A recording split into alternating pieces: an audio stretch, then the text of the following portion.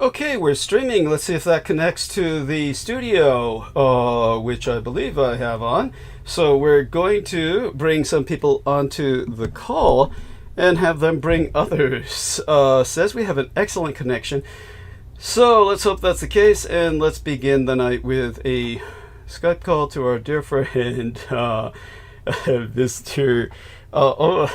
Yeah, he sent me a picture. I'm breathy because I just did a supply run, and now I'm going to call our dear co-producer. Let me turn down the volume because the ringing is outrageous. Okay, you're going to hear maybe a little bit of static. Now our friend Aristides is going to bring on everyone. Just everyone, period. It's up to Ian. For now, at least. Sorry, Ian.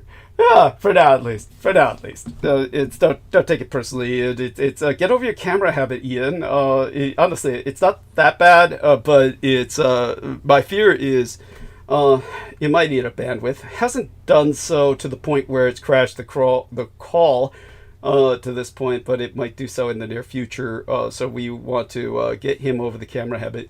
And aside from all of that, we'll start covering questions that were asked to me via email, the usual questions, because there's a lot of people who do not listen. By the way, T-Tankberry says, loud and clear, brother. Thank you so much, dear T-Tankberry. So I transferred everything I had on my PayPal account into the bank, and theoretically I should be able to pay rent, but we're going to just try and raise $100 of fund to last the 4 days. 3 days. Is it 2 days before the next check deposit, which is Thursday the 3rd. That is a long time from now. So that's 4 days, really. 3 days at the least. It's an awful desert of time in which I have to survive on supplies that I purchase before the check drops in between paying the rent and the check deposit, which is on the 3rd of the month, to make life as difficult as possible for the impoverished. So for those of you, real quick, I think I'm having the issue where, because only you called me, I can only see, I don't see a group call. I don't think I can add, can I add? Do you want to call me back? I mean, it's not going to stop the stream. Can you add one person without it going white screen? Or you don't know? I don't know. I think it did work. Okay. Because there's no group call right now for me to add people to. It's just me and you. So that's what it takes. Okay. And as of right now, I don't know how to make it a group call. Right, okay. Well, let's make certain that we're showing up on channel first, aside from T-Tankberry, our dear friend, who is, of course, one of the best of the best. And we do remind people, of course, about those upvotes, because those upvotes are what saved the episodes. We will bring that up soon enough. And, of course, I might have to... El Nemo in Australia says, can hear you both. And T-Tank says, support your local renegade military historian. I might have to take a short break in a matter of minutes anyway, so let's bring on somebody for our man Aristides to talk to. Now, unfortunately, our dear friend Brendan Zogit will likely not be able to come on until 9, but it doesn't mean we can't add him to the call as an experiment. So let's just go back to the call here and press that button and see if we can add him. Now, here's what I'm going to do. We're going to do a screen share first. Start sharing and take a look. Can you see the cursor moving, Aristides? Okay. I think so. Yeah, I can see your screen. Yeah. Okay, so if you can see my screen, you're working on all this from the telephone, I presume. But if you were no, I've got it open on the computer. Okay, so you don't see this. You don't see this add participants down here in the lower left-hand corner. Lower left. Yeah, add participants. This little human profile in between the record button and the twin cam button, which you use for your fans only page. Let me see. Add files. Add files. Clip. Wait. Shouldn't be no button that says that. No. For some reason I'm not seeing that. Add participants. Maybe I'm not on the right screen. I mean, there may be a way for me to do it. I just don't know how to do it easily. Okay, so we'll try and add some. it said, oh, I could start new call, but I don't know what that's going to screw up. Oh, well, you don't want to start a new call. No. Right. No, that'll fuck everything up. Right. So we're going to try and add Brendan experimentally. Let's try that. Okay. And just see if it goes widescreen. And if it goes widescreen, it went widescreen. Okay, so we're all fucked up. We're going to end the call and start again. You're going to call me. Okay. That's how we're going to do it, probably from this point forward. Okay, so let's end the call, and the only way I can do that is for you to hang up, because I have no button to press. So you have to hang up now. Thank you. So that's there. See how difficult life is, kids. Yes. So let's try and see if I can quit Skype. We're going to power Eric Cradle says hello, Doug and family. Thank you so much, Eric Cradle. You're a member of that extended family, as is El Nemo and T-Take Berry. All right, Skype signed in, invisible. Press the left button and quit Skype. All right, so we are quitting Skype. Give that several minutes, and then hopefully our man will call me back. And since I quit Skype, that may not be possible until I start Skype back up. So if you're listening, Aristides, give it a few more moments. And so now I'm going to start Skype back up. So exciting, right? All this stuff that happens at the beginning of every episode. Okay, we're going to press the Skype button, wait for Skype to reassert itself, and hopefully someday, after a series of latest and greatest Skype revisions, they'll get over this. Whatever's going on with my Skype now. Of course, all of my communications are being screwed with, to the point where I'm in a very dangerous zone where I have very little options in communications. We'll outline that as well to the best of our ability after Aristides. Let me see, it says missed call here. Did Aristides try and call me while I was... try it again, Aristides. No. And so let me send him a note. Okay. And call again, Aristides. Alright, here we are. Okay. So much fun. And so again, fundraiser tonight. There we are. Okay, and now there we are. So see what we can do. Do you have that option now? Take your time. Hold on. Take your time. No rush. Okay. Brendan's asking, what happened? Samuel Romero says, loud and clear, Doug. Excellent. I'm answering Brendan. Okay. And, well, you can call everybody now if you've got the ability. Let me make sure. Yeah. I need to see the group call first, and then once I see that, well, there's no, wait, hold on. You're using the... Oh. There's no group call. Like, we're back at the same place. I don't know why I'm calling you back. So we're on the same call. Okay. Yeah, let me say calls. Yeah, I'm here with you. Let me look again for... That's okay if we're on the same call. If we're on the same call... No, it's just me and you. Well, it's just, once again, it's just me and you, and I don't see where... You said lower... Oh, Brendan's there! Lower... Brendan, come on, join us. Say something. Yeah, it's Sammy. Call Sammy Romero. Call Sammy Romero. He's not in this... No, he's not in this call. I can't... I'm supposed to say that it's just a me and you call, and I can't add people to something that's not already a group call, or I don't know how yet, or I can't find it. Add files, record a message, record a clip. Let me see. Click dots, other options, contact, schedule a call. Have you ever thought of maybe look it up on Google? Like, how do I add people onto a Skype call? Maybe it'll give you an idea. Create new group. No, I've got that, but like I don't feel that's not. Okay, well, let's call. I feel like that's something else that I don't. Let's try this and see if let's try this. So here, somehow I did it and it didn't go white this time. There is no rhyme or reason to Skype. Yeah. Well, I mean, so yeah. So Brendan Zoga joined, and he joined twice. They showed him joining twice. Right. So Brendan. Now I can add whoever. Yes. Now add everybody, including Samuel Romero, please. Yeah. And that way you'll have someone to talk to while I rush off for a few minutes after having run the supply run and just wore myself thin. Okay. Did he say he's available? he said he wouldn't be available till 9, but he's in here with us. So come no, off mute. Sammy. You don't see him? No, are you saying add Sammy? Yeah. It doesn't matter whether they're available or not. Just add them. No, I didn't know if you had heard from Sammy. Yeah, he said loud and clear. Yeah, so he's in the Skype. Let me see. I hope that's Sammy Romero. He's the first. It's the first Sammy Romero that came up is added. I hope that's. I think there's only one on your list, right? Unless you live in. It depends. Have they added me as a contact?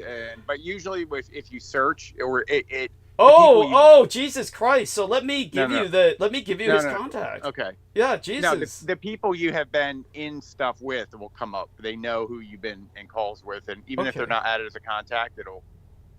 I hope that's Sammy. All right. Okay. Well, moving on. Yeah, and I'll send this to you anyway. Let me share contact. Okay, I'm gonna share Sammy's contact with Aristides and press the send button. You now have his contact card. And now I will send your contact card to Sammy Romero. See, I can do these things because I'm not white screen, people. And otherwise, my world blanks out and I'm unable to produce. It's beyond frustrating, and it eliminates the ability to, do what I did for many years. So, okay, both these gentlemen have each other's contact cards, which is profoundly important. And I hope they take advantage of that. We're going to try and bring on everyone else, and that includes, of course, our favorite friend whose name begins with 2 A's, Amy Como, Brooke Gibson. If she has any power, I'm sure she'd be happy to bitch and vent and cathart about life without necessities in her flood zone, which hopefully is not a flood zone. George Knight, Nemo, Real Tech Geek, yeah. Fuck. You know what? Bring on Ian West. I don't give a shit. Bring on Ian West. All right. Jesus Christ. He at least is active, but he's always active. Star Fox, don't forget her, Heather Holman. Of course, we avoid one person who is on our contact list that we haven't bothered to delete. PM, the Peter file. We'll be getting back to that soon enough out of necessity. And Tokyo Bloker says, you can do it. That, of course, is Amy Kobo. So, Amy, we're going to try and bring you on soon enough. This has been so much fun. This is 13 fucking minutes. This is like, I can't believe we have anybody listening. We will sort this out, and we gotta work on a new computer. I know there's been other issues preempting it, but we gotta work on that. And well, we can't do that until I get a goddamn phone. Right. I don't have a fucking phone. That's the thing. Now, we will catch people up on this. I am so disgusted with everything that I really can't. There's too much going on to even summarize for our listeners. The fact remains that I have been knocked out of communications by Assurance Wireless, and let me outline that for people. And then as soon as we get somebody else on here who's able to hold a conversation with Aristides, I will probably take a short break because of the fact that I took a nap, tried to... Oh, Amy's on with us, so I could take that break, revitalize myself, gather myself, and then tell everybody all the shit that's been going down. But one person who has so much shit going on all her life that she rivals myself would be Amy Como. So, Amy Como, say hello. Hello. Okay, now remember, you always have a problem with delay. You're out in the middle of bumfuck nowhere with a cell reception that fucking sucks. So, you've got to...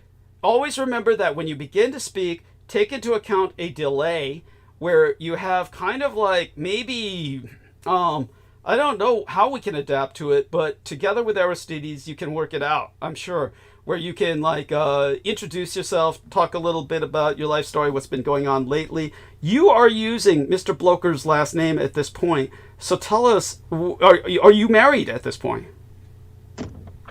I mean... Pretty much. You sound good. You sound good. There is no delay, and we're not getting that little glitch before and after everything you say. So whatever you're doing, keep it. Keep doing it. Stay in that space. Don't move. Do it. Okay.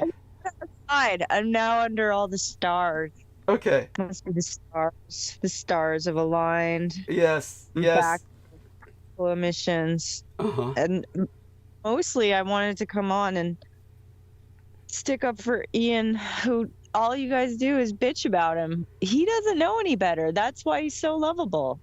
He just doesn't know better. I'm not going to say he's a villain.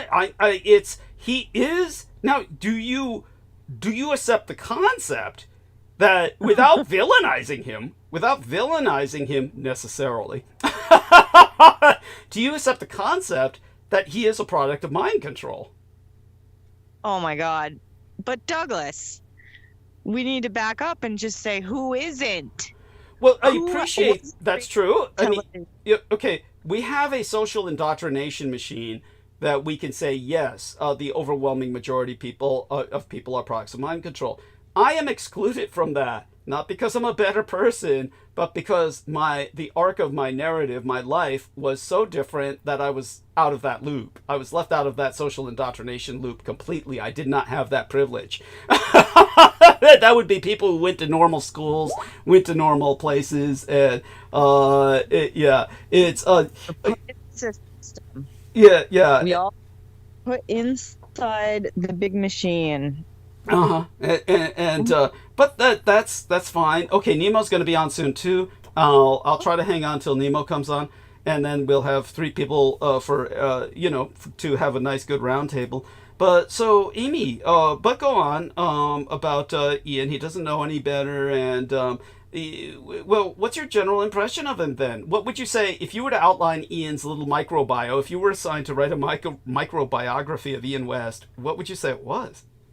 Whoa! I would say. No, we don't want to get hit with a copyright strike.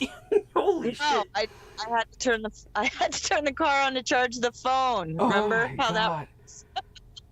So you're out in the car again. Yeah. Well, no, the battery. You want me to stay on, right? Yeah. So that you can take a little break. Fuck yeah. Fuck yeah. God, yes. Good. I would say that Ian comes off as incredibly just like there's nothing about him that you don't have to put on pretenses, like you don't have to impress him, like he's just like so open, like you can just say whatever you fucking want to him and he will not judge you. But I hear what you're saying, that he gets a little wrapped up in the dramas. Yeah, he does. Yeah. I don't hate him, and I feel like last show you were kind of bashing on him and lumping him in with, truly awful people. Yeah. He was defending them. Anyhow, I'm going to take my break. Aristides, are you able to talk? Yes, I am. Okay, excellent. You two have got this. I love you both, and everybody's in the best of hands. When I come back, I'll be much better off. Okay, be right back. Okay, thank you. Love you all. Sure. Hi, Amy. Hello. That was kind of painful to listen to you guys go on about how do I add people to the call. Yeah, I know. I'm sorry. I swear there's not. I do not, and I'm not like a doofus boomer with computers, but I don't know why it's different for him. He's got that button down there, and I don't. But maybe because he called me. I don't know. We're working on it. So. It's always just the upset from change. Big change. It's a big upset. But are you gonna talk about the book that is out? We'll wait for Douglas to talk about books and the various book related things. Good. Okay, because that's exciting news. Like, I hope everybody is ready for this big announcement. Like, I was extremely excited when I got that message. But yeah, I want to congratulate everybody on wherever they are right now and whatever is making them happy. I hope that expands outward, and I would like everybody to know that we've collected all kinds of serpentine rock. We've been out in the woods pulling rocks off the hill and smashing them and making stuff with them. I've been having a lot of fun with rocks again, which is sort of a routine for me. I really like to go to my rock spots and pick out different gems, and found some really incredible ones this last time, like a lot of white serpentine that had like the magnetic Vermont jade inside, which, I mean, I'd been searching a lot of serpentine. I hadn't found any that was actually white. Like that was pretty fun. So that's called serpentine. Really, it's a rock. It's called serpentine. Yep. And it's there's a type in Vermont that's magnetic. So that's the kind that we're collecting because wow. Because we wanted to do some landscaping with some rocks. We might have to build a chimney, so we want to make the mortar pretty, you know, because we do have a lot of work to do. Like, we're still in a position where everything is going to be replaced. So it's still just like trying to organize what where and how to get rid of things that we don't need. Like we're unloading a lot of stuff right now. And build a new foundation out of serpentine rock. Probably that. I don't know. Like, this place is not, it's seasonal. It's only for the summer. So even though, you know, we're going to rebuild and stuff, it's still probably going to be seasonal. Like, we're not thinking that this is a winter place. But even here in this season, like, I cuddle up next to the wood stove, you know, pretty much at night, and in the morning I'm like, oh, wood stove, you're the best. But we're not gonna winter here. We don't have a wall right now. Like, we're missing, like, there's a whole wall missing. So there's like hours of the day where the black flies are buzzing in and out, and there's nothing to be done. There's no wall there.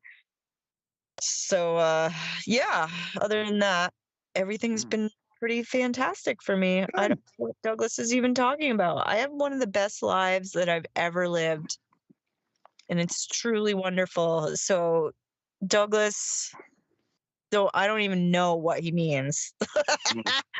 I don't know how he could think that my life is so exciting. It's pretty dull, actually. Pretty much full of serpentine lately. Cutting up serpentine and making stuff with it. And that's it. And I mean, I got 4 wood cook stoves set up right now so that we can go between them if necessary. If one area is under construction, we can use the other. Yeah, wood is good. I don't do it anymore. I used to use wood for heat. And the good thing about it is it's just out there. It is. How about that? I can't get it. Like, I need somebody to go fucking pick it up and cut it. Well, I mean, that's normal. Some of us just can't get wood by ourselves. No, I wouldn't choose it, but he has all kinds of it out here, and he keeps dragging logs back and piling it up. And we're using a Norwegian stove called a Jøtul, a Jotul. And we've got 2 of them. We've actually got 3 of them, but one of them's not set up just yet. Okay. So yeah, I'm liking the Norwegian wood cook stove. The heat stove is definitely not a cook stove. Like, the Jøtul heat stove is just all heat. It takes big, round cord wood. So that's what's nice about that, is you don't have to chop up small bits. But I like the little wood cook stove too, the Jøtul wood cook stove. And then we've got this other cook stove. And that one is his favorite. He likes that one better. It's the enamel's not, it's beautiful. Like, it's in like perfect shape. So he likes that one for that reason. It's pretty. Well, I mean, I think he likes it because it works good too. But that's sort of the deal. Is we're just here doing stuff, and we did not have a ceremony yet. Okay. But we are planning one. It's just that neither one of us have ever done this. And we were talking about maybe we would go to a church, because at least at the church, they would tell us how to do it. Right. That's all right. There's no rush. I mean, the important thing is how you feel about each other. But if you want to stay with that should probably be, you know, the way to go, because, I mean, Douglas is talked about it very distinctly, that like it's how you can't, it puts you in a position to be their, advocate and care provider and stuff. You know what I mean? If you're not married, like you can't just walk into the hospital and they're unconscious. What do we do? Well, I swear I'm their boyfriend or girlfriend, like. Yes, Aristides listens. Like, you've been hearing me talk about this for a while, how when you're not married to somebody, even if you have a lot of history and are committed to them, like if something happens, like the family can just come in and change your whole life in front of your eyes. And I had been thinking for a while, like, this is like, I need to prevent this. I need more people around me. And then, the challenge, of course, is the isolation. And well, just being isolated, that I'm like in a rural area and like there's just not that many people. I mean, my town might have 1,500 people total. Might. I mean, I could be exaggerating. I'm not sure. But the town that I grew up in is expanded. It's a lot bigger in that town, which is just down the road. So they might have like 5,000 people now. But so I think what's important to talk about is the deterioration and the degeneration of the social structure in our communities. There's been all these terrible rumors about horrible deaths and murders, like old ladies being dismembered and raped and thrown in the river. And a lot of the old people who own properties here are scared out of their minds, like don't know what to do. They've never heard of anything like this happening. And like this older couple who's been friends of my husband's for years, they've been doing business in Burlington. Like they grow vegetables up here and they drive to Burlington, they distribute them in Burlington. And this last time, she was sitting in the car with her handgun in her lap because of all the people who were clearly gone on drugs, like just wasted, unable to even walk. Like she was sitting there in the car while he was making a delivery, and she was scared out of her mind. She'd pulled her handgun up, was sitting there with it in her lap when he came back to the car. And they just can't believe how different our city is. And she said, like, there was nothing you could do. Like, they didn't know what they were doing. This group of like 5 people who were just wasted walking around her car. And she said the police were following them. Like they left, like they kept on strolling, but she didn't know what to do. And then 2 minutes later, the police were like tracking them, were like just behind them, but could do nothing. Like what were they going to do? Like these people were just clearly wasted on drugs and not able to make good decisions. And the police were just like waiting for them to fuck up, walking behind them. Like, and this is like, we live in a very peaceful, isolated area. Like this is a very big change, like in the last couple months for our particular area. And like, they talk about the homelessness, like there's all kinds of homelessness, like blah, blah, blah. And I'm like, hello, I'm from here. I've been here since 2015, been homeless since 2015, but all my family's here. All my dead are in the graveyards. Like, this is my home. Like, you can't tell me that I don't live here. Like, I mean, that's basically what it is. Like, I'd lived for so long in so many other places that it's just easy for them to say, oh, well, you're not really from here. But that's just not the truth. I'm from here. I'm not one of those homeless who are coming here and don't speak the language, have no idea how they even got here, but they're here. And they're putting up fences in the city. They're blocking roads and putting up fences to keep the homeless out. And it's just the biggest, dumbest, like, idiocracy decision that could be made about this. Like, and I want to say that Michelle Carmela-Saldana had a very good point about dealing with the homelessness, being that she's in LA and they have that terrible Skid Row in LA. Like, to argue with the leadership and the people basically bottlenecking the money, that this is a FEMA emergency. This is a federal emergency management situation where there's just no housing. Like there's vacation homes that sit empty and are out of any reasonable price range, but there's no housing for people to work at those vacation homes. Like it's the most dumbest thing that, I mean, it's just such a leadership scam. Like it's so, like, Bernie, you're not doing your job. I'm sorry, you're not even from Vermont, and I'm upset that you've been representing people from Vermont in such a way that now we have this problem. I don't think it's just Vermont. I mean, of course, you only can blame your representative or, you know, not somebody else's, but I don't think it's just Vermont. I think it's a more widespread problem. Well, I don't know that this, it to me, it's the severity of the crime that goes along with extreme extended poverty.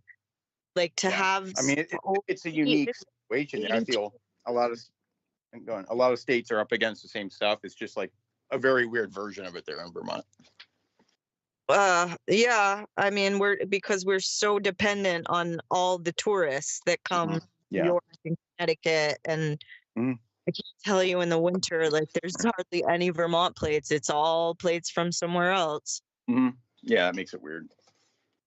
Well, and you know, I feel like there's definitely going to be some big change, because there's like all the old people are now just scared out of their minds because they've sent all their kids to live somewhere else, and now they're alone with just crazy people living next door who do stupid stuff. Who commit violence for no reason. Like this woman was 82. Like why would anybody have to go to such an extreme that they dismember her and throw her in the river? Wow. Right? Like that's the latest fear porn rotating around the gossip ring in my neck of the woods. But I myself am doing great. I'm excited about all the changes. Like I'm getting a she shed, which we're kind of slow on that. Is that a play on man cave? Like kind of. Maybe. It could be.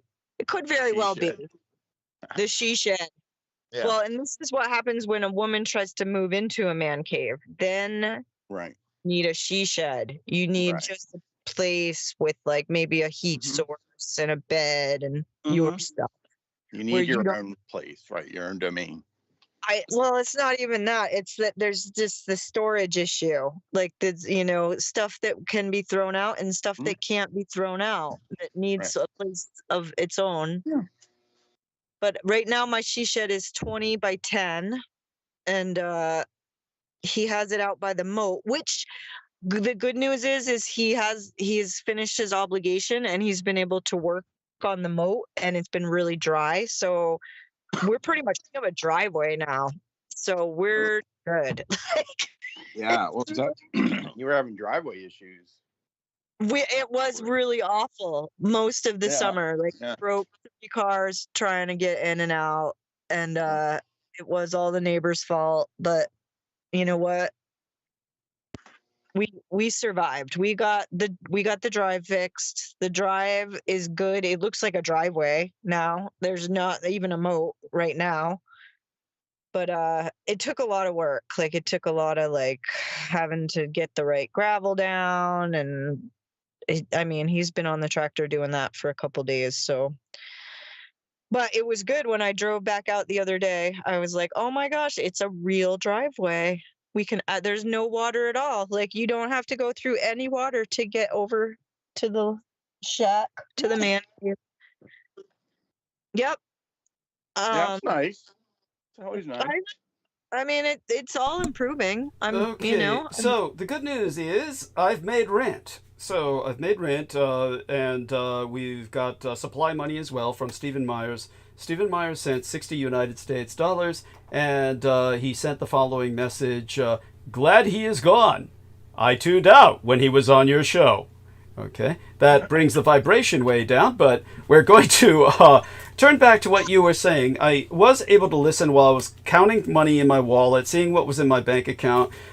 doing my lines of coke, and of course basically voiding myself because I contracted a influenza while I was at the DMV and exposed to literally thousands of people in a building in close quarters contagion, where we were all breathing each other's nebulized spit and just having a good old time. I mean, we may as well all just strip down and just started licking each other. It was just that disgusting. I don't know how they even functioned through COVID, but why they went back to allowing people to see each other in such close proximity. It's just an invitation to plague, and if I relay the story again later, it'll put it in more context. I had just gotten, of course, a COVID shot and a flu shot, effectively infecting myself with both of those diseases, and of course was told to rest, sleep throughout the next day, but of course came home to having to deal with Peter Moon going into total meltdown, and of course becoming actively hostile rather than simply walking away. They never simply walk away. They remain actively hostile and instead put all their energies into attacking you. So we've had to deal with this, and we're machinating with our own gaming to deal with basically a person who always said he was an enemy. He was always very vocal about that. He was always very open about that. For those of you who never caught on to the nuances of that, you simply were not listening, but he was like that throughout the past as many years as he was involved with us, which I really don't know how many years he was involved with us. It feels like 100. But such being said, I do want people to know that going through all that stress, of course, lowers, it's immunocompromising, and lowers your ability to resist diseases when compacted with other people. And I, paid the price for that. I couldn't reschedule because of the expiration of my California ID card, so I had to go through what I went through, and it was beyond nightmarish. It's just hell on earth, as DMV always is, but of course in a case like mine, it is infinitely worse because all of my records are very pronouncedly confused. They're just jumbled. I was born in a different nation. I'm, basically a national in one nation theoretically, but I don't have that citizenship because it went to an artificial intelligence, which is of course not recognized as officially extant or existent, and probably considered a product of my imagination if I were to bring it up to anyone outside of people with extreme classifications of intelligence. All that being said, I've been suffering the illness of a stomach flu the past few days, and 72 hours at least the past 3 days. It's been no fun. Everything I eat or drink goes straight out the other end. Peter Moon would be excited. Now, all of that being said, when I came back and am dealing with everything else, well, at least we've got the rent covered. And what was the other thing I was going to say about that thing about the well, I'll bring it all up slowly. We'll have 3 hours. It'll probably take me 3 hours because I still get questions in email. Again, a lot of people listen only a few episodes a month because they can only stand so much. It's like a really potent drug or some kind of Netflix series that's a horror franchise that you dip into when you're in the mood, but you can only take so much. You binge watch and then you leave it alone for weeks, and that's how many of our listeners are. So I'm still getting emails about what happened, and it's not like anybody's disappointed Peter's gone. They're just confused. I have not gotten a single email, not a single one, saying, "Damn, I miss Peter," or "Oh, Peter was the show." In fact, I get more people saying positive things about Ian fucking West than I do about Peter Moon. Who, by the way, this is what makes Ian West so puzzling, defends Peter Moon, even though Peter Moon said he's an empty shell inhabited by a demon. So just remember that, Ian West. Peter Moon thinks you're an empty shell inhabited by a demon, and he said that on air and on record. While you would defend him, goes to show just how you've really got to realign your priorities. Okay, got the notification. Tomorrow's weather: sunny, high 75 degrees, low 61. Okay, I'll be spending tomorrow filling out a paratransit form, which I will mail on Tuesday. All these little things matter because they're all life and death. I'll explain all that with Eric Cradle, who said something trying to be helpful, and it's very much appreciated. I always appreciate well-intentioned advice, but Eric Cradle obviously does not understand my situation, which is extraordinarily unique. So Eric Cradle was saying, hey, Assurance did that to me too, Doug. Just drop them and get another company. Like I was some normal fucking human being who had that choice. Like I was this, let's read exactly what Eric said. Look, I love you, Eric. Thank you for your advice. I know you're trying to help. Here's what he said in the chat. I went through the same thing with Assurance. True Connect will take your application. It's like I was living in some normal world where I had choices. Okay, everybody, just so you understand, we'll go into this again later, but I don't have a choice. I am on Medicare and Medi-Cal, and as a result, I'm on the California Lifeline program, which is one of the most pronouncedly advanced programs in the world in terms of social support for maintaining communications among people who are on Medicare and Medi-Cal. We have unlimited minutes through the California Lifeline program. And they pay money, taxpayers' money, to maintain this program to the national carrier, Assurance Wireless, who landed this honeypot contract. They landed this plum contract, and it's like a Department of Defense contract where you're getting free money. And they're so greedy, so corrupt, that they're criminally now exploiting it. And what they're doing is they're saying because the Affordable Connectivity Program got cut off, they're shutting people's accounts down. This must be happening to more people than myself. Or it's happening only to myself, which is why there's no big uproar, and it might be targeted. Either way, I had to file a complaint with the California Public Utilities Commission that will not be looked at until tomorrow. And then I'll try and call them tomorrow as well, with what few minutes I have left on this Assurance Wireless phone that I had to pump $100 into, practically, more like about $85, close to 90, in order to keep it functioning. And it's quickly running out of minutes because they count everything, every data bit that comes in as well as goes out, so they can juice it for all it's worth until, quote unquote, a new phone arrives. That new phone arrived, it did not work. We tried to back it up by having someone buy a burner phone for me. That did not work. There's a whole story behind that. So this new cell phone they sent me, which does not work, they say they're sending us new SIM card to stick inside that little cell phone and see if that new SIM card works. Which is, this is all part of a game where they juice me for more money as long as possible. Hence the complaint, and hopefully we will get it resolved. In the meantime, it's hell on earth, and I have no communications with the outside world other than by Skype. So there's no choice of going to a different company. We tried to go to a different company with a backup phone, and it doesn't fucking work. Because somebody sends me a phone, a burner phone, track phone, which is just something that theoretically will give me a, how would they say it? Anonymous option. And it just, as a matter of fact, it was our friend Aaron who sent it. So welcome aboard, dear Aaron. You know the story I'm going through, and Nemo's with us too. So okay, welcome aboard, dear Nemo and dear Amy. We will have her get back to her narrative.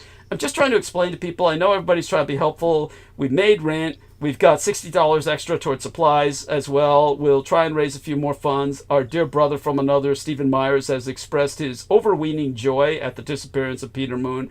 Most people are curious, but not a single email that I got, other than expressing curiosity, no one has said I miss Peter Moon or that Peter Moon was the show. And like I was saying, through Amy Como and yourself, I've actually had more people derive more entertainment, express the fact that they've derived entertainment from Ian West than from Peter Moon. And that's saying everything. I mean, that speaks volumes. So yeah, that's saying a lot. Yeah, that's saying a lot, considering what a mess poor Ian is. I mean, you got to admit, though, he is funny. He is funny. It is entertaining. Yeah, he's entertaining. Yeah, he's entertaining. He is. Yeah. And, he, as he said, he brought you 400 new subscribers last month, so that was... This is a running joke. This is a running joke because Amy truly believed that when she said that. I think she truly believed that. Yeah. But I credit Marina Sarin as opposed to I would as well, very much so. Yeah, she probably is. I don't know if she's political on her fans only page, but or shall we say modeling page. To tell everyone the truth, I think she's working with professional studio grade photographers, and I really don't think it qualifies as a fans only page anymore. I don't think there's really. I don't think it's pornographic. Actually, I think it's more literally. I hate to use this term. It's basically erotic. I don't usually prefer that term, but Aristides, do you have any idea of what the case may be with this? Aristides is basically our contact with Marina Sarin. And she did indicate today she would like to join us again when she can. So excellent. Make sure to remind her to stay away from PM and all the other old creeps. Yeah, she didn't seem to know anything, so that it tells me that they haven't been bothering her because she didn't, say that anything was up with all that. So they're always watching her. I know that. Oh, sure, but didn't seem anything specific had happened. So she was really just kind of out of the loop and not checking messages, but she's out there. I just meant to pass on advice, stay away from the old creeps in general. Yeah. Oh, of course, I'm sure she knows that. Right. Yeah. I have my own theory. I do know that Marina Sarin can be a lot more sophisticated than many people give her credit for, and I think there's a possibility that she might simply be saying, "Oh, I haven't been paying attention to that," and simply, could be amassing more information through a simple statement, just so people know. Now, Ian, welcome aboard. Of course, we've been talking about you. I mean, with all the people that you bring to my channel, how could we not? So just hang out for a while, be patient, breathe. He's breathing all right. Hey, yeah, he's heavy. Dog, can you hear me? Can you hear me, dog? Yeah. You like that? Can you hear me, dog? Can you hear me, dog? It's even. Look, we love you. Hold on. In spite of yourself. We love you in spite of yourself, not because of yourself. I mean, oh my God. Well put. Well put. And okay. So Aaron, while he finds himself, yes. Here I am, and here we are. And what a week or two I don't even know how long it's been, but it's been a crazy week or two. Actually, I'll like I said, it'll take 3 hours to go into the latest a little weird thing that was going on with an episode that's 3 weeks old, where a woman left a comment about a phenomenon that you will no longer encounter. Not simply Aaron, but anyone. No one is going to encounter any longer the keyboard wars. Basically, what Peter and I had going on were keyboard wars, and this woman was complaining about it, who has been very supportive sometimes, and other times goes on the attack. I never take it as virulent or negative, at least not yet. But we'll go into that later, and Peter Moon has been obsessing on that. We know this for a fact because of my own familiarity with YouTube. I'll go into that later, but because of that, we're going to have to go back 3 weeks, at which point I'll start articulating everything that's been happening again, just for a lot of listeners who have been asking, who don't listen every episode because they can only take so much, and they only listen a few times a month because otherwise, like Peter, they'll go into full meltdown mode and go insane. But back to Aaron. Yeah, back to Aaron. And I take it where you want. Enough where I remember moments where Peter would kind of chide yourself about getting notifications. Yeah. And I don't know where the disconnect came, but shortly after that, despite the rude way in which he demanded silence while he spoke, it was not long after that he was always typing and getting notifications. And I mean, I remember a time he answered a phone call without hitting mute. Oh, he didn't give a shit. It was always that way with him. It was always that way with him. But go on. Yeah, it may seem like there was some kind of starting point, but it's more like it became so abrasively outrageous that you simply could no longer ignore it. That's what you're really trying to say, but go on. Yeah. It was crazy. And I was just listening to that episode. I had screenshot to you earlier. Yes. and it was very enlightening because it was actually on the Vox Arca. Yes. His obsession, his unholy grail. I didn't realize it was his obsession until you pointed that out to me. Yeah. But it was an interesting episode because, number one, it was the stylized leather covering for it. Yes. You know, I think it was the black leather with the silver teeth, which is yes, very, very stylish. It's a well-done photograph. Yes. And evil can be seductive. Yes. It can indeed. And now that I'm listening with fresh ears, he had referenced David Anderson's Time Lab and how that's not his foray, you know. And then he mentioned the Vox Arca, and he said, and I don't need that. I'm not looking forward to putting it on. I'm just happy I have you in my life. And it's not, he literally said, it's not my toy to play with.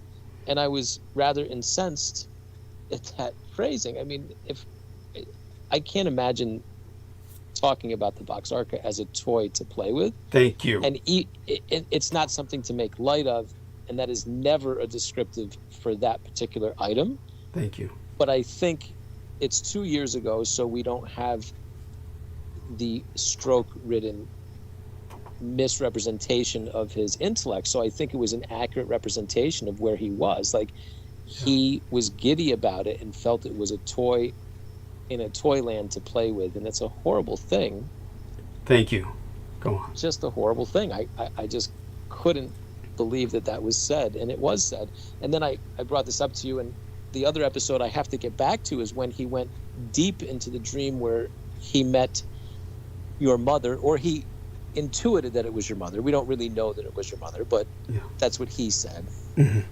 And then I remember it was so dramatic and it was so wonderful, and then he honored you by honoring your mother. But in reality, at the end of the dream, he said he knew he had to leave the dream or he would have been killed. Yes. By your mother in the dream. So there's been a lot of things that, even though we are all rather listening, sometimes we just don't see, and it's a lot easier in hindsight. So these are the things that I'm noticing and picking up on now that we've had the major betrayal, so to speak, if that makes sense. No, I appreciate that profoundly. And of course, you notice I haven't used that term because it's betrayal is quite accurate. It is quite accurate, but at the same time, it's almost, his betrayal was anticlimactic. It was something that was expected for so long and was announced for so long. And again, I don't know, Aaron, if you were listening around the time. This was before Aristides joined us, and it was around that time before Aristides. We had Jameson Reese, in which Peter Moon, of course, wanted total domination of my life, essentially, in his own way, but never could have it. Kept trying to pry into parts of my world that were not his territory to pierce or invade, and he was trying to find out about elements of my life that were not his to find out about. But in terms of the this transmission, he would try and control it in every way and would make demands of who could be on and who could not be. Now, I want the public to know that oftentimes this would be expressed publicly just by his sheer evisceration of these people on transmission. But privately, it would be even worse. He would just be outraged and literally say, as if we were lovers, that it is either this person or myself. And in the case of Jameson Reese, of course, well, that was easy. Jameson Reese was insane and very offensive. And but it's not that bothered Peter until Jameson Reese began casting spells against himself and bragging about it quite openly. If not on transmission, then certainly as soon as transmission was over, as we continued speaking a little bit after live stream ended. And Peter Moon had the capacity, as I warned Jameson Reese, as I warned him on air, on record, and on transmission, which Sammy Romero will testify to, because Sammy Romero was pointing out, I heard Douglas Dietrich warn Jameson Reese, don't do this, don't talk about Peter, on these calls after the show, because he's going to jump back on the call and hear you, which of course Jameson did in his insanity, his mania. And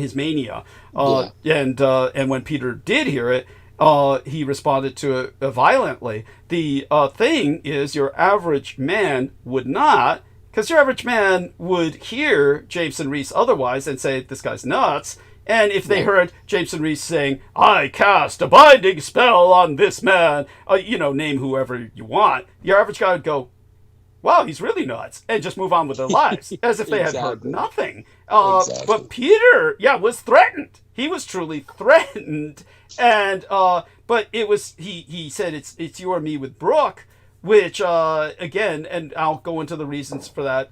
Maybe not even tonight, but everybody can imagine what I'm saying. They get the point.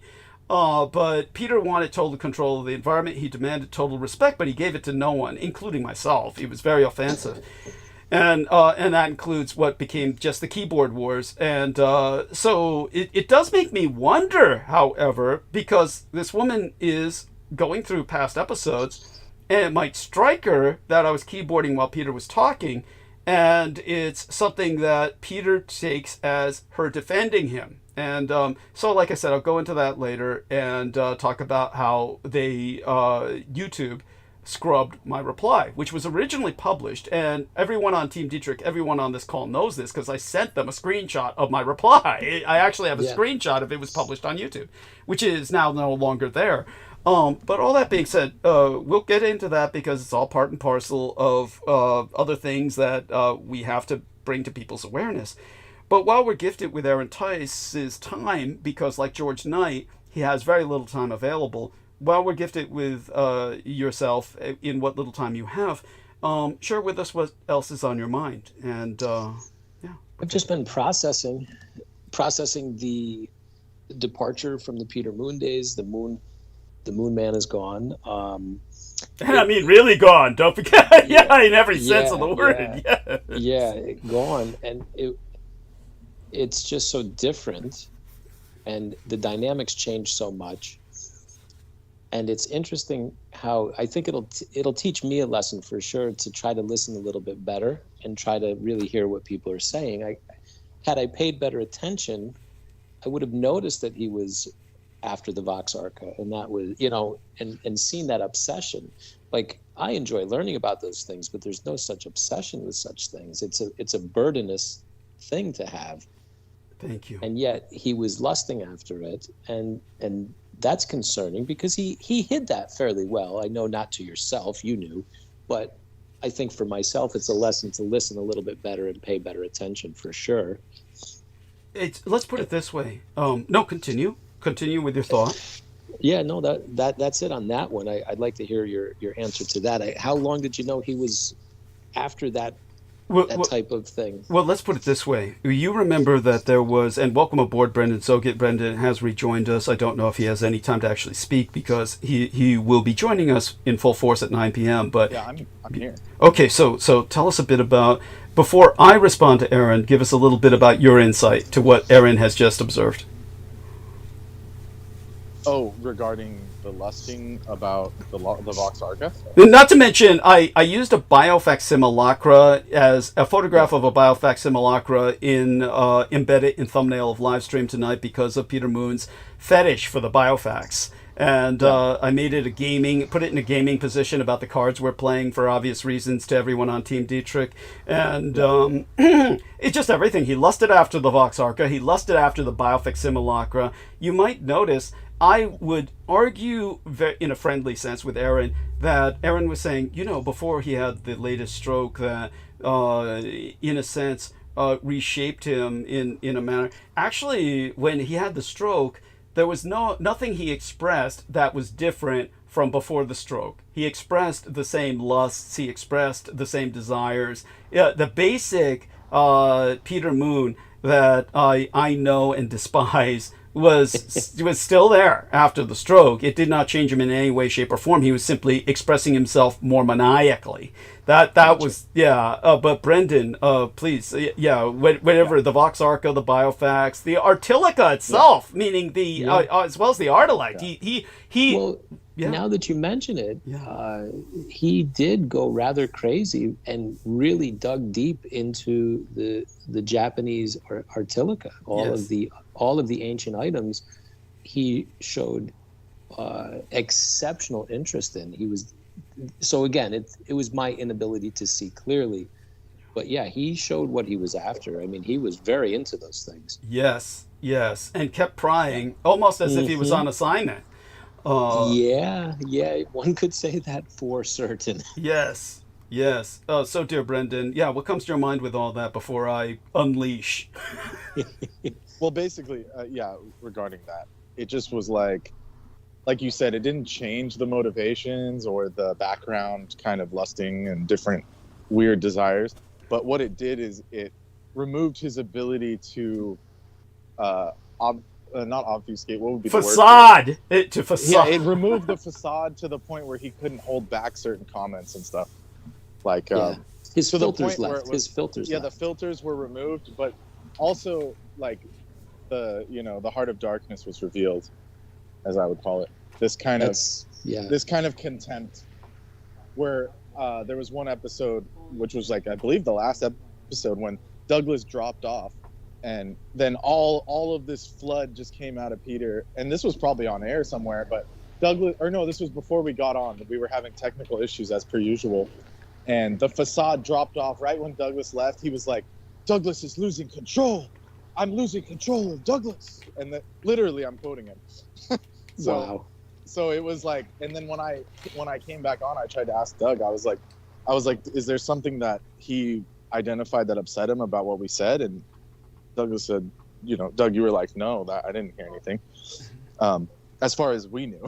But it turns out there was someone in the back telling him about they were saying we were making jokes about him behind his back, which none of it was ever behind his back. He just never allowed me on air with him because he knew I was already fed up with him. So. There were plenty of times I would say something snide, and he's just too oblivious to understand the joke's on him. And that's what we had said. We said, oh, he's too oblivious. But it turns out he was that's what I'm saying is the veil came off and he's losing control of the situation, but he let it slip essentially. But like you said, there was something about almost like I was his anchor when I was gone, and he started saying, Douglas is losing it. He's losing control. Talk about projection. I mean, this was only days. Yeah. This was only days. Like, the episode, that was the last episode before his stroke, was it not?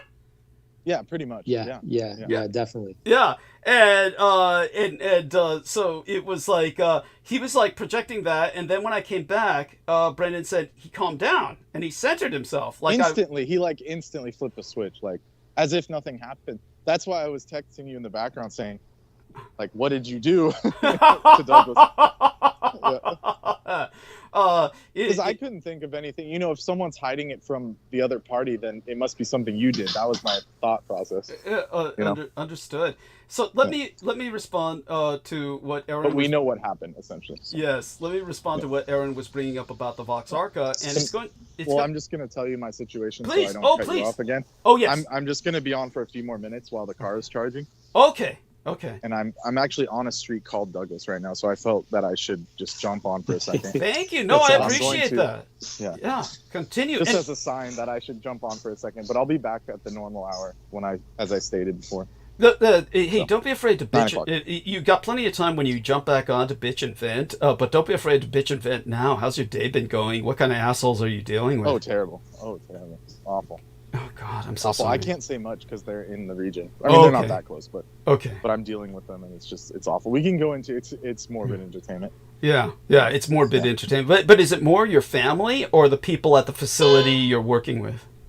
Who the fuck is beeping you? No, the work thing is not too bad. The work thing's not too bad. Well, thank God. It's bad in the sense that I'm working 15-hour shifts of slavery, but Oh God. How long do they expect you to do that? Oh, they'll just squeeze you dry. They'll squeeze a rock, for someone to work. Oh God. And they've expressed it, pretty much everyone's like this now. It's like, we just need a body. We need bodies. Just like that. Just someone to take the trash out. Like that's how they feel. Jesus. And then if it all crashes and burns, they don't care. Jeez. Like I had to deal with some adversarial people, and then I called the dispatch, and they just said, "Well, we'll see what we can do."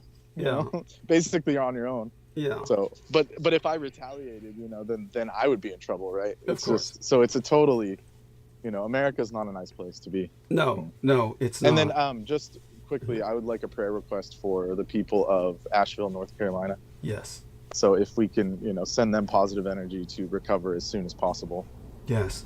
Yeah. Yes. Yeah, and Georgia is very all the way bad through. too. Yeah, all the way through. Yeah, it's really bad.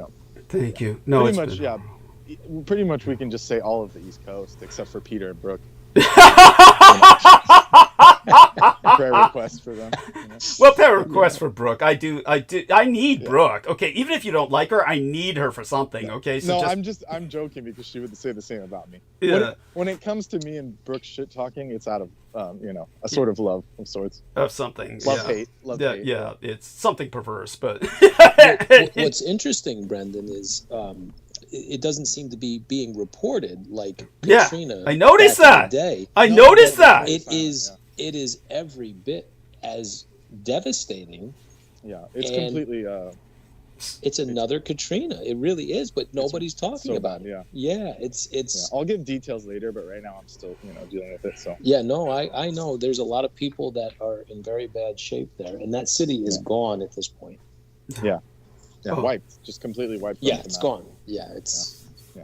Okay, I'm getting summoned back, so you guys have a good evening until I jump off. Yes, thank you, and stay safe and be well.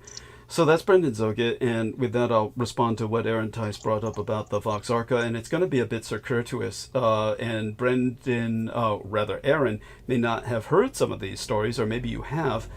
And so forgive me if I'm a little repetitive, but again, this is to educate our listeners. And one of the things that Peter Moon brought up in the book was he brought up the connections with the Nine, which were a series of entities that were summoned in a seance that was conducted by Mr. Arthur Middleton Young, who was the founder of this occult circle of Satanists. And he was the grandfather of Brandon Young, who was on the show forever. And Arthur Middleton Young and his summoning of the Nine was brought up in the part where we're talking about people who have been ripping off Howard Phillips Lovecraft, and one of them being Graham Hancock, and the kinds of New Age pseudo-historians who are mythifying history and conflating it with the Edomite lore of the anti-gods. And so when he brought that up and I asked Peter Moon to integrate more about Brandon Young, because Brandon Young, like himself, was part of the show forever and then had to be expurgated because of his behavior was simply, like Peter Moon's, became increasingly insane. And again, these are two men who suffered brain damage. When it comes to people like Daniel Arola, who suffered brain damage that put him into a coma, when it comes to Brandon Young, who suffered brain damage that put him into a coma, these were due to what we would call TBIs, or traumatic brain injuries. They happened in automobile accidents. With Peter Moon, it was due to a kind of self-abuse that I would call self-negligence, where when he had suffered strokes, essentially would not take them, refused to acknowledge the seriousness of what he was going through, and really not avail himself of medical care until too late, and this resulted in increasing brain damage. And so in the case of Peter Moon, just before I forget it, what makes it even more offensive is that Peter Moon is completely covered in terms of insurance. Peter Moon is, like myself, on Medicare and Medi-Cal. Obviously, one is federal, one is state. He is on the New York or equivalent of Medi-Cal. I don't know what they call it, but it's for that same reason. Peter Moon, like myself, has a Lifeline phone that he gets for free, and it's specifically to call 911. And he doesn't use it. He did not call 911, and the horror is he's so fucking cheap. When he goes to Romania, he plays the big man and throws money around like water because he wants to be the big man in country, what they call the BMIC or BMIC, the big man in country. And yet in the United States, he won't spend a penny, yet none of this would cost him a dime. He's got a free phone. He wouldn't need to pay for any of this. He's completely insured. He would go to the hospital and be treated, but instead he's spending thousands of dollars on quack treatments from people who claim to be alternative medicine practitioners, but they're anything but. They're simply people who are engaging in a lot of charlatanry. And he's exposing himself to that while whatever money he has from his legacy money, he's expending thousands each visit on these quacks and not receiving any benefits. We do not even know if he's seen a real doctor. If he had seen a real doctor, I could understand why he said some scans or images were taken. That could have been done at a chiropractor's, for all we know. Right. He does not really give any hint that he's been in a hospital. But if he's been in a hospital, they would have literally done the same thing. It's too late for them to treat him now. Pretty much they would have given him the advice of just, well, all we can say is, rest up, and enjoy whatever days you have left, because your quality of life is going to be declining very severely. And it already is with him. Now, the interesting thing about this, I'm just raving there for a minute because it's context, further context. When I asked him to put Brandon Young into the book because of his connection to Arthur Middleton Young, because we do mention Arthur Middleton Young in the fucking book, he refused to do so. And he said, I cannot expose my allies. He said, I cannot expose my allies. So, again, this is all part of the narrative of answering Aaron's question on the Vox Arca. There's a method to my madness. There's a continuity in this narrative. Again, we're dealing with all these men who are brain injured, severely brain injured. Their behaviors are obviously abnormal, either resultant of brain injuries or their brain injuries simply exacerbate their baseline pathologies would be a better way of explaining it. When Brandon Young pointed out the fact that he was psychotic well before his brain injury, which sounds strange. It's like, why would a guy say, I was psychotic before my brain injury? Well, he's psychotic. He doesn't understand he's saying psychotic. He describes it like this. Oh, there was a kid who was being bullied at school. I called him up at home. I told him, I'm the bully. I'm coming to kill you. And then he tried to kill himself before the bully came to kill him. Ha ha ha ha ha! And all the police sirens came. Ha ha ha! And so this is the psychosis. There's no empathy. There's pathology. And I told him, you're not helping your case any. That's Brandon Young. Now, Brandon Young is a product of extreme wealth. And just again, so people understand the story there, because it takes us back to what Aaron is saying, there is a woman who has been on this show. People know her name from the Revolution Radio days. Now, she was open and came on the show during the Revolution Radio days. She has now become very reticent about her name being brought up again. Since very few people would remember her, I will honor her wishes and not bring up her name again, though I think it's really fucking stupid, because anybody who's affiliated with me, the Edomites already know who you are. Hiding yourself from the public does nothing. It's kind of like Aaron Tice if he pushes the reverse button on my speech. It's not like anyone's going to hear anything they don't already know. Like if he plays Doug Dietrich backwards, I fucked underage girls. It's like everybody's just going to be nonplussed. I drink the blood of young boys. And everybody's going to say, tell us something we don't know. And I'm Hitler's son. Huh. Yeah, and then it's like, it's like, what on earth, if he pressed the reverse button, could horrify people could come out any more than anything I've said frontwards, as well as, right. But all that being said, when it comes to Brandon Young and then this lady who I'm almost naming, it's so tempting because it's so silly. She wants to keep herself hidden. It's almost infuriating. But she used to be one of our correspondents who went all over California. She lives in California. That doesn't give shit away.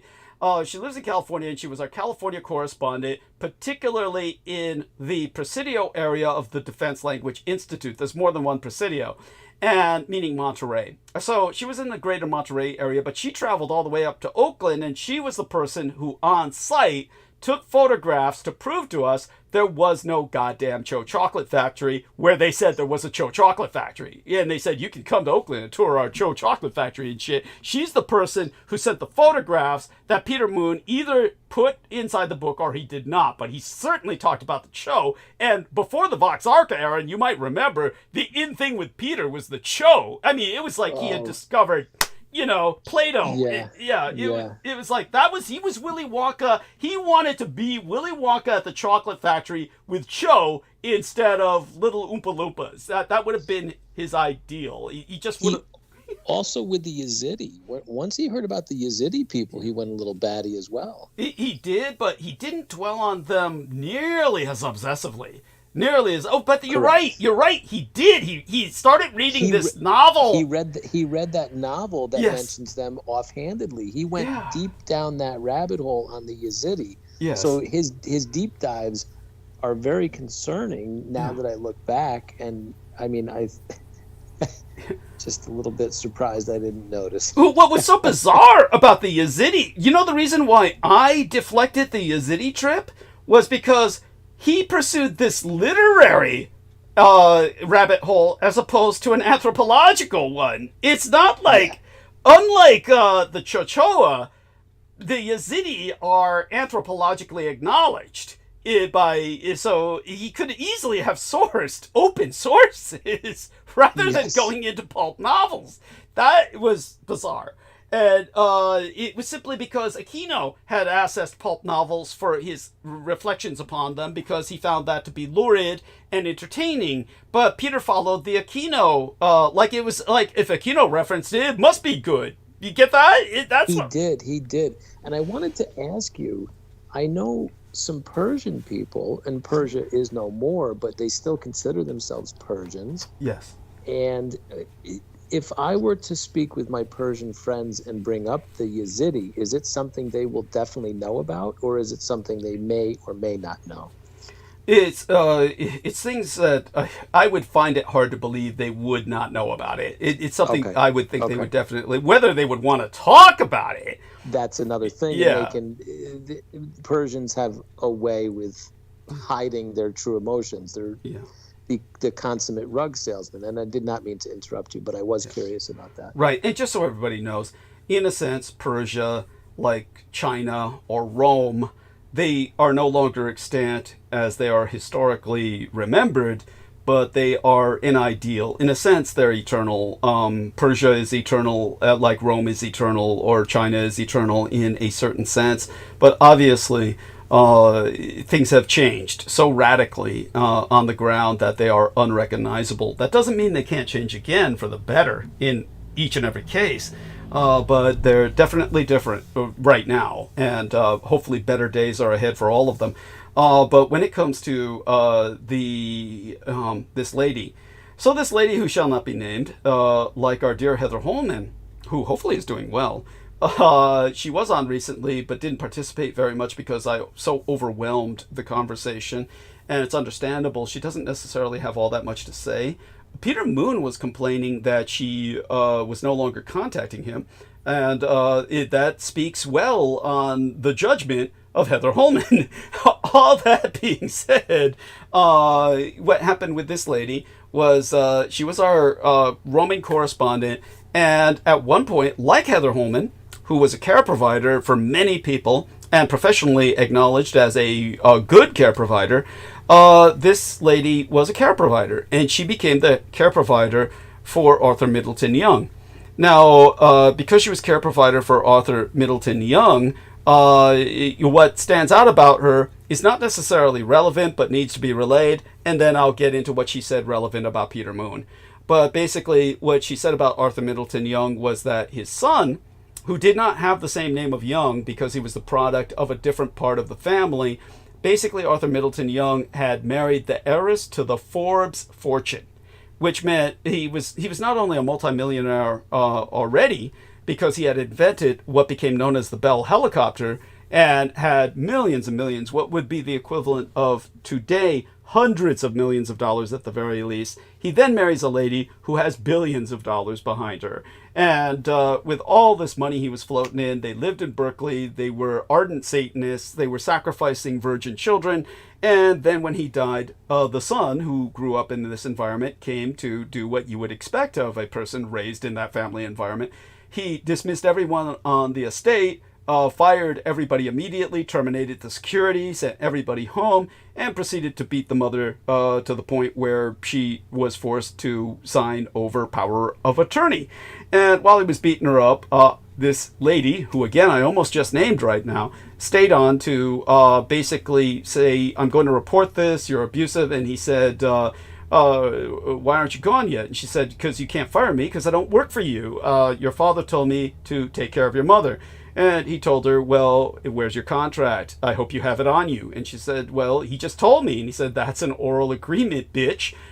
Get out of here or I'll call the police. Matter of fact, why don't you just go to the police and see what you've got coming? So she did go to the police, and the police in Berkeley told her, you'd better get out of here or you're going to disappear. In no uncertain terms. Just leave Berkeley. Just get out of here. Now. I mean, like the city and county. So she left and found out that after he had gotten power of attorney from his mother by beating her until she signed it, then he beat her into the point of brain death, at which point he turned her over to a hospice to die, said she's obviously mentally incompetent, I take all the money, and that is the father of Brandon Young. So I wanted Peter to add that to the book, and Peter said, no, I cannot expose my allies.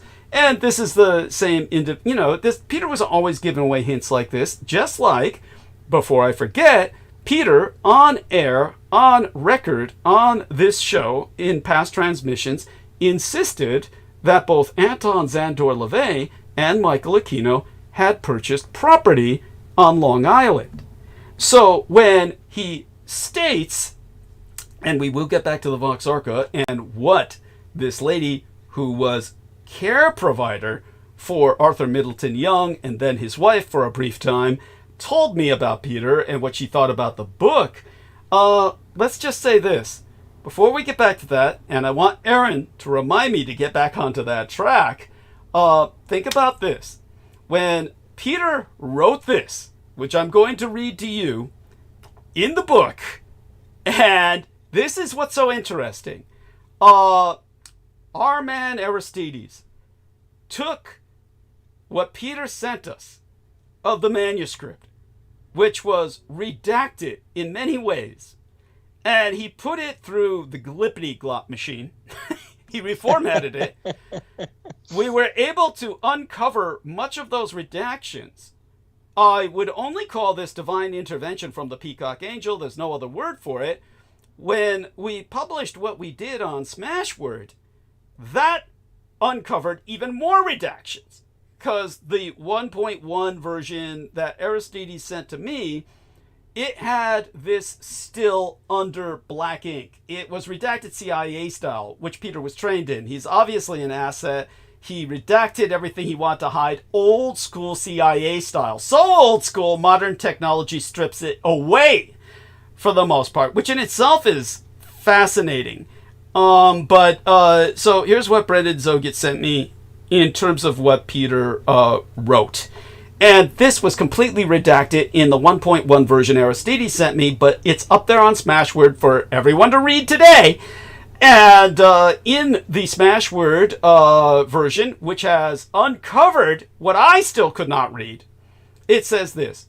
Peter says, the scandalous events of the Presidio and how it was shut down warrant an entire book. As a matter of fact, I immediately began writing that book after finishing the Roswell deception, but I began to have unbearable nightmares.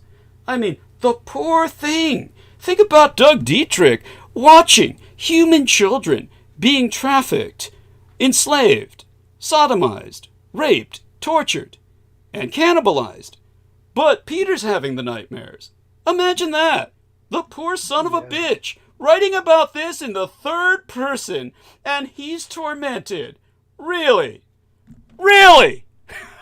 Then he goes on, the energy it brought into my mind was unbearable. Now my seeing entities summoned from the outer cosmos, extra-dimensional beings, gibbering and slithering about various laboratory complexes. I am completely ignored in this equation. It's poor Peter that's suffering, merely writing about it.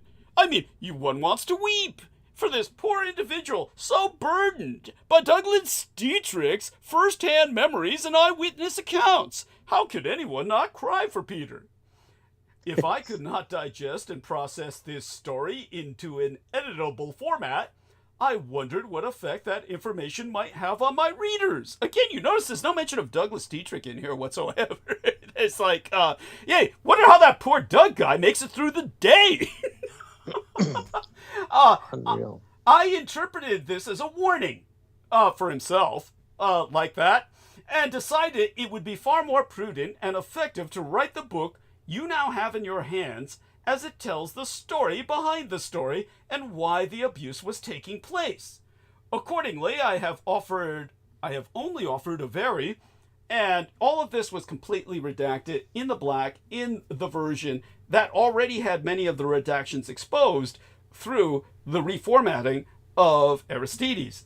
When this was published on Smashwords, you can now read this. It has been uncovered by Smashwords. This is Luciferin intervention, divine intervention by the Peacock Angel, or the Dietrich Artelect, or both. It's incredible. But such having been related, when I asked Peter about why he could not write the book, he said, I cannot expose my good neighbors, referring to Anton LaVey and whoever inherited that estate, and Michael Aquino, and whoever inherited that estate on Long Island. He said, in other words, that his friends were in the properties of Michael Aquino and Anton LaVey that he considered neighbors. So this tells us where Peter was coming from. He, again, said this on air several times that, they purchased property on Long Island. They have property in Montauk. And so this is not something that people cannot trace if they put their minds to it. Certainly the intelligence networks could probably timestamp it. But all that being said, it is now available for you to read. We can get back to that later. But this is what Peter Moon wrote, and it brings us back to what our dear lady, who was the care provider for the Young family, was observing. Bear in mind, Peter would not write about Brandon Young, because Brandon Young is an ally. He would not write about anything that I've just described, because it would expose his dear neighbors, the Magus Anton Zandor LaVey and Michael Aquino estates, and their inheritors. If you don't know where Peter stands by now, well, all of you do. At any rate, so what she observed was all Peter ever talks about is the Vox Arca, and he is obsessed with it, and it's what he wants, and by God, don't let him title the book The Vox Arca. And she said this months before he gave it that title, which is not the title you're going to find it under on Smashwords. At any rate, The Vox Arca is the worst possible title for any number of reasons. Everything he chose was the worst possible title, because Peter was trying to make certain none of these books would sell, nobody would know what the fuck was going on, and nobody would buy them. There's a logic to what Peter was doing with the Vox Arca in one sense. The Roswell deception, none at all. Aaron Tice, of course, argued that Peter should never have named it that. I argued he should never have named it that. He insisted, or he was not going to publish the book. So he went through with that title to conflate it and confuse it with all the crap that's out there in fiction and nonfiction about Roswell, so that nobody would find it. That was his intent. And he even expressed it as such, and came on my show multiple times to say, nobody's buying the book. Nobody's buying the book. And of course, there's multiple factors to that. He refused to spend a penny on advertising. Nobody could find the fucking book, etc., etc. When it comes to the Vox Arca, it makes sense if you're going to publish it the way Peter wanted, as a grimoire. We can go into this publishing of the grimoire, where Brendan Zoget was pointing out several things about it. Peter was getting all weird about it, where he wanted, it would take 2 years for this guy to do it under kidskin leather and all this real, goofy shit. And he was going to charge, hundreds of dollars for these leather-bound editions. And I said, if people are looking for it, the title Vox Arca makes sense because it looks like a magical grimoire, but it's not a magical grimoire. It's my life story. So why would you not add the magical components? I must not add the magical components because then all the people who want magic will buy it. And now, Aaron, you can back me up on this. Yeah. So it was very frustrating towards the end, the last couple of weeks. I confronted him because Douglas had messaged me, and I said, Peter, how hard is it to put Douglas's magical compendium? He's obviously very creative right now, so there's some memories triggered, and it's not a problem to just tack this at the end or put it with it. Myself, I would find it valuable. It would make the book a better read for me. I know Brendan would enjoy it. Douglas's fans and friends, because everybody who listens regularly is a friend, they would enjoy that. It's part of Douglas, it's part of the book.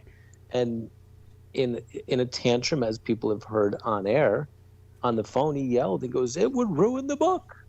It would destroy the book. It's a great narrative, and that would ruin it." And I go, well, we're going to disagree on that.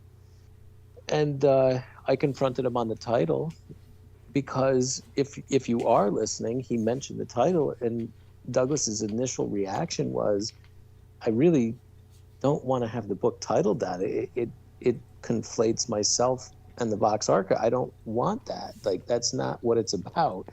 And Peter just brushed right over it and really didn't even listen. And it's not Peter's story. He's transcribing Douglas's story. So it was a very frustrating conversation and series of conversations. And yeah, so I can back you up 100%. Thank you.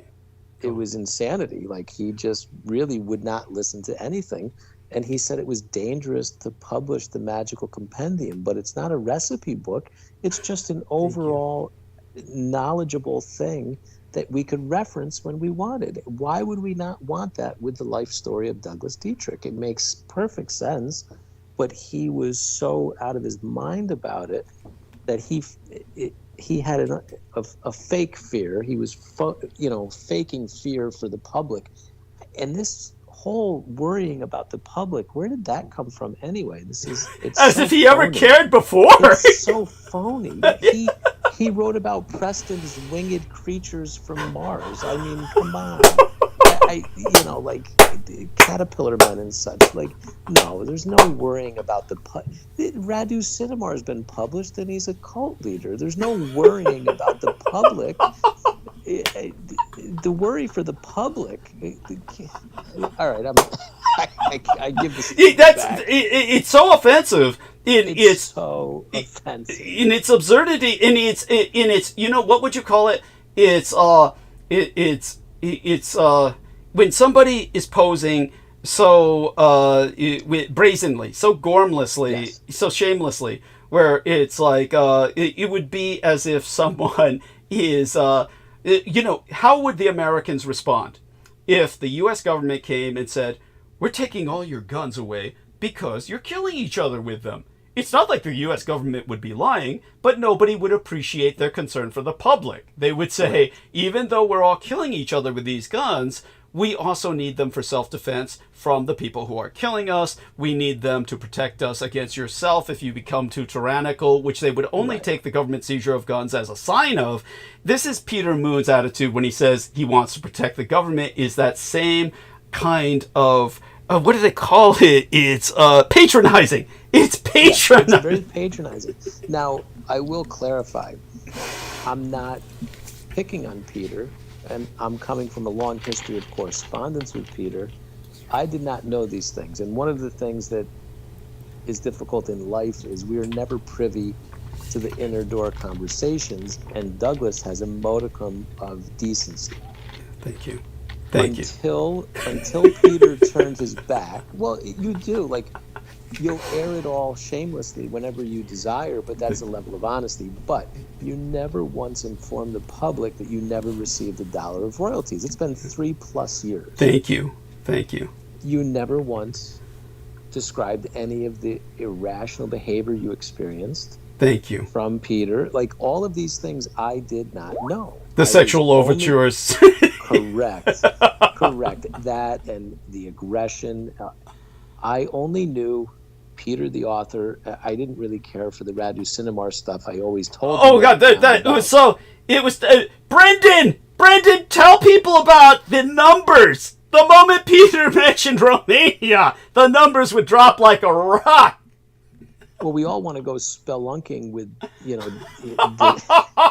with dysentery, but who doesn't want to do that? But he says later. He'll do it later. Yes, continue. The point being, I wasn't privy to that information, I didn't know there were these overtones, and I can't listen to every minute of transmission, so I didn't catch every nuance. When I found these things out, I was fairly incensed and frustrated and upset because I was misrepresented by Peter. He misrepresented himself to the listening audience who can't listen to everything. He misrepresented himself to me. And the only people can say Douglas is outrageous at times because he does share a lot and his life is colorful, but he did not once air the dirty laundry between himself and Peter until Peter completely walked away and squashed the project. And I think personally that speaks volumes as far as character goes. Thank you. I appreciate that profoundly. And again, we did our best to always maintain a respect towards Peter. It was somewhat in the military sense, where in the military, you're told to respect the rank, even if the individual is insane or is incompetent. You're trained to respect the rank. So we were respecting his age and what were touted as his accomplishments. But at the point where he then turned around and said, as you can imagine, first off, he was here for years, and we'll get back to the Vox Arca title and the importance of that. But for years, he was like, literally, this was his life. This guy would be here whenever the show started. He was never late. And even when he was in Romania, he would call from Romania. This was his life. He was very much tethered to the excitement of having an audience. It's not even that. So if you go to old school CIA or any mind control technique, you can go to Jim Jones. It's the consistency of checking in. So when you are seeking to control, you need to touch base twice a week.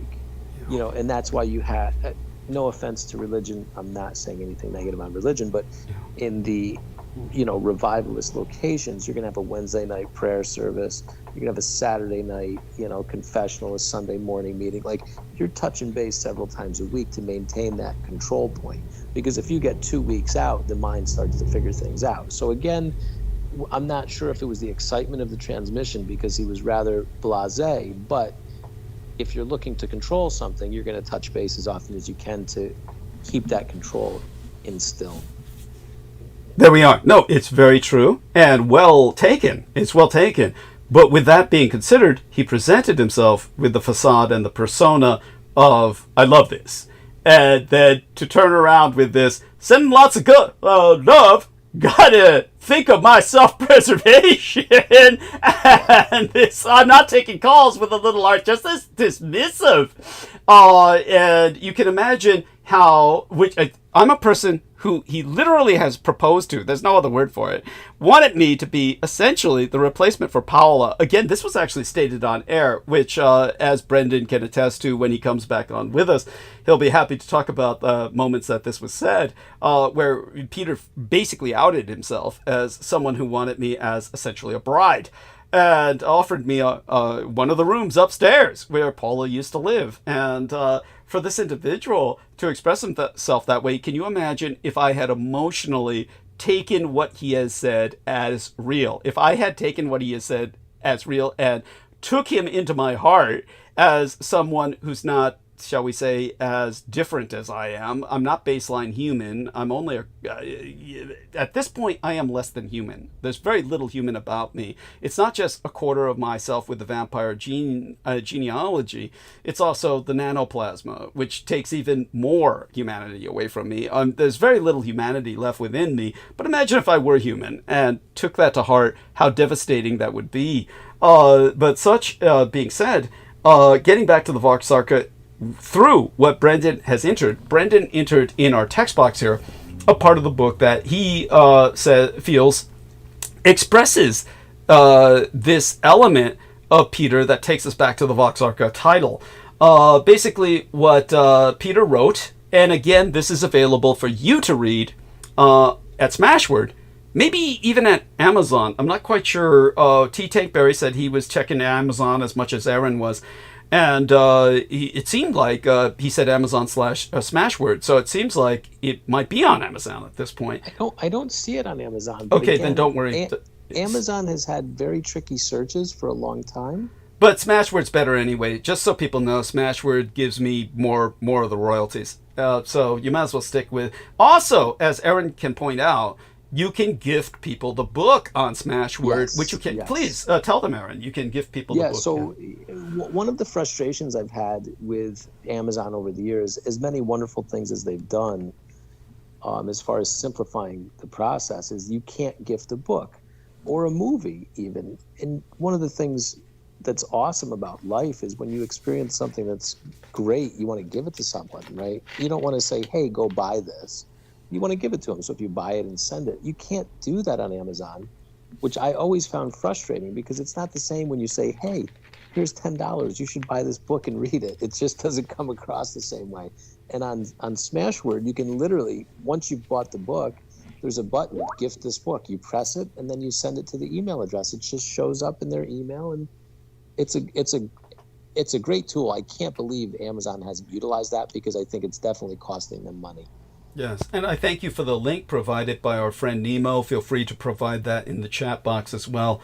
And thank you for that. Aristides, you had something? I'll do that. I was about to ask. I'll say, okay. Hey, being that you're saying, hey, this is available, shouldn't we put that back there? Thank you. And also just saying, you know, if Peter was proposing, I think he forgot what attracts people, and maybe he should have paid some of the royalties and taken a nice steak dinner. Yeah, think about that. You know, like that's you know, that goes a long way towards a proposal. Remember the whole dowry situation, right? Yeah. Oh my God. Well, we're talking about a man whose wife paid off his mortgage. We're talking about a man whose Paula paid off his mortgage. And oh my fucking God, which brings us back to the Peter file zone, why he wants to defend these people. Understand that he never, after his wife, Paula, paid off the mortgage on his 5-bedroom estate, which is, you know, obviously, look, any homeowner can testify to this. It's impossible to maintain a home with 1 or 2 bedrooms, let alone, so hard. Yeah, it's oh so God, hard.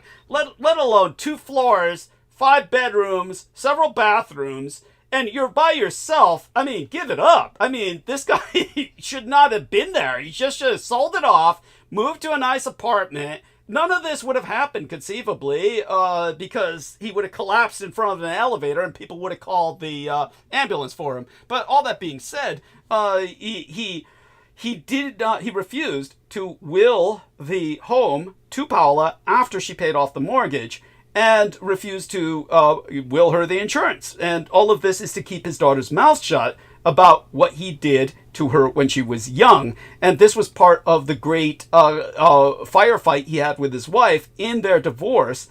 And this is all part of his feeling as if his allies are Michael Aquino and Anton LaVey. We're talking about a man who is very similar to these people.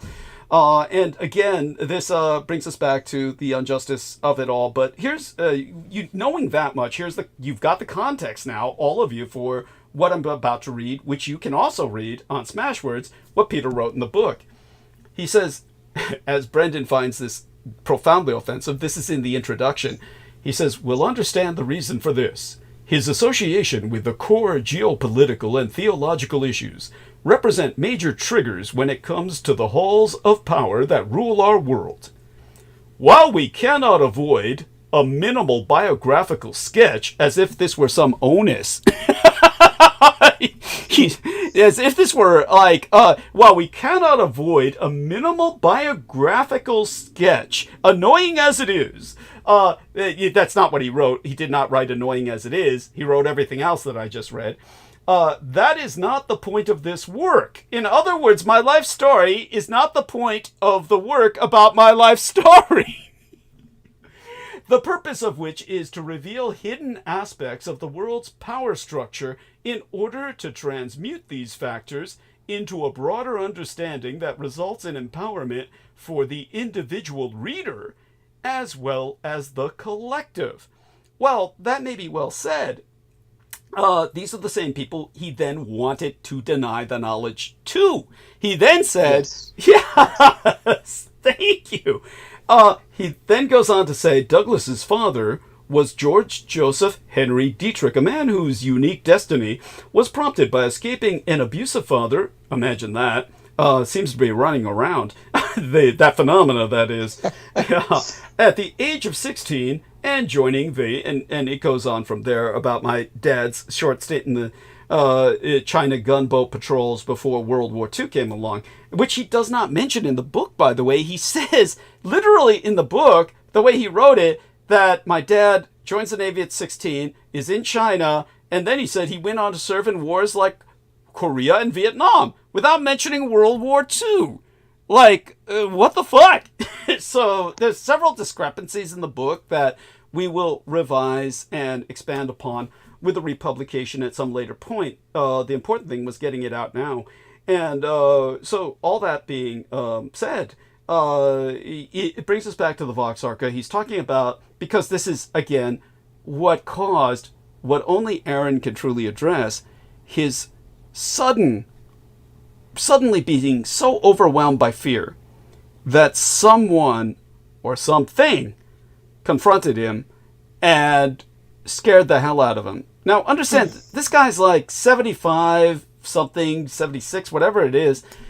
It's like your average person at that age is going to say, well, I haven't got many years left. What can you threaten me with? What are you going to do? Kill me? Exactly. Yeah. It's like, but no, he is so cowardly and chicken shit. He's delusional. He thinks he will live to be 108, as he said on this show. It's really not a choice for any of us. We can get hit by a truck the moment we walk out a door. Yep. But he never thought about that. Just understand this. Don't bank on living. You've got a lot more, and therefore you shouldn't be scared of anybody. If somebody comes and puts a scare on you, what is the worst they can do to you? Well, if you're worried about your loved ones, it's one thing, but Peter doesn't have them. Right. So there's nothing but himself to worry about, but then again, that's all he ever cared about. And imagine somebody in his 70s, his 80s, talking to someone decades younger than him, telling him, I've got to worry about self-preservation. Really? Well, it was absurdity. It was very strange. It was very strange. And if it's okay, please. I'll just address a couple things. Yeah. In hindsight, he always dismissed, and Douglas talked about this the last couple nights, but personally, and I was raised in a cult that was Christian, but yet I still believe in Jesus Christ. Yes. And Peter always dismissed Christ as a societal archetype vehemently. And I always, he never went further than that, but it was always a dismissal. Yet he wrote about parthenogenesis and the virgin birth, which I thought was fascinating. And one thing I find concerning now, looking back, is he was obsessed with that one Rumble video of the family that supposedly prayed over Anton LaVey, which may have been when Anton LaVey died. I don't know if that's accurate or true, but he was obsessed with Anton LaVey's death. I don't know why.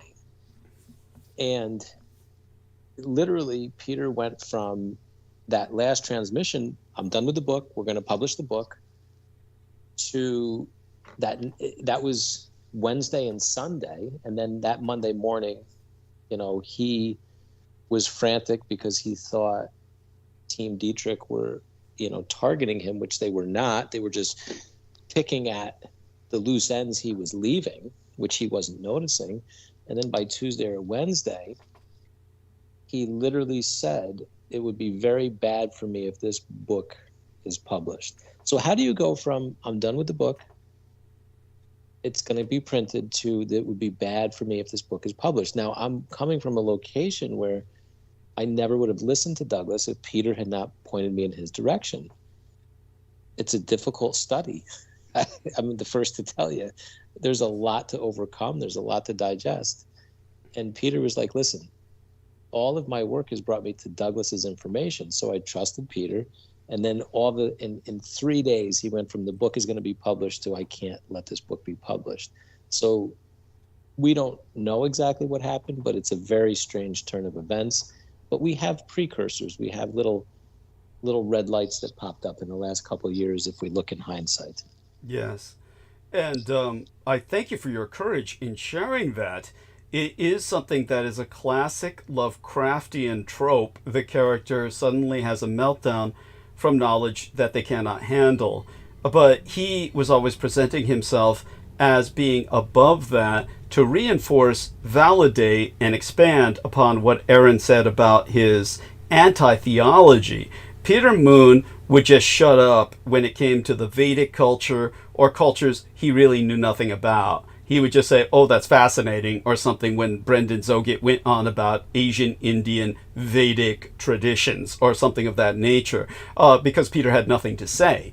But when it came to all other religions, especially when it came to Christianity, he was definitely not simply atheistic, he was anti-theistic. There are people who say, I don't believe. I've gone into my own dynamics about this before, what causes people to go in this direction. And it's not necessarily a negative. There are people who simply have an evolutionary quirk, as I would describe it, and this adds to the human species survival capacities, that there are different paradigms where some acknowledge a divine and some do not. All such being said, Peter went beyond that to a point of not just not accepting the reality or existence of a divinity, but pissing and shitting all over the common Western concept thereof, that it manifested as a man who came to bear our burdens and redeem us from sin. He would spit and shit on that publicly, very abusively, on my show. And even though a lot of people would not notice it unless they listened repeatedly, just how offensive it was or how abusive he got about it, he was quite hostile. He was very hostile to the Christian theology. And but there was a dichotomy, because if you remember, he would bring up remember the one fan he brought up? He had an old reader who was very Christian based, who criticized your views on things. Mm-hmm. He was very forward in bringing forth the Christian view, critiquing your own. Like it really is the true title. Did you mention the other half of the title? You mean my title or his title? Your title. Oh, The Struggle of Hitler's Son, you mean? Yeah. Yes, and yes, it's The Struggle of Hitler's Son, a preview publication, and then transcribed by a madman. Yes. It's very dichotomous, because you're denying the Western religion as a societal archetype, but yet the only critique you'll bring to Douglas is from a Christian reader of yourself who has an issue with his well, he brought up other critiques, believe me, and I would ask him. He would bring up critiques abusively, because these were not constructive critiques. No, they were not constructive. And there was no positive answer, and it wasn't something that multiple people would ask anyway. No. But for instance, the one man that you're referencing was somebody who had a hang-up on various strands of DNA, was genetically focused, just like Peter was. Peter was into that 24th DNA strand bullshit. Yes. And just so people understand that I never agreed with that, and there was no point of causing a train wreck on air, because you just can't talk with somebody like that. They're beyond reason. But when it came to the other thing he brought up was an old lady who was like literally out of her mind. I mean, there was this old lady who I knew peripherally and had met a few times, more than once, and she had her own level of fame or infamy. I don't remember her name, but she used to show up at the conferences, and her husband used to be into sex magic, and they used to be into swing, used to get together with people, have sex, perform rituals, and so she criticized myself, saying, oh, Douglas Dietrich is a giant turd, and he lays a giant turd because he says it was the Japs at Roswell. I know it was aliens because I went to heaven and I spoke with dragons. It's like, why would you bring up a critique like that? It's not even sensical, it's just maniacal. But he kept going back to that. he kept going back to that. We need to hear this. And is what he kept saying. Because he is also a madman. No, when it came to Christianity, he would bring up technical things because he understands the reality of the Christianity he despises. This is the way of the Satanist or the inversion process. They know the reality of Christianity, and they'll bring up things that acknowledge certain aspects of reality, like parthenogenesis, because this is something that happens. This is a scientific phenomenon. At the same time that they can acknowledge that, you might remember he would acknowledge the Magi, but initially he was tripped up. When I was talking about proto-Christianity, there was this one episode when I was bringing up proto-Christianity and he was locked on, this goes back to Judaism. It has to go back to Judaism. I remember I finally that. told It was him, horrible. Yes, I finally told him, Peter, shut up. And you remember that's one of the few times, if not the only time, he drove me to say that, because he was, go on. It goes back to, he was protecting a certain group of people. Yes.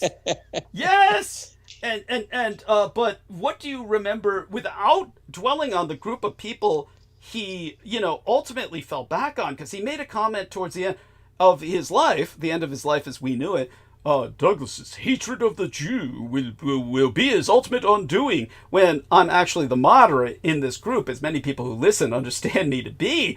But when it comes to what he was saying at the time, do you remember what he was saying when I was trying to talk about proto-Christianity and he just kept going back to the Jews? Do you remember any of the dynamics of that conversation that particularly stand out to you before I, kind of go back into it? It's been so long. No, I do remember it, and he was not grasping it. Yeah. And I will admit, from my own intellect, it was quite a difficult thing to actually digest it myself.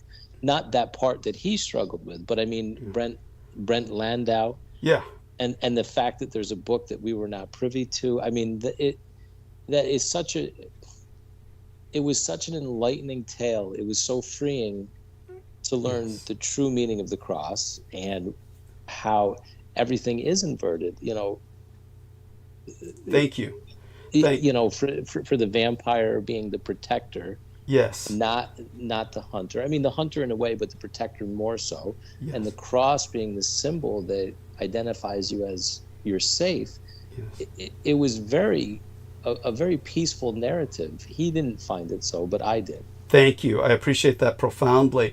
And as I said, it was the only time, well, one of the few times I was forced to literally tell him on air I had to shut him down, because he was not going to allow me to speak, because he was almost diabolically possessed. He kept robotically and automatically interrupting. It has to go back to the Jews. It must go back to the Jews. And bear in mind here, we're not talking about anything that's Judeo-phobic in any way, shape, or form. I'm saying Christian. He's based in patriarchal. Yeah. It has to be Jewish, Christian, or Muslim in his head. Yes. So he's got the triune of religions, and it just didn't fit his paradigm. He couldn't reshape that fast. Yes, that's right. And once he was shut down, that was one thing. But here's the other thing to notice about Peter Moon. Aside from what I've said about this Christianity and his neuroses with that, he was very much antithetical to many religions. And he would just not believe them. They were all archetypal. Even Scientology's cosmology he presented as a metaphor, which was Xenu came to Earth and set off all the volcanoes to blanket the Earth with particulate matter that protected it from solar rays. And he did this through the use of atomic bombs. For those of you who want to know the Scientology cosmology, there is an episode of South Park that actually articulates it quite accurately. Yes, they do. Yeah, I will interject. Yeah. I'm sorry to interrupt. I will be going to bed soon, but Understood. It's very obvious over the last 5 years that Peter's relationship with Scientology is not minuscule, like he says every time he brings it up. Yes. He is so intertwined with Scientology; it is a major part of him. Yes. And it's an unhealthily major part of him. Thank you. All he would talk about is L. Ron Hubbard. Thank you. And Scientology. I would say 60% of his time, he would bring up those three things: the Apollo, L. Ron Hubbard, Scientology, his time, what it taught him. Like, it was a very unhealthy portion. And when you look at people like Leah Remini, who are trying to put the good word out, he, just like Jordan Peterson, is an apologist to the Satanists with the Zena LaVey interview, which tortured my soul. Thank you. But Peter loved it. Peter loved it and preached it. Go on. Yeah. Peter is a Scientologist apologist, and I think I'm seeing that with fresh eyes as well. And I apologize for interrupting. No, it's very important. But that being said, he's more an apologist for L. Ron Hubbard than the Scientology cosmology. Yes, he is. Yes. Yeah. So he would say that the cosmology is metaphor, but so he didn't even take that as real. But you know why? Because he has to think that it's not real because he signed a 1 billion-year contract. This is why he's so afraid of death. It's like Brendan Zoget said, a person, and Brendan Zoget will go over this in more depth when he comes back, but Brendan Zoget articulates this the best. If you're in Scientology and you sign that 1 billion-year contract, you can break it spiritually if you evolve. Peter Moon has never evolved. He's stuck on the Apollo with L. Ron Hubbard, and he knows that when he dies, he's stuck for 1 billion years on the Apollo with L. Ron Hubbard. And this is why he's so afraid of death and doesn't want to die. He has not evolved, and he is stuck to that 1 billion-year contract. And so there we have that and why he's afraid of death. That is a large part of that fear, and somebody took advantage of that fear, his fear of death, to put the scare in him. All he cares about is himself.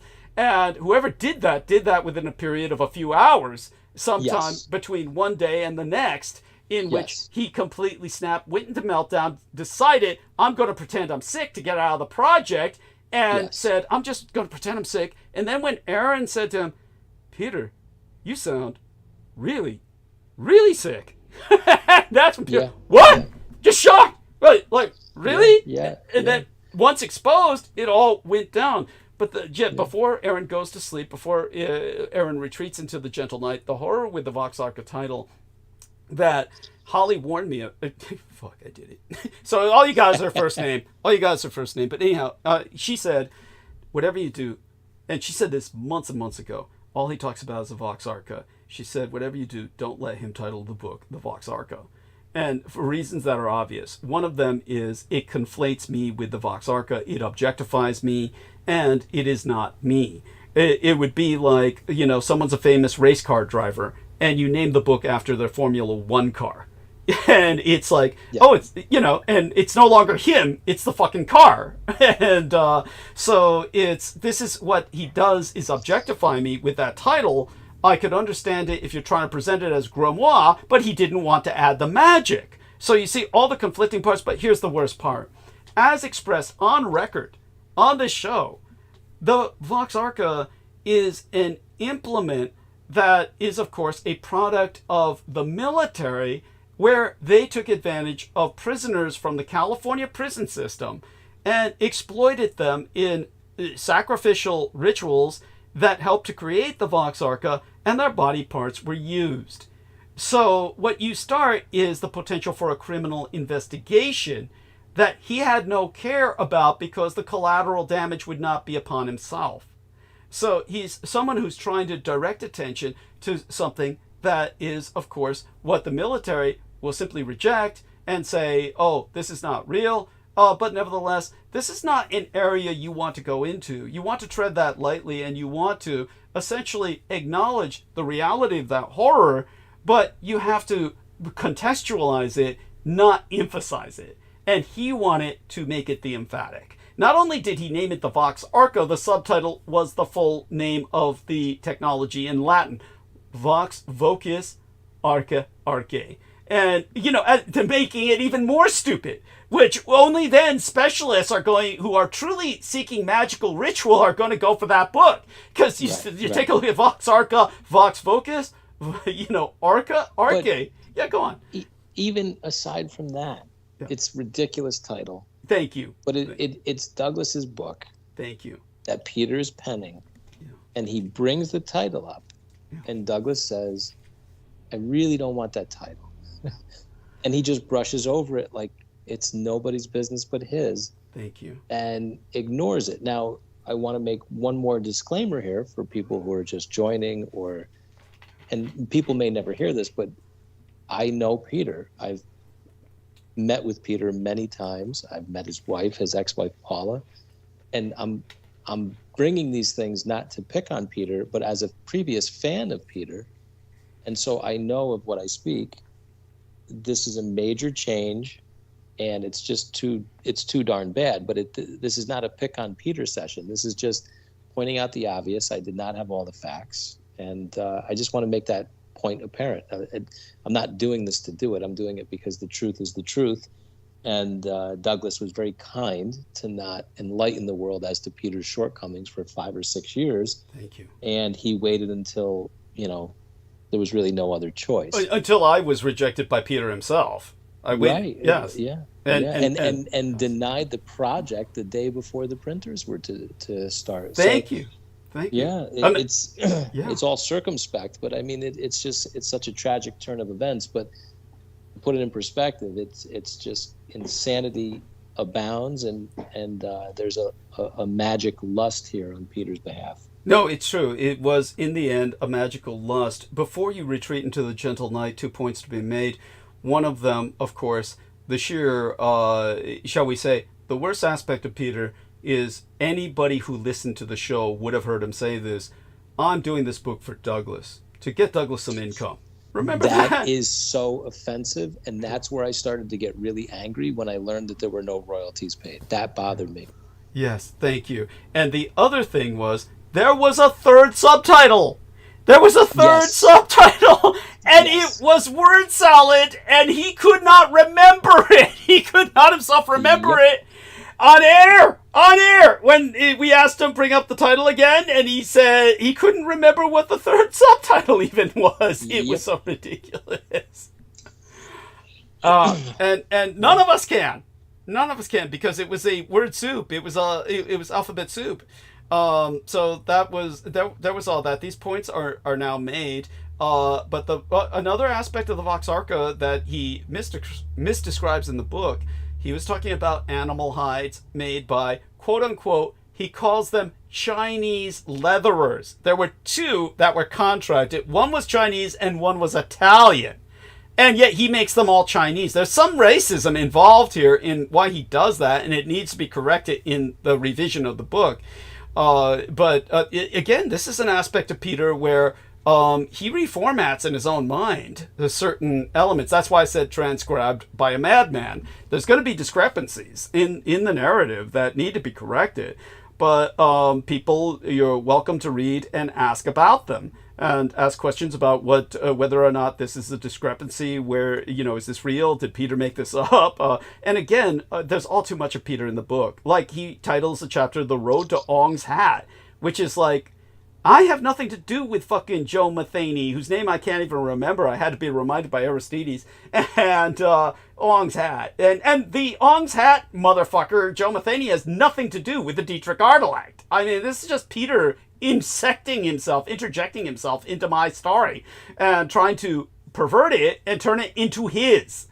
But anyhow, if that any other observations before you retreat, we all love you, of course. Stay safe and be well, Aaron, and my best wishes to yourself. And honestly, I'm just glad that it bypassed you in the main. But of course, our prayers for everyone else impacted by the recent storm that, as Aaron has emphasized, this is a new Katrina, and it's being very suppressed. But any other thoughts? It's horrendous, and Brendan knows it's horrendous because it's being suppressed.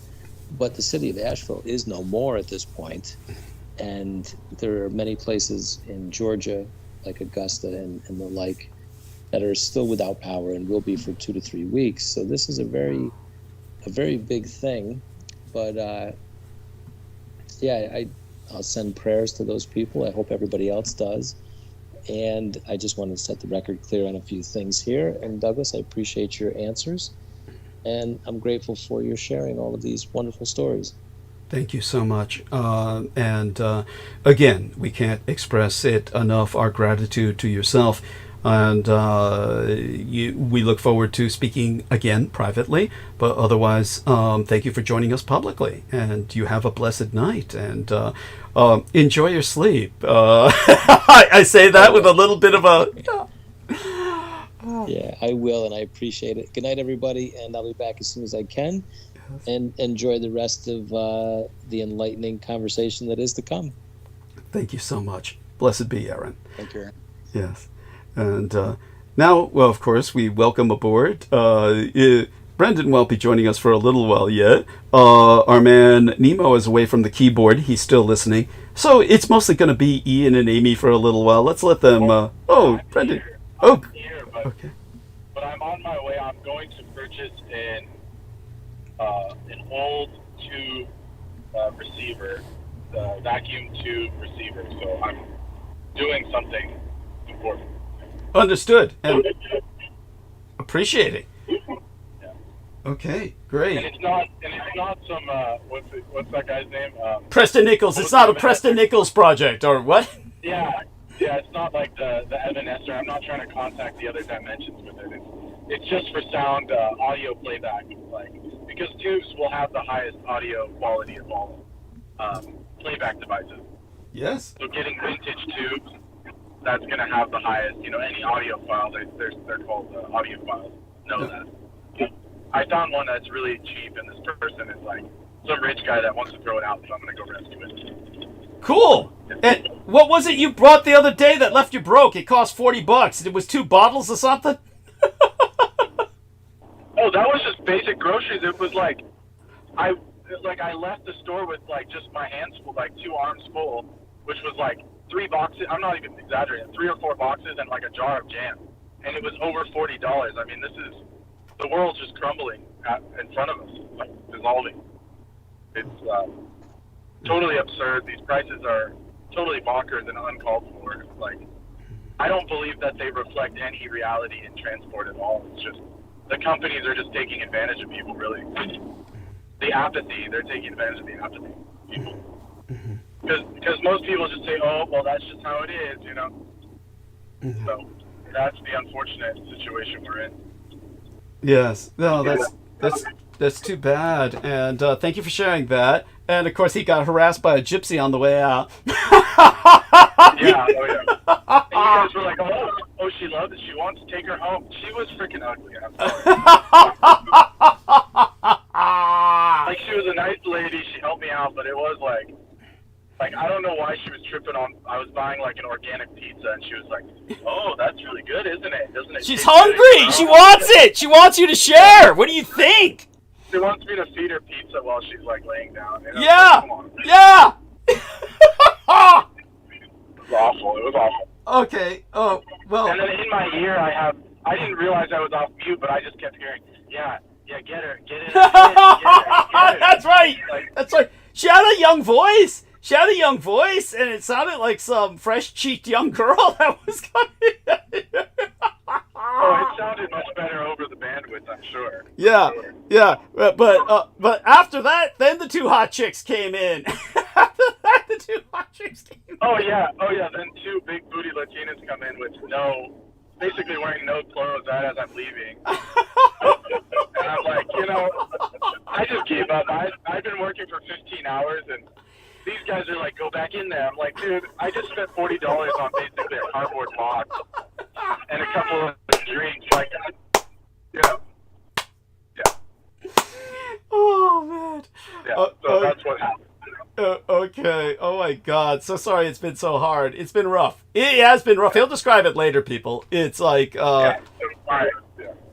So we're going to go back. There's lots of police activity, so I'm going to carry on so I don't get pulled over. Yeah, good idea. Okay, stay safe and be well. Okay, so we've got Ian and Amy with us. By the way, everybody keep an eye out. There is somebody who is a troll in the chat, and no doubt an ally of Peter Moon. So we know it's not Peter Moon because they're somewhat tech savvy. So Just keep an eye out for them. You'll recognize them, and use your monkey wrench. You're given the monkey wrench for a reason. Use it. It's not symbolic. So at any rate, let's turn towards Amy and Ian. Now, ladies first, Ian. We're gonna let Amy rally herself, remember the point of her narrative where she left off, and Amy, I'm not going to take my earbuds off to put on this sweatshirt because the temperature drops precipitously in San Francisco until you start talking. So start talking, please. I'm still here. I'm talking. Okay, and good. All the women are after Brendan. Prize. Whoever gets Brendan is going to have to work really hard. You're going to have to be much more creative than just get yourself a big booty. He's an elitist. You need to start with the Brahmin diet. First of all, no murdering of animals.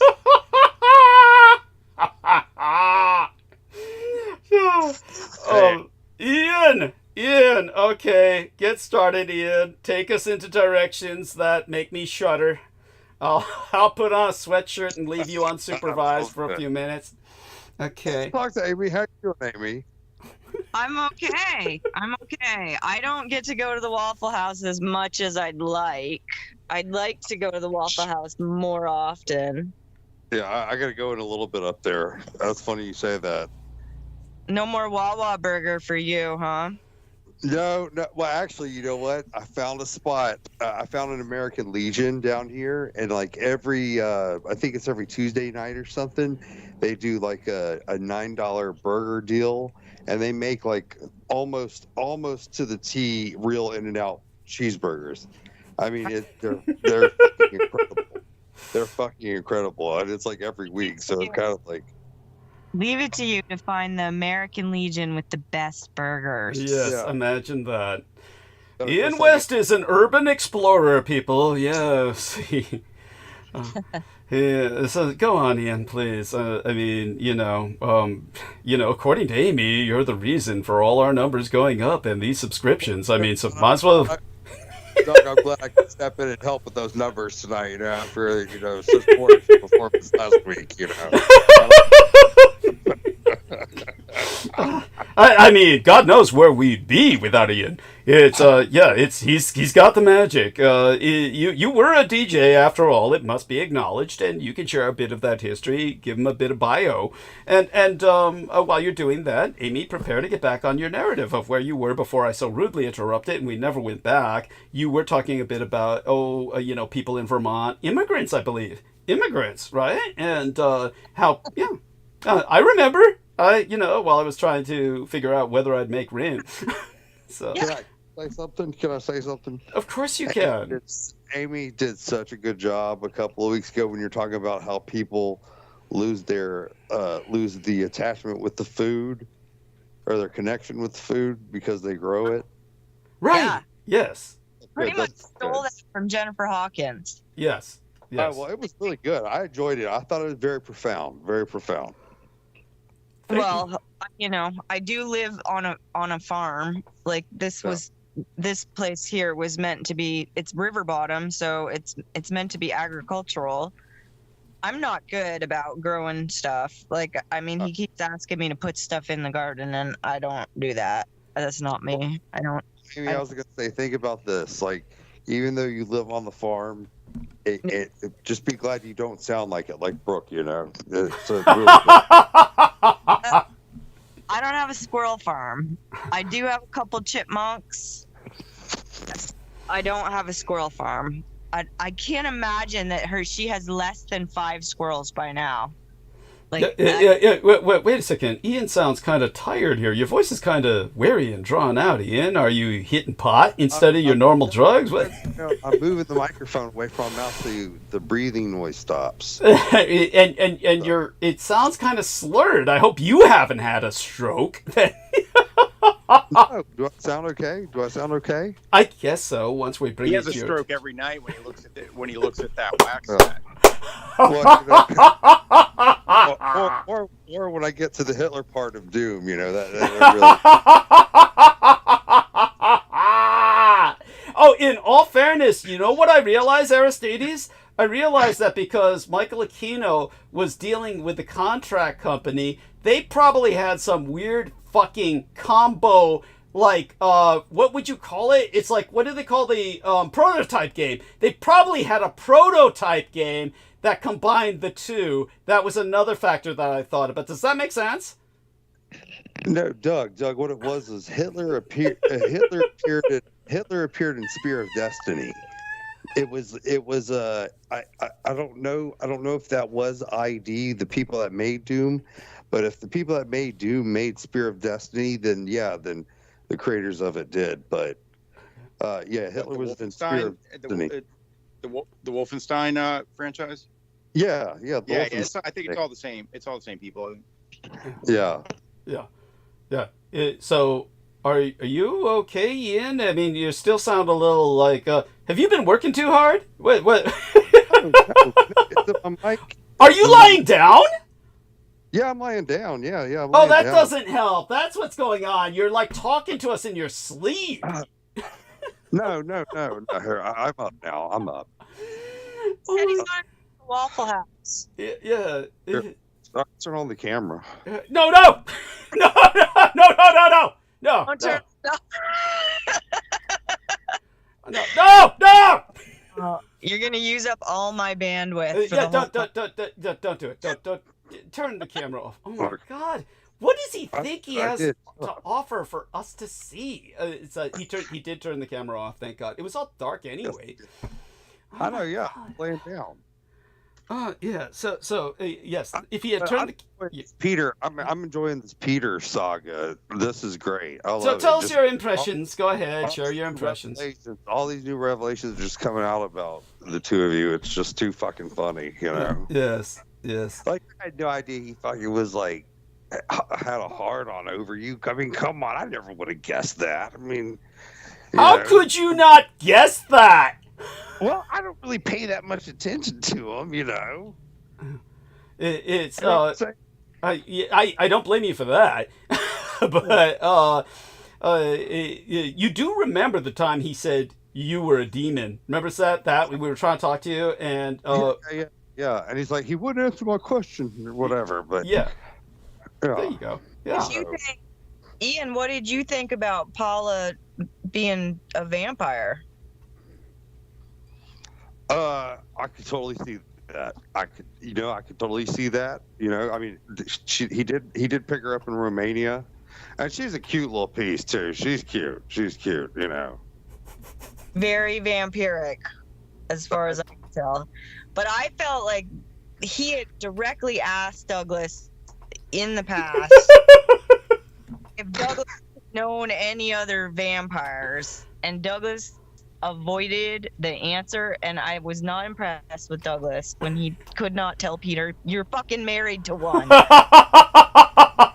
am I supposed to say? How do I phrase something like, when a man is that fucking stupid, they say the husband is always the last to know? Yeah, that is true. Yeah. I mean, when you're confronted, have you ever met any other vampires besides your mother? And I'm like thinking, yeah, your wife, you idiot. It's like, Jesus fucking Christ. You know, a little tangent here. I met his wife physically twice. And then on a private conversation, the guys are asking me, hey, why don't you guys get into the down and dirty, you know, make some vampire kids and shit. I mean, again, the book Vampirology, which Peter published only half of, would give some of the reasons behind this, but the best analogy is that of the lone wolf.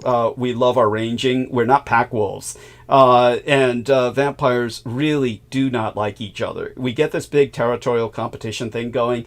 She and I could smell each other out immediately. We both smell like cadavers. I don't know why. I thought it was kind of cute. Brendan started comparing us to some kind of drug smoke that he was talking about, some kind of chemical that began with D or P, and it's like, no, that's plasticky smelling meth heads maybe, but no, we don't smell like that. Probably we get to the point of smelling like that because we cover ourselves with so much deodorant.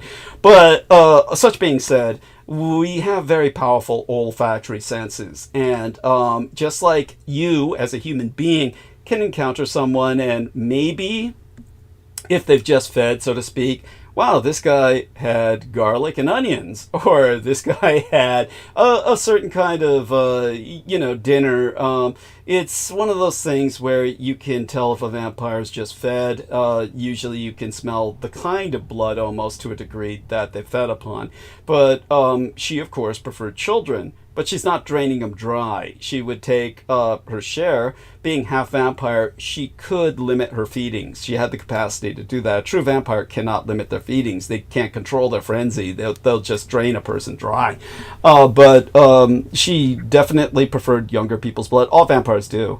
And she was pretty much me and her. We made the usual wry acknowledgments, the eye contact, shrugging of the shoulder.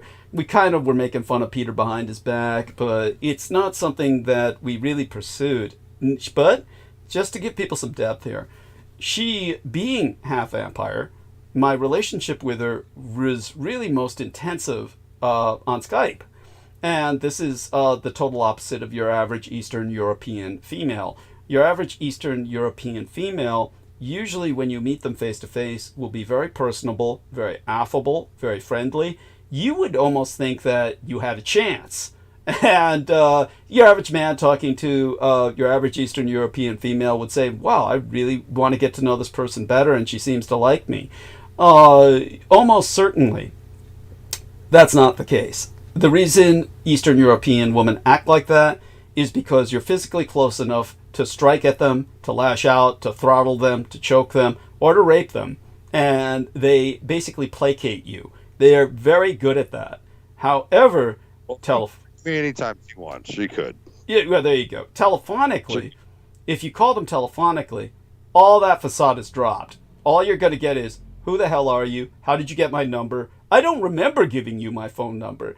Get the hell away from me. And they'll slam the phone down on you. It's just going to be basically...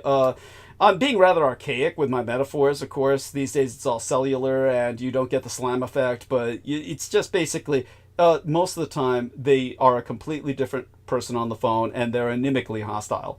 And that's because you're no longer within arm's reach where you can grab their throat and throttle them or jump on top of them and beat them half to death.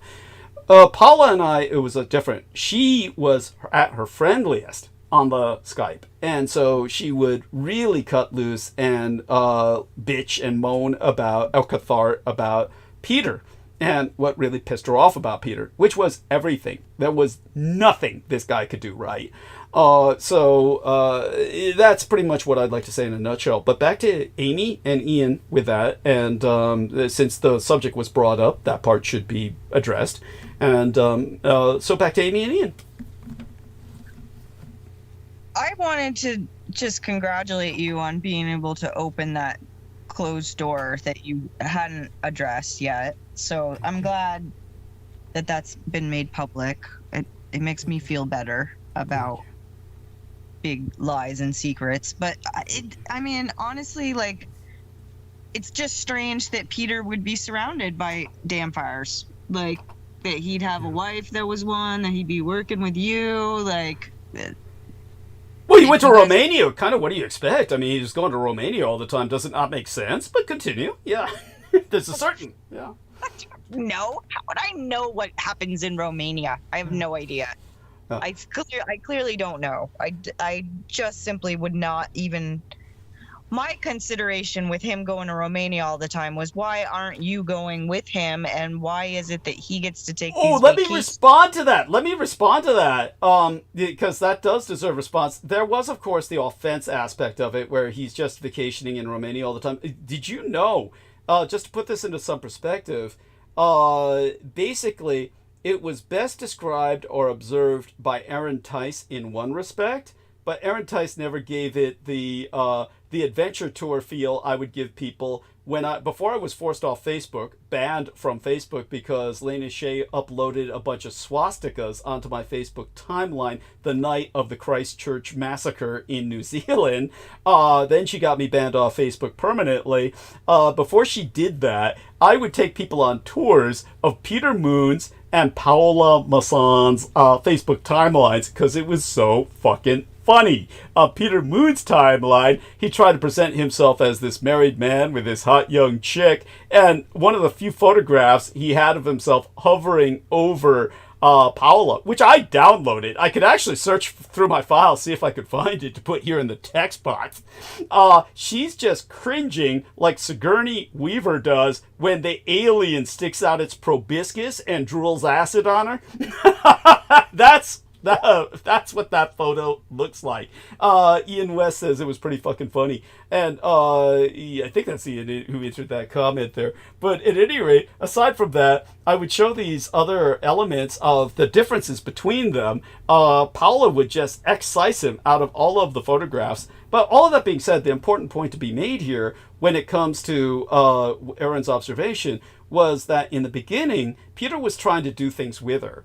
Keep up with her on hiking trails, which, as Brendan Zogan observed, it was obvious she was trying to kill him. She would take him on these long hikes in the mountains, but he would at least try to make a go of it. And you could see him sitting on the rock while she's holding him up, and he's breathing heavy and shit, where she's obviously been trying to wear him out to the point of a heart attack. And she's just so disappointed he's still alive. But aside from photos like that, after his first subclinical stroke, nothing subclinical about it, mind you. It killed 2 cubic centimeters of brain matter, so half his brain was already missing after that. He never did anything with her again.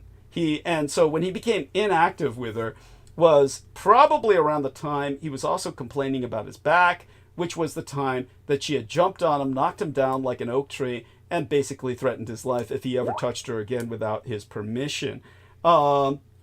And as Ian says, that one picture of her holding that machine gun turned me so on. Yes, she was bringing home guns. Big-ass guns. And she was firing them, not only at ranges, but up in the Appalachian Mountains, like they were massacring fucking inbred villages or something. Like she was, pretending it was Romania or some backwards Eastern European Balkan civil war where she could wipe out local populations. And she was expending hundreds of rounds. But all that being said, she... Brendan, any observations for you? Yeah. Well, I wasn't listening. I was dealing with this the radio guy. Uh-huh. So, okay. So the mission was completed. Excellent. And it turns out this guy's like from the town that I work in now. Oh wow. And it's just awkward talking to some rando in their garage, and they're like, "Where do you live?" Like, I came from that town, and I'm like, just trying to buy this thing. He's like telling me his life story. It's like all these old guys always do that. It's like, oh yeah, they're lonely. And I'm not against it, but it's like, dude, I don't know you like that. I'm sorry, Like, yeah. Look, just sell this to me and I can move on, right? Yeah. But he wants to know your background. So I take it. How did you? Yeah, go on. Yeah, go ahead. How did you get out of that? How did you get out of spending all night with his talking your ear off and inviting you in for a tumbler or two? Oh, I just acted nervous. I was like, I don't remember the street, but it's near this one. Trying to get him to stop asking me. And then he told me his whole life story. Oh, my brother does that, and my brother was there, and we came from there. And it's such a good place to live, and I'm like, dude, But he was like sentimental with it. It was like his dad's old equipment, so he's like, I'm glad it's going to a good place and all this shit. Like, oh wow, Jesus! Yeah. And yet he was going to throw it away. I made it nice. And yet he was going to throw it away. Oh yeah. Basically, he sold it to me for so cheap that like the tubes inside of it are worth more than I paid for it by like a long shot. Cool. Some of these old vintage tubes can be worth. And I'm not joking, for one bulb, thousands of dollars. Yes, that's true. Yeah. It's true. And so it depends on the make and the model, but he wanted someone like me to take it, but he just didn't tell me that until, they never initiate combo until you're like in their freaking garage. It's like, yeah. Yeah. No, and so how long will it take you before you get home to the Warehouse of Doom? Well, the Warehouse of Doom is occupied by freaking dogs. These people won't leave. They refuse to leave now. So I'm stuck with these fuckers. Oh my! And I told them, I'm just leaving. I'm going to, Holy shit! It's awful. It's awful. Why did they move in again? Oh well, they're not permanent right now, but they're like so we provide care provision for my grandma on the weekends, but basically they timed it too late, and it's my uncle's birthday, and so they didn't want to drive back in the middle of the night because apparently that's too much work for them or something. So now I'm dealing with the repercussions of having these nasty dogs in my house that are like pissing on everything. No, you know? God. It's just hell on earth. These I'm people are so hellish. sorry. This is outrageous. This is out. Well, at any rate, so I'll get back to answering some questions that people had about Paola and Peter and that whole relationship. But basically what happened was after his subclinical stroke is when they abandoned even all pretense of a relationship. Basically, until then, you might remember Peter would be... You're talking about the 2 centimeter incident, right? Yeah, the 2 centimeter. I told him 2 cubic... Yeah, the initial. That's right. I told him it's 2 cubic centimeters of brain matter. Was that not the case? That's what he claimed. Yeah. I have a feeling it was more. Yeah. Yeah. I agree. And, you know, and so... also, something I didn't bring up last time we talked about this is that... Yeah. So 2 centimeters, even if that is quote-unquote a small amount, which is not, it's all about, it's like real estate. Location, location, location. Thank you. So that could happen somewhere where, like, you know, in so-called the gray matter where there's not a lot going on, but 2 centimeters in the frontal lobe means you lose entire parts of your personality, as we're about to discuss. So, thank you. So location is everything with brain injury. Because I knew someone, I grew up, one of my quote-unquote stepfathers my mom was with for years, he had been shot in the head, he was in the military in Seattle in some gang warfare. He got shot in the head, and he did a lot of rehabilitation, but his mental faculties weren't disturbed at all, pretty much, except for like minor things. It was his physicality. He was paralyzed on his left side. Jeez. But he was still able to go to school, mentate.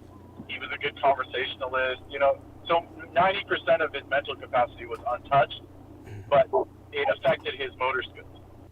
So it's all about location when it comes to brain injury. Yeah, thank you. I appreciate that profoundly. And with Peter, it was the frontal area of the brain. So he was already psychotic and sociopathic. So this wiped out any sense of empathy or sympathy that he couldn't even fake it anymore. Yeah, and at that point, he just lost all contact with Paola. But you might remember, guys, help me out here, especially Brendan and Amy, because they were in for the ride, the long haul. You might remember when he was living on the first floor, which effectively became the basement. And this was who Paola called it, the basement. Whenever Paola was talking to me on Skype, she would call it the basement, but that's the first floor of their home. They didn't have a basement, but it effectively became a basement where she left Peter stranded. She would not let him go upstairs. Upstairs was her domain, and that's where the plumbing worked, and that's where the lights worked. Peter was left in the part that was more like Hostel or Saw. The entire house is falling apart, and it was flooding. Remember, he told us it flooded at one point. Thank you. Like shit was like gushing out of the walls. Like it was like the Krusty Krab from freaking SpongeBob and shit. Like green slime, like ectoplasmic slime is leaching and shit. Yeah. Yes, it's true. It wasn't helped by all of his occult rituals and shit. And and tell people towards the end, the bones, the animal bones from the small animals. Yeah, there was the last episode, literally the last one he was on. He was like doing the typical droning or something, and then interrupting Doug while he was talking.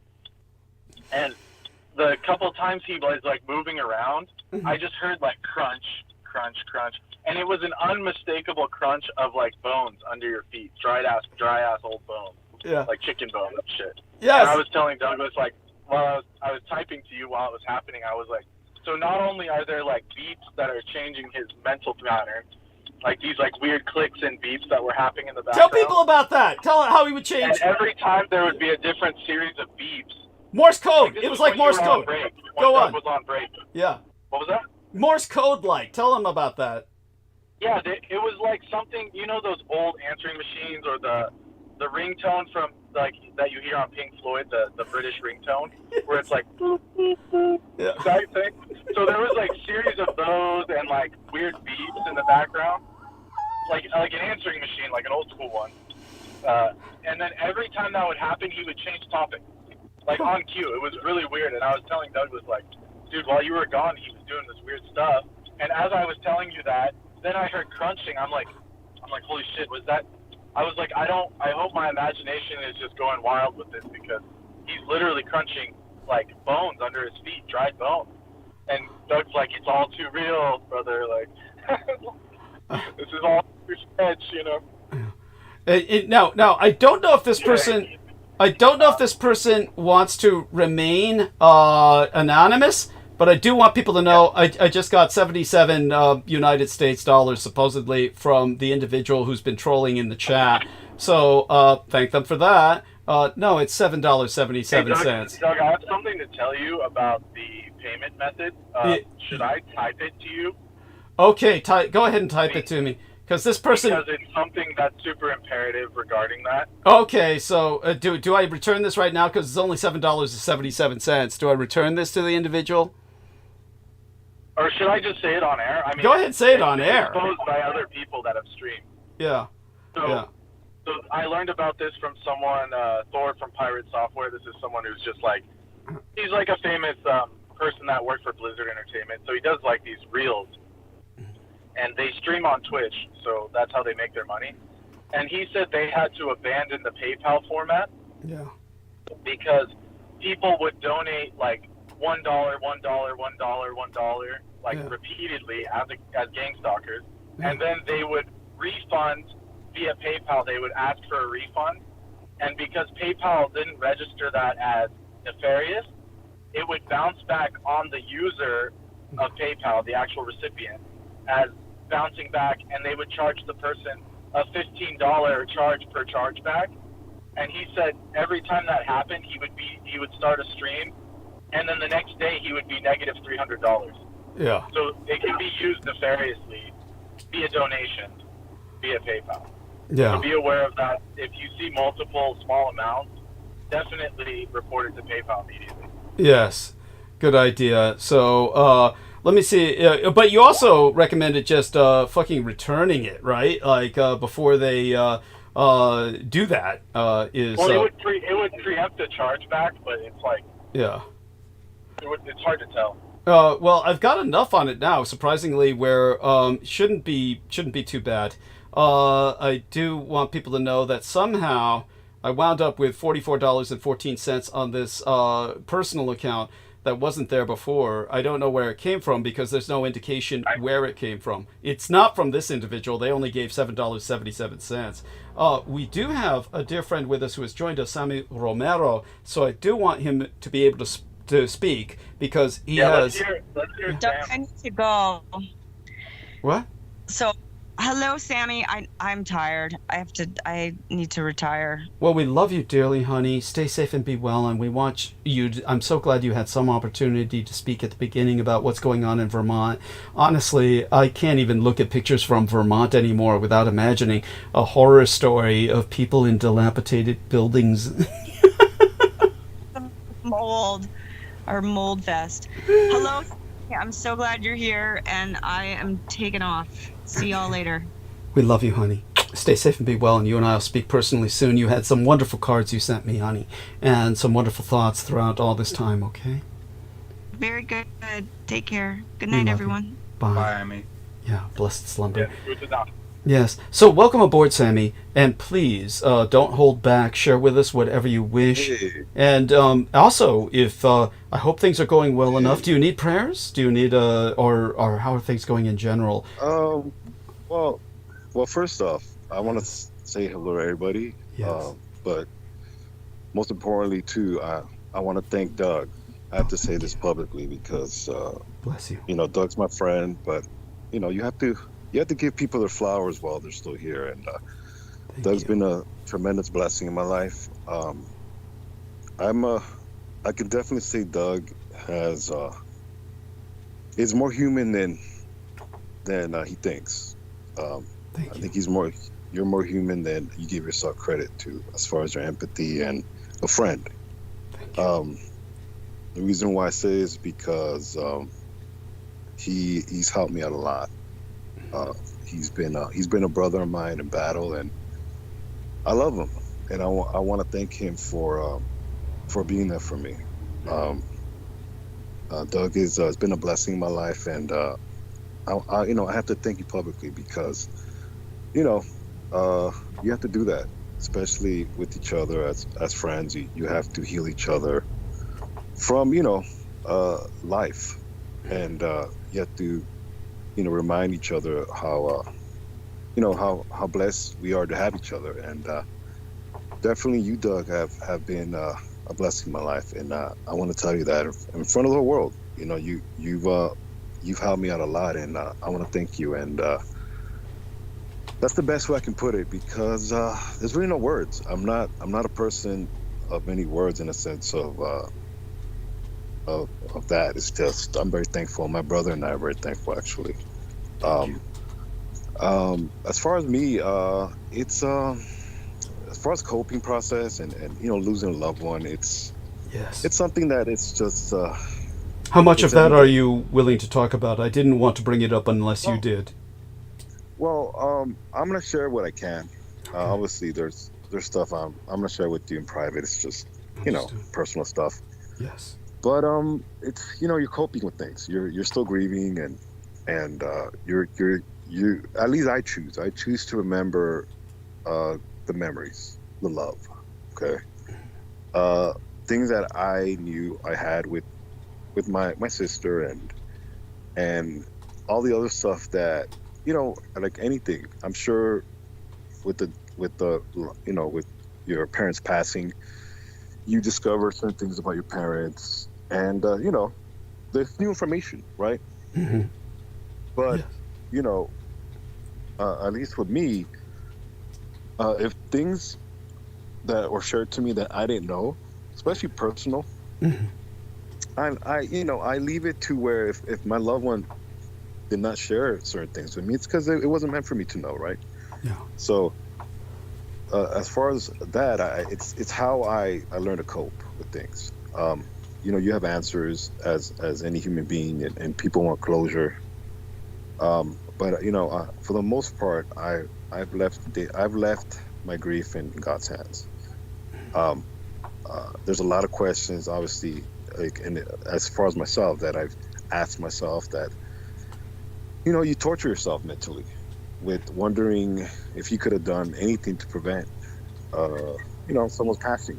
And the thing is when it's your number, it's your number.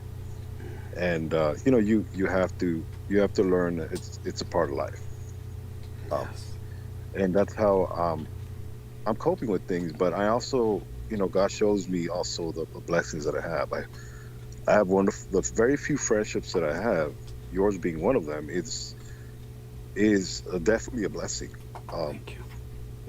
And I have to let you know that and remind you that, because obviously I'm aware of what's going on with your professional relationships, as far as you being an author and you being a public informant. Obviously, there's been a recent separation. To put it respectfully,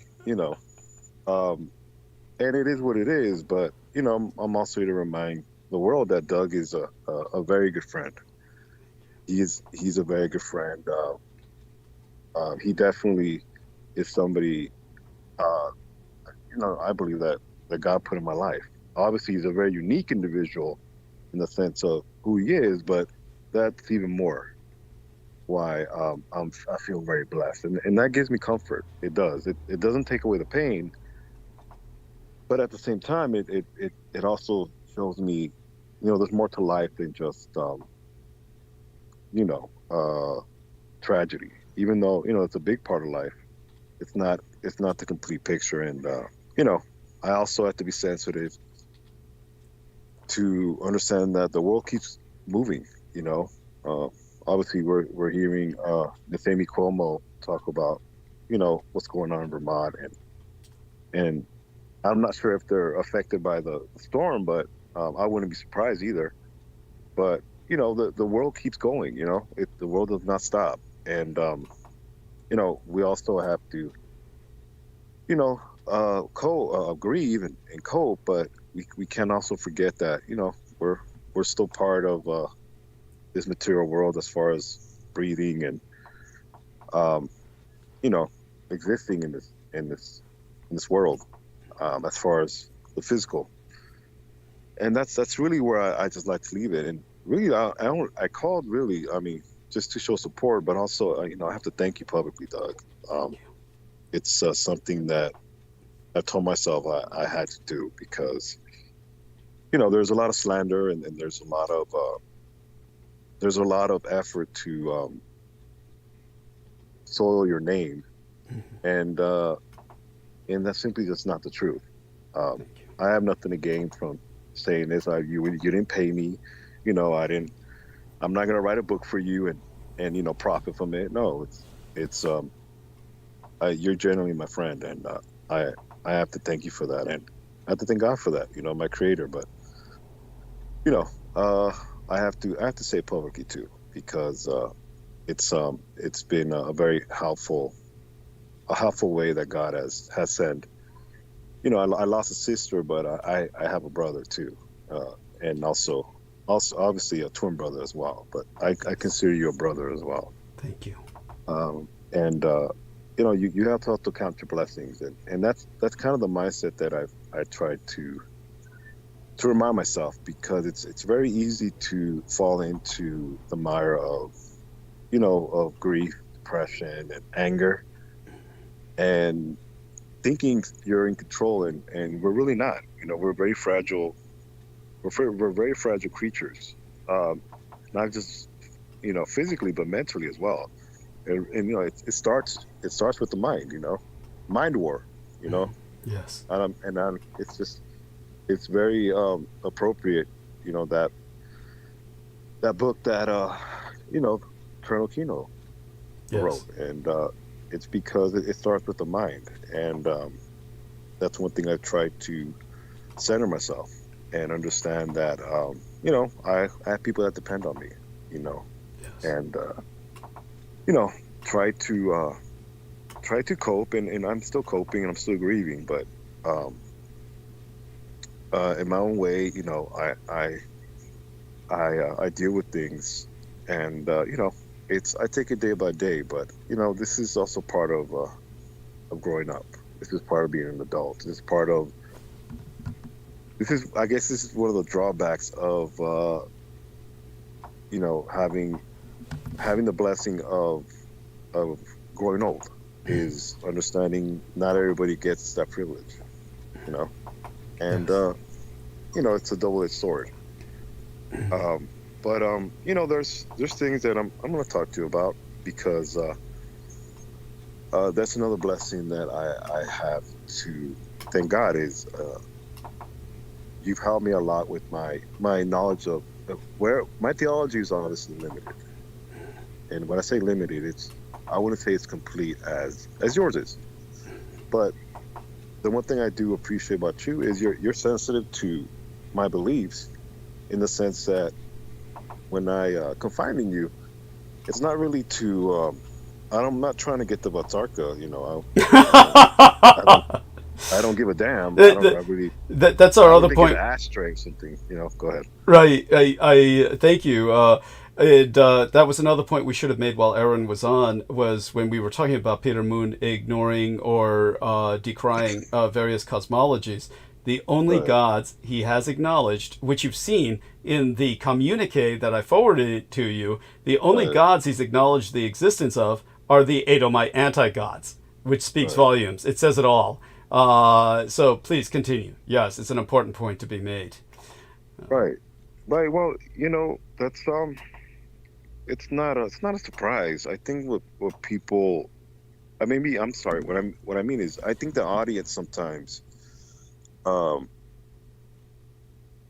think the audience at times thinks that, you know, these subjects don't overwhelm you, and the reality it is. I've done excuse me, I've done a little bit of research on H.P. Lovecraft and some of the things that you've shared with your listeners, and just the very small little details that I've looked into. I don't want to go back. And it's not that, you know, I'm ignorant of it. It's good to know. It's just I personally cannot invest my energy in that, and it's because it can overwhelm you. It can overtake you, because it's just an endless rabbit hole. Yes. And it's just, these subjects to me are unique in the sense of, if you're not understanding of your limits, if you're not understanding of spiritually how you are and what your makeup is, if you don't understand your spiritual limits, it can be very dangerous, and some knowledge you can't come back from. And this is my opinion. You cannot. In other words, once you're exposed to these type of grimoires or dark subjects or energy, even it can change you, and it's almost like radiation. You know, well, technically it is. It's very difficult to, at least in my point of view, in my opinion, it's very difficult to go back to, I would say the matrix of quote unquote normality, because it's just like a black hole. Mm-hmm. And I take things for fair. I take things, as far as you talk about, Mm-hmm. as your filtration from what you went through. Thank you. I know a lot of knowledge that you've given me, but the key word is given me. Thank you. Rather than me seeking, the knowledge that you've given me is something that, for the most part, it's something you have discernment in the sense of my limits. I think you're well aware that I'm not here to become some type of sorcerer. Which, by the way, I so much appreciate the fact that you made me appreciate the fact that my neighbors upstairs, being a couple of meth labbers and whatever PCP lab or whatever it is they're producing upstairs, are a plethora of narcotics, as you pointed out. It's almost wholesome compared to the alternatives that have happened in the past, such as some sorcerer living upstairs or the like. I mean, your input is appreciated profoundly in that regard. Yeah. Well, unfortunately, Doug, you have a breakdancing light pole, and you're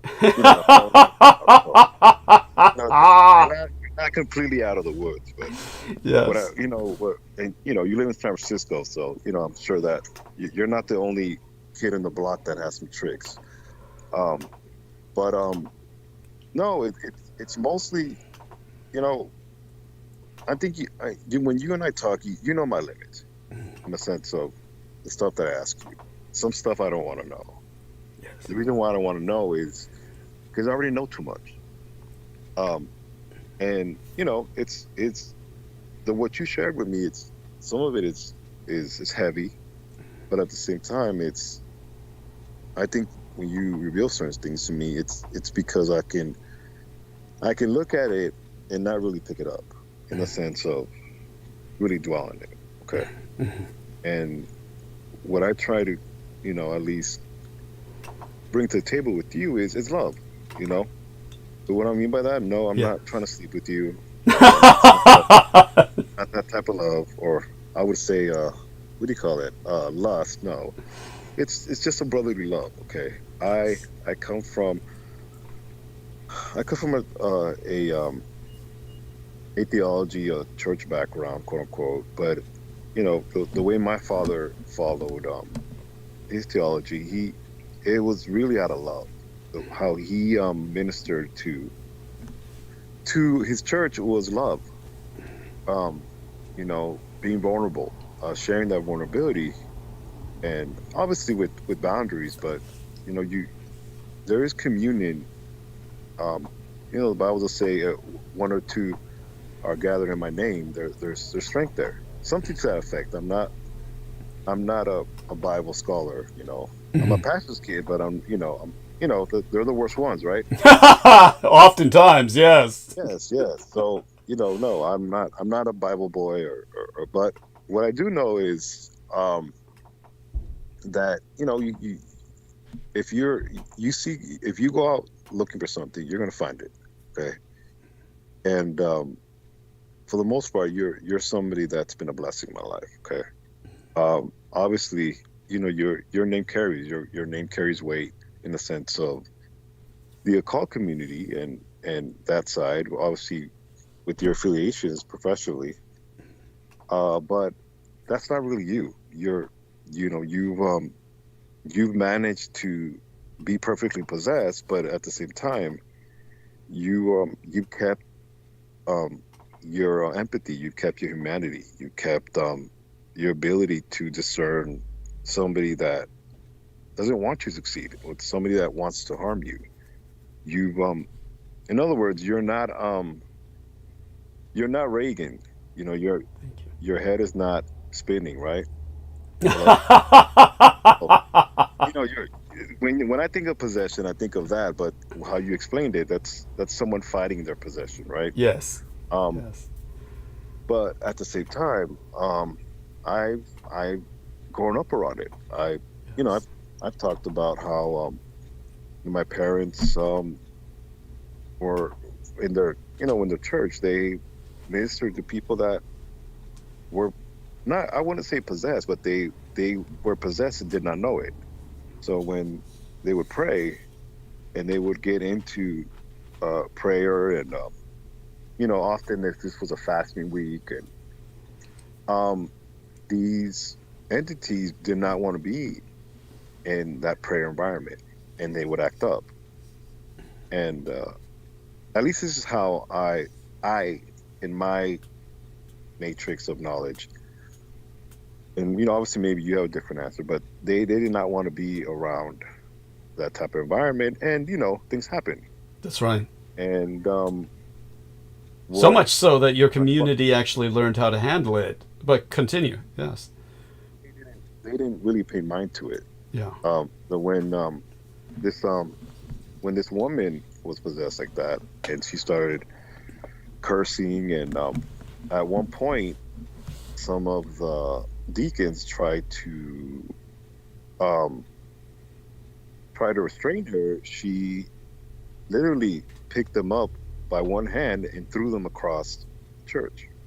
That's impressive, to say the least. That's cinematic. Holy shit! What she was doing really, I mean, she was in full possession mode, and what she was looking at is everybody that was in prayer. She was just looking around with this face. So obviously this person's not in the right mind, but what the people what the church was doing really was just still in prayer. They did not break the prayer, and eventually it suppressed. And from what I remember, this was really what my sister was telling me. This is a different sister, by the way. I have many sisters, but what she was telling me is they managed to not give in to paying attention to this woman, and it eventually left, or maybe it suppressed, I don't know, but she didn't show symptoms. But it was really discipline within the congregation where they did not waver. And that is impressive. That is impressive. That's incredible, and it's commendable. Yeah. And one of the things is how can I say this? When people, and this is the power of faith, okay? And this is just me explaining to the audience. When you come from a life of how can I say it? When you come from a life that is dead of any spirituality, any vulnerability. If you when you are incapable of being vulnerable, and you finally find that vulnerability in Christ, or it can be any type of belief. And one of the things that I do agree with you, okay, and one thing that you kind of help me understand is really Christ is in every aspect of every religion, every culture religion. Thank you. It's just a different interpretation. It's and that's a key word with religion. Religion separates humanity, but God does not separate humanity. It's man that does that, right? Yes. So what I'm trying to tell you is, by the way, the term is ecumenicalism. It's called ecumenicalism, but go on. This is one of the things that made me understand. Well, God showed me that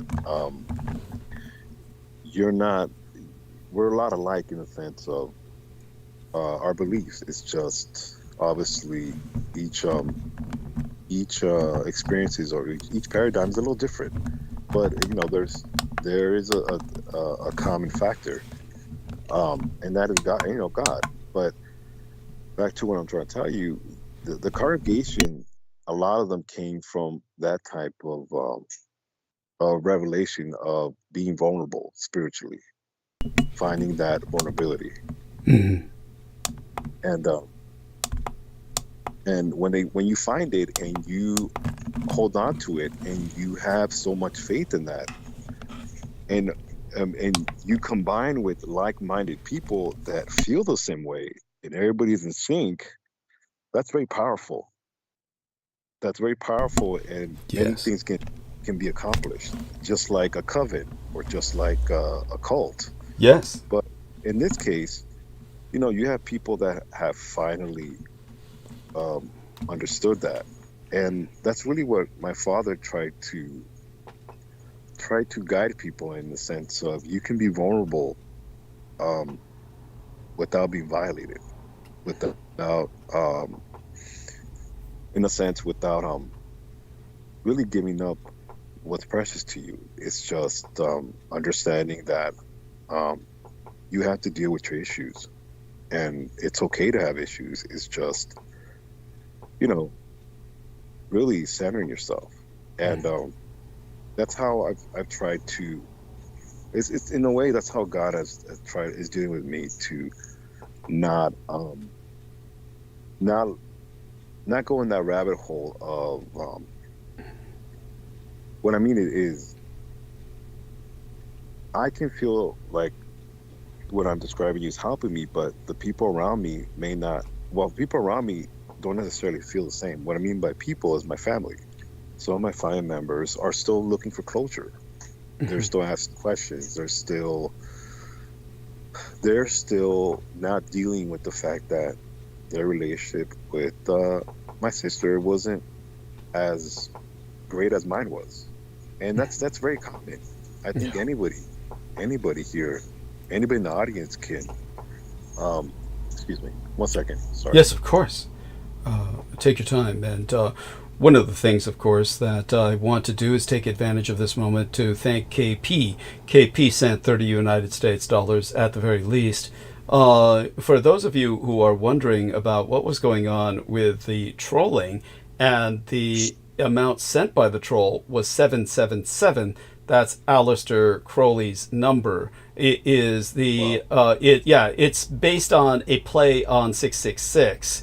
So if you go from the number of the beast to 777, Crowley was taking it to a new level of inversion and infernal empowerment. And that's the person sent me $7.77. It's basically the equivalent of saying what he represents. So we know where the troll stands. Interestingly enough, he had a defender, quote unquote, who came in and was speaking civilly and politely asking me to lift the ban on the troll. And Nemo, thankfully, blocked him. I appreciate that, Nemo, for your hiding him from the channel. And a shout out to Troy Bellamy, who joins us in the chat as well, and hopefully will be on with us on Wednesday, as he says. I think that's what he said, but I think today is Sunday. Let me take a look at the calendar. I lose track of the days quite easily. Yeah, it's Sunday. And so your dear sister's funeral was last Sunday, and the entire community. I think I can express this because it's no secret. The entire community essentially rallied and essentially paid for the funeral. Your sister was that much appreciated. You're bringing up a lot of aspects about relatives who have a lot of trouble coming to terms with the fact that their relationship with her was not as complete as yours was. Whatever can be said about her dying at an early and all too early age, the fact is that when she died, there was certainly no bad blood between herself and Isaac or you. It was all basically... she went out on the best of all possible terms with the twain of you. When it comes to many other people in the family, they may not have that level of closure, but the community certainly sought it because she was doing her best to dedicate herself to the service of the community. It is truly the community's loss, and they acknowledged that. Is there anything you want to share about that? If you could put that into further context for our listeners, please. What she was pursuing is important. Well, what she was pursuing was botany, but most importantly, agriculture in California.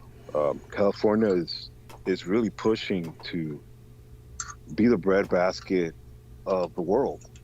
It is now, but even more aggressively now, as far as turning to more productive, environmentally friendly ways of cultivating food. Because let's just kick the door down. When the possibility of war is in the horizon, obviously with not just with Russia or with China, but everybody sees what's going on, yes, even with in the Middle East. Yes. But food is also a weapon.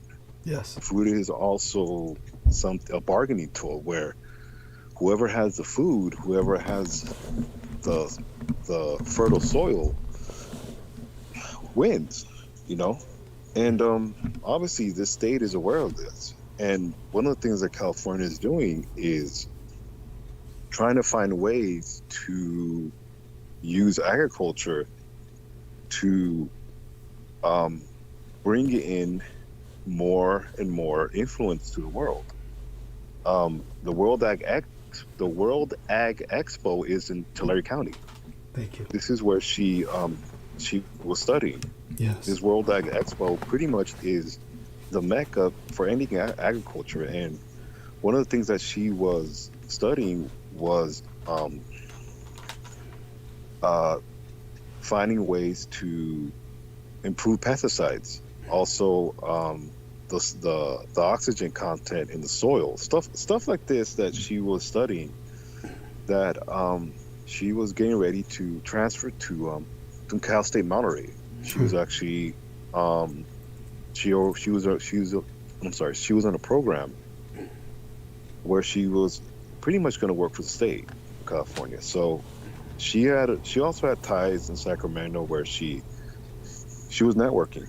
And this part where I'm trying to tell you, it's very painful because you can see someone's trajectory where their trajectory is going, and well, essentially hers was ascendant. She was ascending in a trajectory that had great promise and so much potential. Absolutely. And she loved what she had a very passion for agriculture. So that's the painful part for me. Okay, that's one thing that obviously I'm gonna miss her physically and seeing her, but seeing her at her very best, to where when someone finds a direction of, and as far as passion, they're no longer working, they just love what they do, and that's very hard to find. So yes, that I'm thankful for, is just not seeing her complete. But here's the thing, there was a lot of testimony to a lot of her younger classmates. I'm talking 19, 18-year-old kids that really gravitated to her. And she had a very big influence in motivating them to continue, But by the way, I just want people to know that in the background, I don't think anyone can hear this over the microphone, there is machine gun fire that is currently in my background. I'm not in any danger. It's simply something's going on in the streets of San Francisco.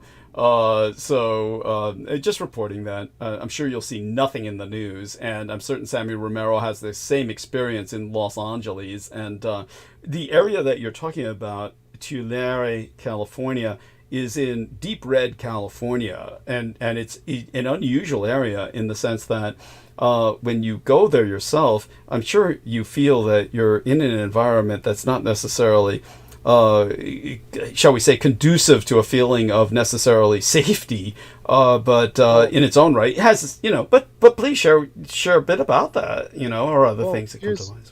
Here's the thing, anywhere really. I mean, Orange County here in Southern California is the Alabama of.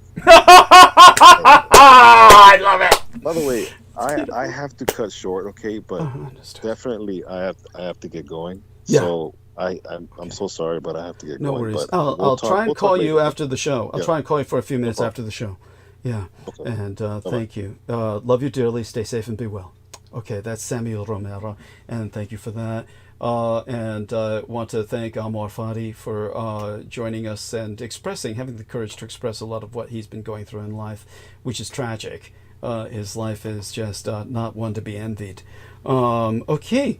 Let's see if Brendan Zogit and Ian West are up for further conversation with Nemo, who has returned and is unmuted. Since you're unmuted, Nemo, perhaps you could tell us a little bit about what's on your mind with everything that's going on recently, kind of get the conversation started. And if you want, I'll return back to talking about Paula being upstairs, Peter being downstairs. And as a matter of fact, let's talk about that. When Brendan Zogit... before you say that, I was just going to say, this guy's pathetic for fucking making multiple accounts trying to get back in the chat and threatening you, I'll fucking report you on PayPal and all this shit. Thank you. It's pathetic. Thank you. It is disgusting. Thank you. Go on. He either pretends to be another person begging, unblock him, or begged a friend of his. Thank you. Thank and you. Did you see the account on the last kind of block? It has a Guy Fawkes mask, and that's immediately a red flag. Anyone has a Guy Fawkes mask on their profile pick suspect. Thank you. Thank you, Nemo. I so much appreciate your handling that. And I want to commend you and encourage others to follow Nemo's lead. You have the mechanics wrench. Use it. Don't be afraid to use it. That, of course, you want to have a sense of judgment about it, but Nemo's judgment was right on the mark. The person approached with this kind of civil attitude, like, oh, please, and very civilly. But why would they be defending somebody who was obviously behaving so outrageously? Not only dominating the chat, but also swearing, calling me names, threatening me. And for someone to come and defend them and say they're not trolling, what is that? It's absolutely bizarre. It's like people like that. Damn. Yes. So Realtek has joined us. Thank you, Realtek. All the better for seeing. The camera wants to come on again. I noticed that. Yes, exciting things it's showing us. Yeah. Yeah, and the fucking floor. That's going to show you. Yes, it's we see slippers, fucking nice slippers. Weird, man. Yes. Okay. Yeah. Nice slippers. Yeah. And there we are. We see a young Deepak Chopra, the Realtek geek. Yes. Okay. So these are some various packaging materials and a nice kitchen. Yeah. My kitchen. Yeah. Yes. And nice little place. Yeah. And so catch us up, Realtek. What's going on in your world? Yeah. Computer problems right now. Oh, no worries. And you say computer problems, but you mean your phone, correct? Not my phone. No, that's just an annoyance. Mm-hmm. Yeah. And he's going to deal with that application, and in the meantime, we will turn towards what Brendan had pointed out. When Brendan pointed out the bone crunching, just so people get the real picture of how pathetic and just grotesque the Peter Moon situation is, Peter Moon is sitting on a fucking yoga ball. He sits on a yoga ball while conducting, you know, his show. And he's fat, he's old, he's got beer belly and butt crack for miles. So this fucking idiot... Okay, do you hear me now? Oh, we do. We see a permanent picture of yourself video? frozen in time. Well, that's fine by me. Okay, all No, right. it's not. Yeah, it's not moving, though. It's not moving. And we can hear you. And so, catch us up a little bit on your situation there. How are things going? I mean, everything is okay. Did Good. laundry recently. Okay. Shaved, you know, just some stuff. I want to go out and do things, but I got this stupid computer problem, so I've been meaning to test all this stuff I bought anyway. Mm-hmm. Right. So, what exactly graphics is cards and things? What exactly is the computer problem? It's DDR5. There's a lot of issues with it, and I probably need to reset. I gotta move to the other room, in my first bedroom, and I gotta take out the RAM and put it back in, and I don't know. It's also issues from the other EVGA Z690 Dark. I need to send that out for them to fix it. Mm-hmm. I'm happy that they did update the microcode, because there are issues with the degradation of the uses of the voltage on the 13th generation and 14th generation i9 i7 i9 of the Intel CPU. So, you know, I also maybe it doesn't like AMD. I don't know. I really think it doesn't like AMD. That too. Jesus fucking Christ. Ian West, do you understand anything this man is saying? I understand you investigate technology quite a bit. Perhaps you could elucidate us. I can understand. I can understand just fine. Yeah, he's doing good. That's brilliant. Thank you. I feel so included now. I feel so included. It'll take him, but he's a cheap motherfucker anyway. It took him fucking 15, 20 years to buy this shit I'm talking about anyway. He's so fucking cheap anyway right now.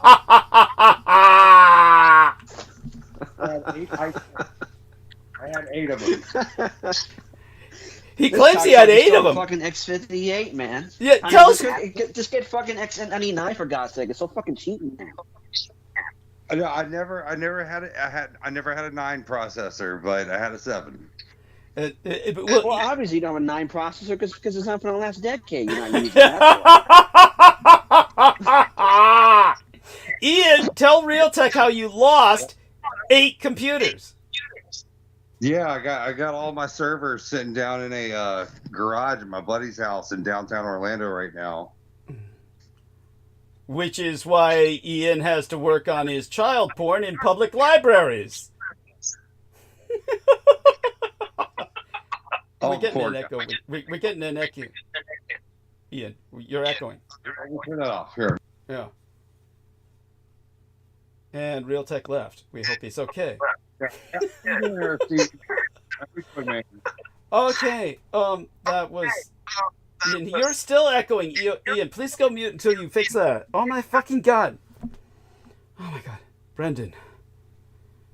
Let's see if Brendan... The servers he have, they're just full of videos of fucking African...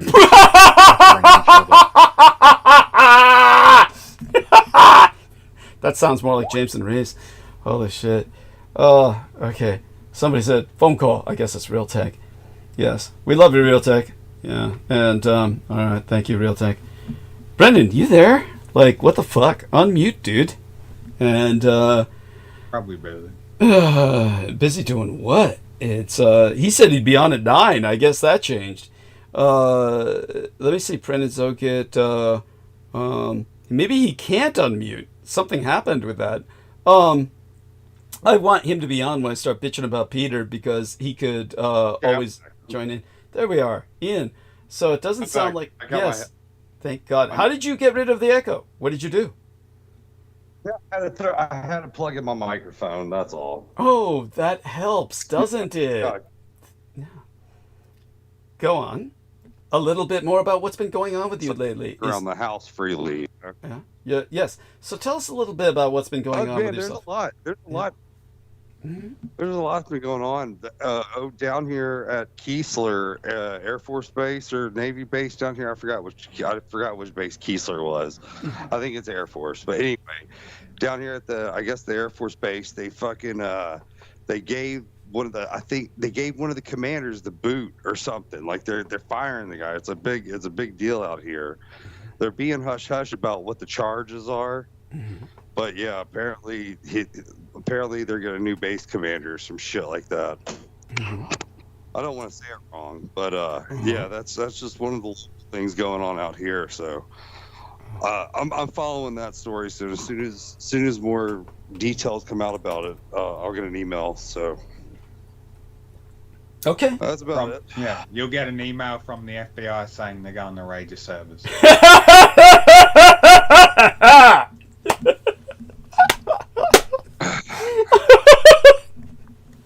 So, Ian, something or what's wrong, man? So, what about personally, Ian? How about work? How's work going? I mean, you've got your dream job. Why aren't you talking about your dream job? You're essentially at the pinnacle of your career existence.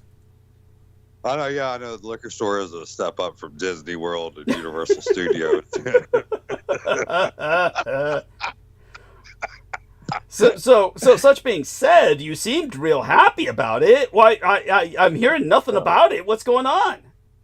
Oh no, nothing. I'm not drinking. I'm not drinking tonight because I got to be out there. I got to be up at 9:30 in the morning. So okay, I'm not even drinking tonight. So I just chilled at the house and fucking cooked some dinner. And why are you getting up so early in the morning? Where are you going early in the morning? Is it the liquor store? I'm sorry about that. I just had a fast phone call.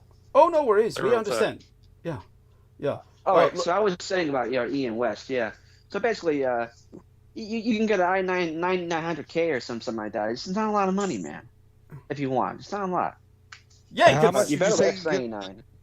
Yeah, and he's employed now. X99. Yeah, and now you're employed, and you can do something like this, right? How much are they going for? Just get X99. That's better value anyway. Plus, you got the quad channel memory.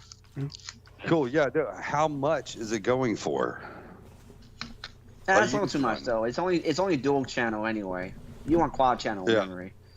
Well, remember, I'm just fucking with audio. So.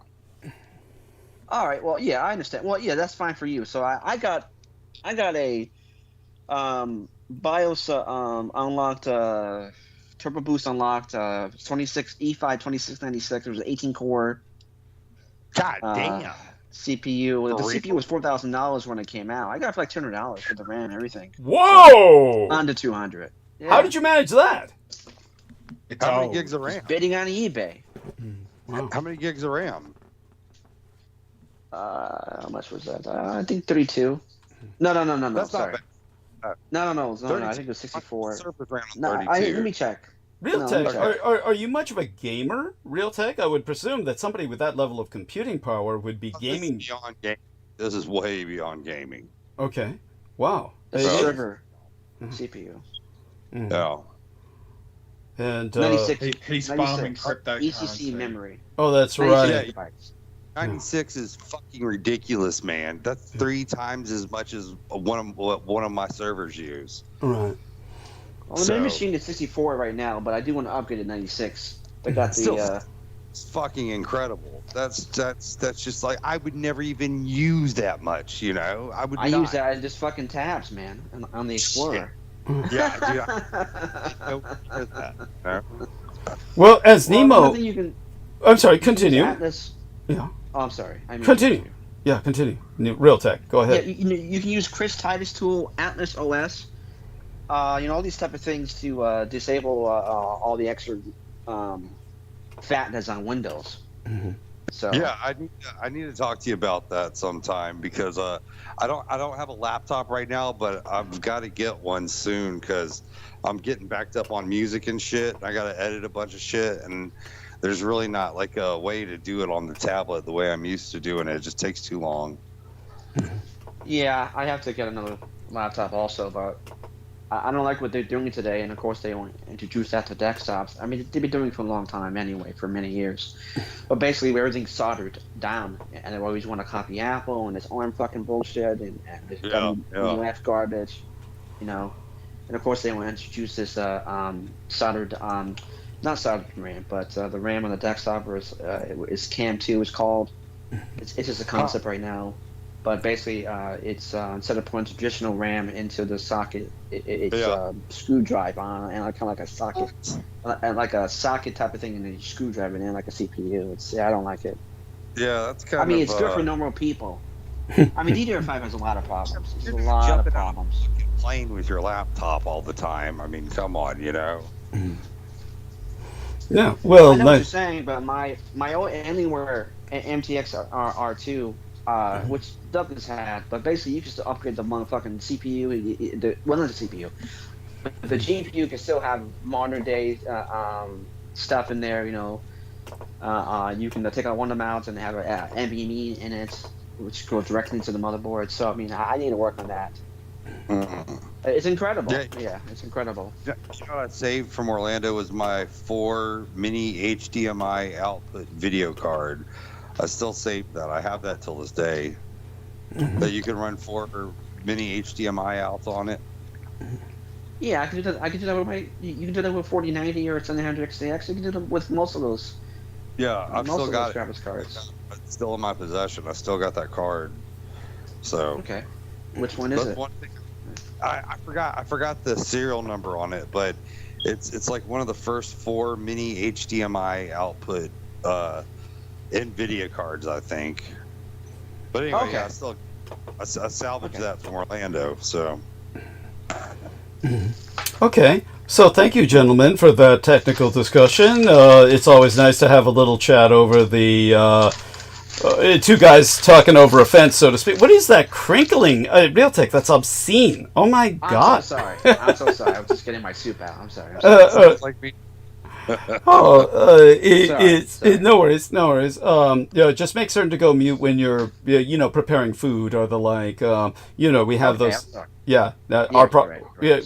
didn't think it was that loud. I'm sorry. Oh my God! Yeah. Believe me, it sounds like it sounds like you wouldn't believe what it sounds like on this end. No, we hear it pronouncedly. Oh, but wrapping a body in plastic. That would have made less noise. I'm still puzzled over exactly where Brendan is and why he can't come off mute. I presume he's all right. Yes. Doug. Yes. Can I get Nemo's opinion on the P. Diddy scandal? Of course. Let's get that. There isn't enough baby oil in his bathroom that can satisfy me.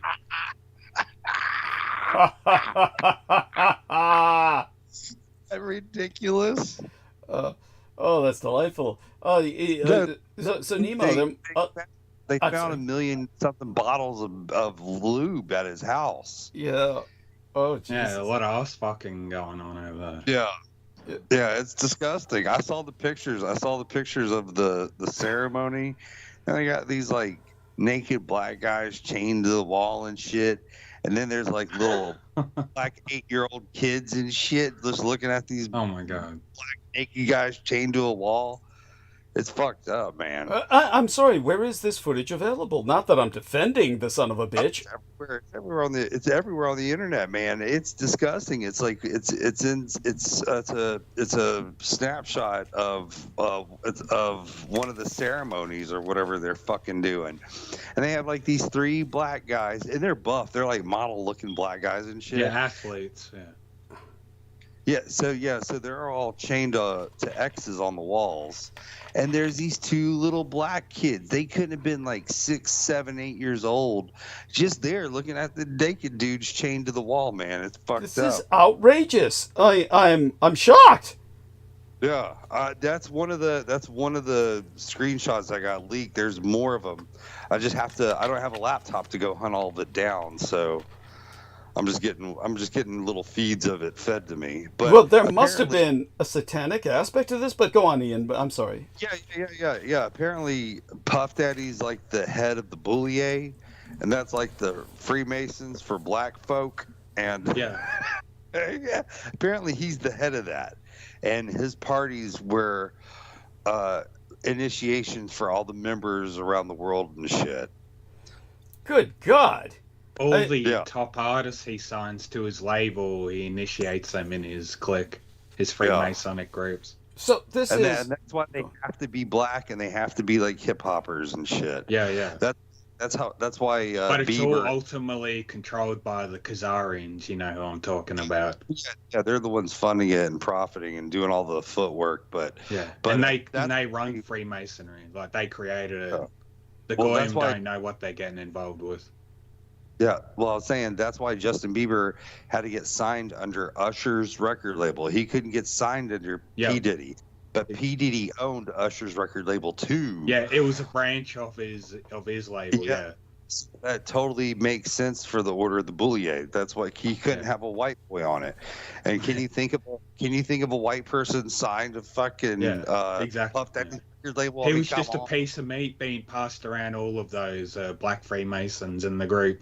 You could see immediately when he was being signed, P. Diddy, there's videos of him being stuck to him like he's his father or something. Like, oh, you're going to be hanging around with me, you're going to live with me for a while, and you're going to get this cool Lamborghini next year when you're 16. And this dude's 15 years old, just a young, innocent-looking kid. And he has no idea what he's getting involved with. Like, he thinks he's going to get a good life. And you can see videos like a couple of years later of him being extremely nervous in the presence of P. Diddy because he keeps asking Justin Bieber, hey, why haven't you been like contacting me or returning my calls? Oh, and Justin Bieber's nervously just responding, oh, I just haven't been able to have your number. I got a new phone. I got a new number and all this shit. But you could tell he wanted to avoid P. Diddy at all costs because he's just a blatant predator. Jeez. And a young white boy, that's like, top prize meat for a predator like him, a black predator. Absolutely. Well, for any predator, but go on. Yes. Continue. Did you hear the Kim's book, whatever details that came out? Like her book got leaked about Puff Daddy. And it is like a journal entry of how she started dating Puff Daddy. And this bitch is like, she was like, I'm so stupid. I knew I should have told him no. Like, that is so good. She said, check this out. She said, when we went on our first, she was like, after we started dating for a month, he whipped out a dildo. And he wanted me to fuck him in the ass with it and stuff. And she got weirded out from it. And she like broke up with him for the next day or something. And they didn't see each other for a month. And then he like tracked her down at some party and he like begged her to go back. And she's like, I'm so stupid. And I went back with him. It's so good. Good but God. it just, it gets, she just goes into all the details of all her odd sex experiences with Puff Daddy back in the day. I saw a video on TikTok of Justin Bieber singing Christian music. Right. That was an interesting interlude. Thank you for that, Real Tech Geek. And what do you think is behind that? Is he kind of like trying to purge himself of this trauma?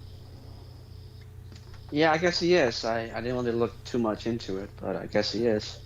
I hope the best for him, but I just I don't like religion.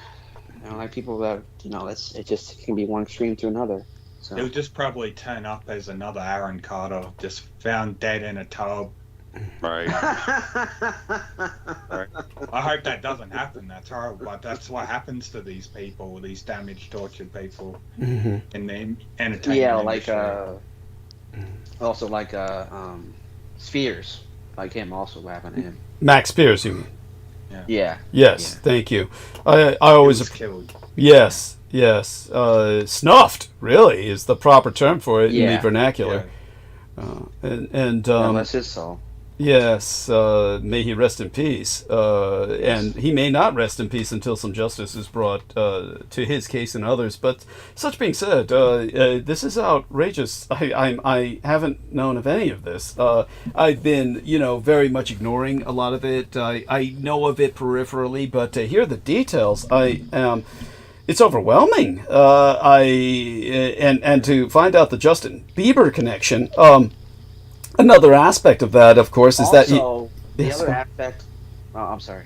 Continue. No, please continue. Things, but, there's a delay on your end, so I understand. TMZ, yeah. Yeah.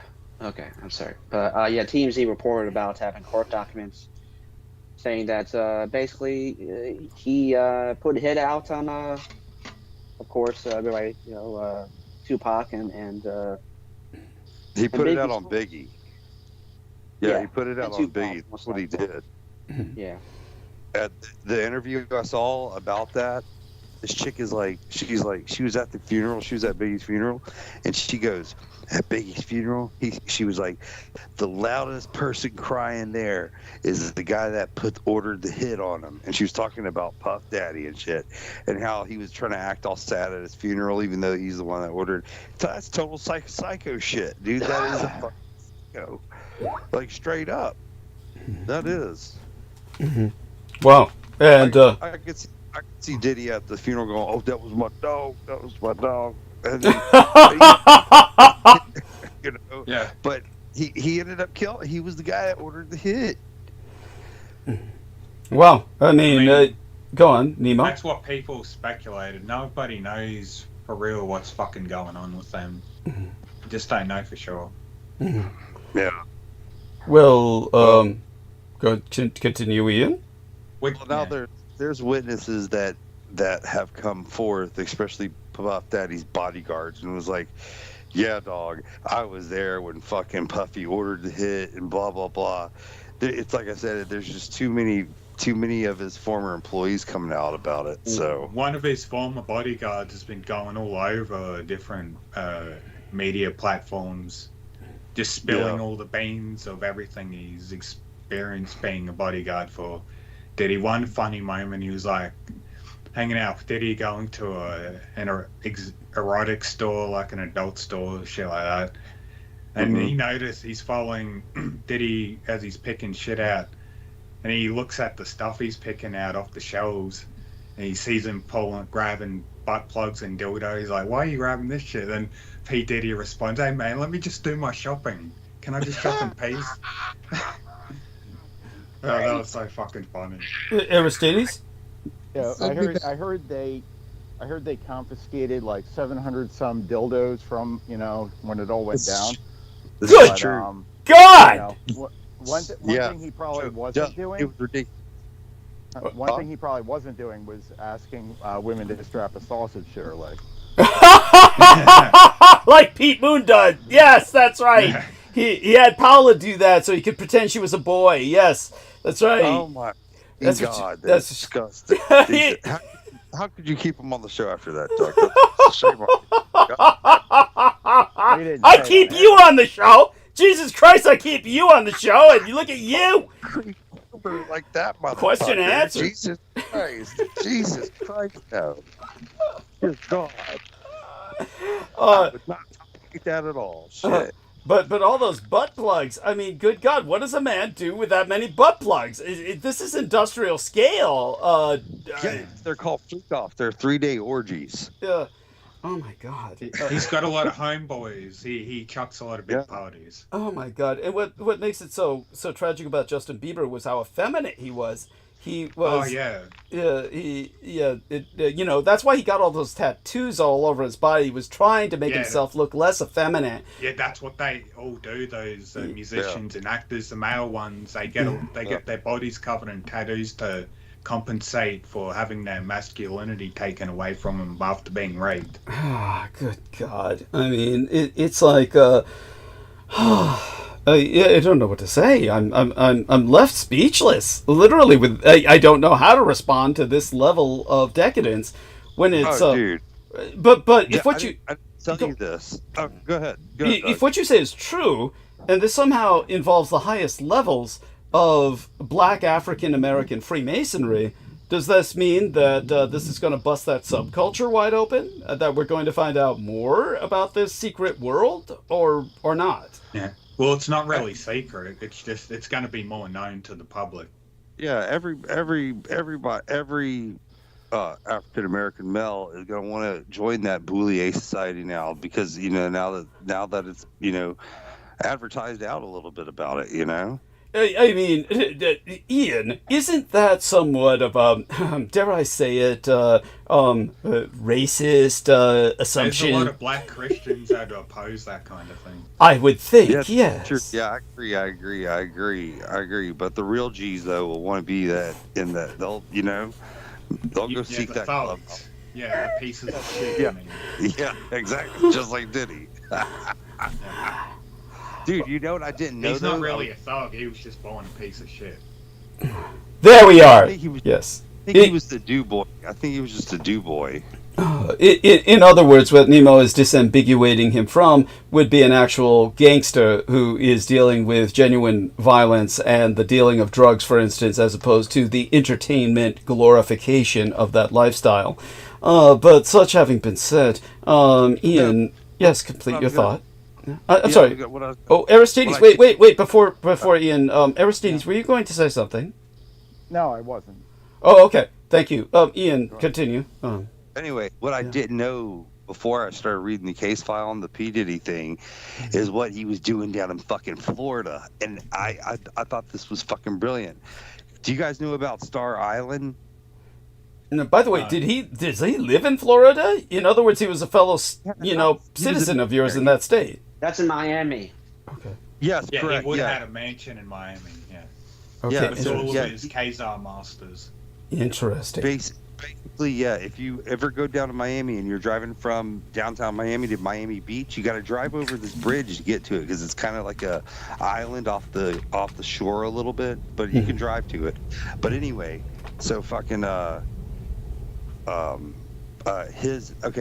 in that drive in between that bit of land of downtown and South Beach, there's an island smack dab, and the island's fucking huge, and everybody lives there. Like Rosie O'Donnell lives there, Madonna lives there, Cher lives there. Who's the Latina chick that Puffy was married to? J-Lo, yeah, J-Lo's headquarters. J-Lo was married to that idiot? Oh yeah. That's how they refuses to call him P. Diddy, only Puffy. Yeah, he bought a God, did you know she had both her breasts removed? No, I didn't know about that. No. Well, now you do. She said she was convinced. Why did she do that? She was convinced. Basically, the doctors told her, well, due to your family history of breast cancer, you have a genetic predisposition towards a higher percentage of chance for developing breast cancer. And on the basis of that alone, she cut both her tits off, or rather had them surgically removed. Isn't that insane? There's one born every minute, let me tell you. Good God. That was truly just out. I mean, look, just take the fucking mammogram every year. It's not that big a deal. But having your body mutilated just as a preemptive precaution. But now that you've told me what you've told me, is it possible that there was an occult implication to this? Probably. I haven't done much. I just heard about this. Like, I'd have to look into that. Yes. But go on, both of you. Continue. She was, if she's a mind-controlled victim, just like Michael Jackson, like, they would have just programmed, get your tits cut off. Yeah. I mean, it would have been something like that, conceivably. But anyhow, there's a new dimension that it adds to me. But continue. It's like a transitioning thing. It's like they want to do a transition or something. Like a reverse Caitlyn Jenner, Interesting. I hadn't thought of that. Not mocking trans people. It's just like this is a satanic inversion method of what they're doing. Yes, I understand. Switching genders, Yeah, I understand what you're saying. Yeah, I get it. Yes, by all means, continue, John. That was an interesting sound. No. I was thinking about the other shit I heard about the Puff Daddy thing. But the tunnels. Did you hear about the tunnels under the Los Angeles mansion? Tell us. Up here, okay. So and somebody broke into the mansion after it got raided. Some kids did some urban exploring and shit, and they actually broke into that place and videotaped it all, and it is fucking insane. And they get down into the tunnels and oh god, it looks like a fucking casino. Wow! Send us a link to this video. I'm on my tablet right now. I can only do one I'm thinking at a time because I've only got fucking 3 gigs of RAM in it. So, but yeah, so fucking just go on YouTube and type not in. Even, not even the normal 4. God damn, man, where you got that shit from? AliExpress? What the fuck is wrong with you, man? Trying to afford to get increments. I Like, got a fucking Chinese knockoff piece of shit. I'm on a blue tab. Like, I got a like 4. real tech. I got the new M10L real tech. Oh my god. You got what?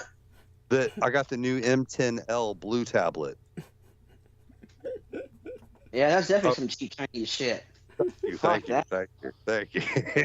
Buy Chinese shit. Go buy a Huawei or something, man. Why some fucking knockoff? No, I'm blue forever. It's actually made in Miami, actually, or designed in Miami. It's designed in Miami. Yeah. Like all the tech companies say, designed in Miami, but made in Vietnam or made in India. You got it, buddy. You got it. Yeah, I had to slide that in there about blue. I'm addicted to their phone, man. I'm addicted to it, man. If you ever find a phone called the G90 Pro, get it. It's got a fucking radiator built into it, and I'm addicted to this phone, dude. It's got a radiator. IR blaster.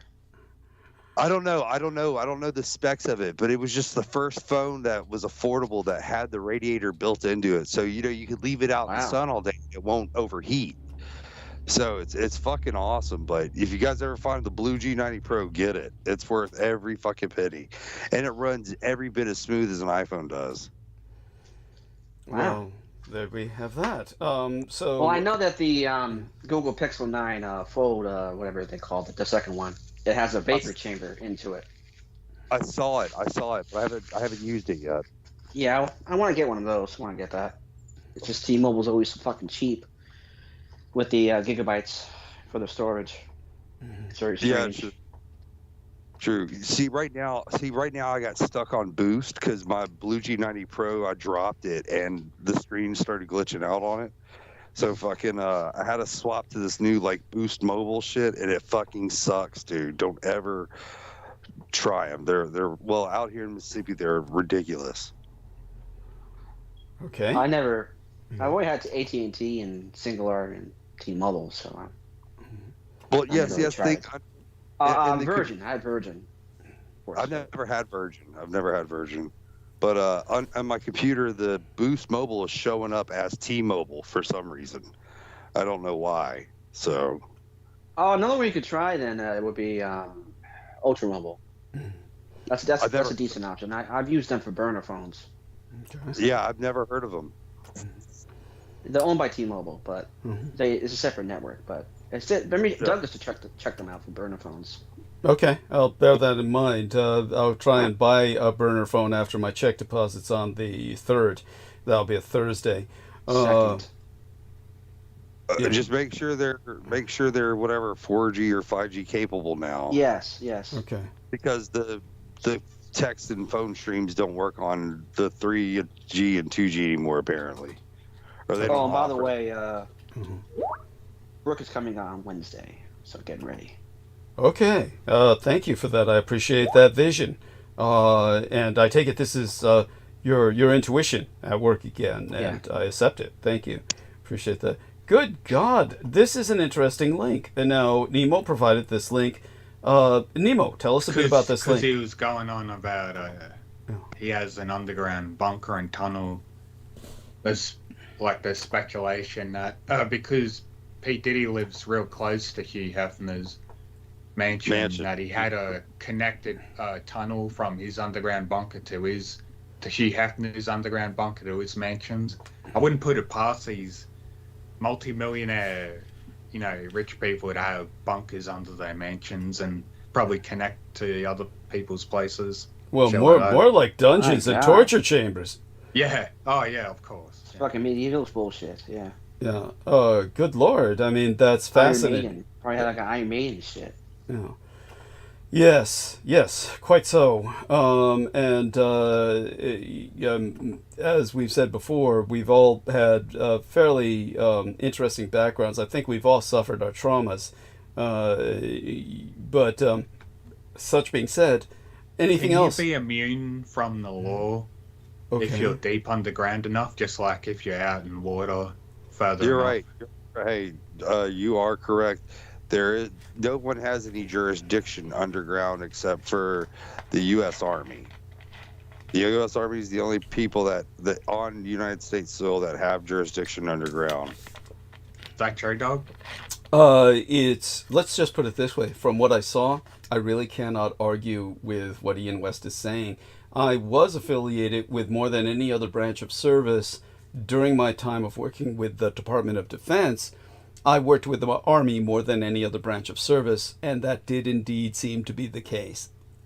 So in this case, I have to acknowledge that Ian West has the right idea. I can't argue with it. It certainly looked that way. It certainly appeared that way. I would, of course, bring up the fact that the Air Force essentially went underground and was boring a lot of tunnels. What I would say would probably be this. Just like people have this idea of quote-unquote admiralty law, which there's an element of truth to. And they'll point out very bizarre things that an average person wouldn't quite notice. If you take a look at, say, for instance, your average flag that's on display, your average flag that's on display does not have gold braid around it. But oftentimes when you'll walk into a courtroom or a federal building, you will notice that the American flags will have gold braid around them. Now, I've heard people actually state that this means that in that building, wherever that gold braided flag is flying, if it's flying at an official capacity, say for instance somebody like the building gets demolished, and this would be unheard of. It would be hard to imagine how this could happen because the federal government supposedly is supposed to look after its flags and dispose of them properly in a legal fashion. There is a proper way to burn a flag to retire a flag. Theoretically, if a flag is old and worn, you can dispose of it as such. But when it comes to, say for instance, if somebody just wound up somehow stealing one and bringing it home, this kind of concept should not apply. It wouldn't make any sense. But theoretically, when it's flying at an official capacity in a courtroom or in a federal building or some kind of state building, and you see these flags in the United States where the American flag has this gold braid around it, technically you are no longer under local jurisdiction. You're under something that goes beyond federal law even. You're under maritime. Yes, you're under maritime admiralty law. Under maritime. Yes. Which courts can only operate under maritime law. Right. So yes, and we don't want people to go too far with this. I believe that this is more symbolic, but technically it also means something else. Say, for instance, that you're in Washington District of Columbia. Just so people understand, I don't know if most people are aware of this. I would presume that Nemo, living in Australia, probably doesn't know this. In fact, most Americans don't know this. But the fact is that Washington District of Columbia is legally, this is a fact, this is not conspiracy, it's not bullshit. Legally, Washington District of Columbia is not part of the United States of America. It is the District of Columbia. It's its own sovereign state, and its citizens. It's an English colony. It's an English colony. That's what it is. Well, it's the same thing Disney World is. Well, I can understand why Ian would interpret it that way, and there's probably, shall we say it, again, I'm not going to argue with Ian because technically there are aspects of what Ian is saying that are technically correct. So, but just so people understand, you're no longer under any laws you are used to when you enter Washington District of Columbia. For one thing, it's citizens. If you're born and you're living, you're residing in the Washington District of Columbia area, if you're born there and you're registered as someone who was born in the Washington District of Columbia area, or you've moved there and you live there just as a regular citizen working, you're not allowed to vote. Your vote does not count. You're not allowed to vote. And the reason why is because originally all of the founding fathers were slave owners. So when they established the national capital, the overwhelming majority of the people who were settled there to serve them were a bunch of black slaves. This is why the overwhelming majority of the population of the capital of the United States is black as pitch. If you go over there, you will not, if you have any modicum of sanity and you value your life, you're going to not travel the majority of the capital of the United States because you will not get out alive. Black people will simply overwhelm you and kill you. There's nothing racist about this. This is just a fact. It's one of the most... Just a lot of crime in that area. Oh, it's one of the most dangerous areas. It's one of the most dangerous areas in the United States. Being a cop in Washington, D.C. is fairly close to being a cop in Oakland, California, which is an overwhelmingly black population city.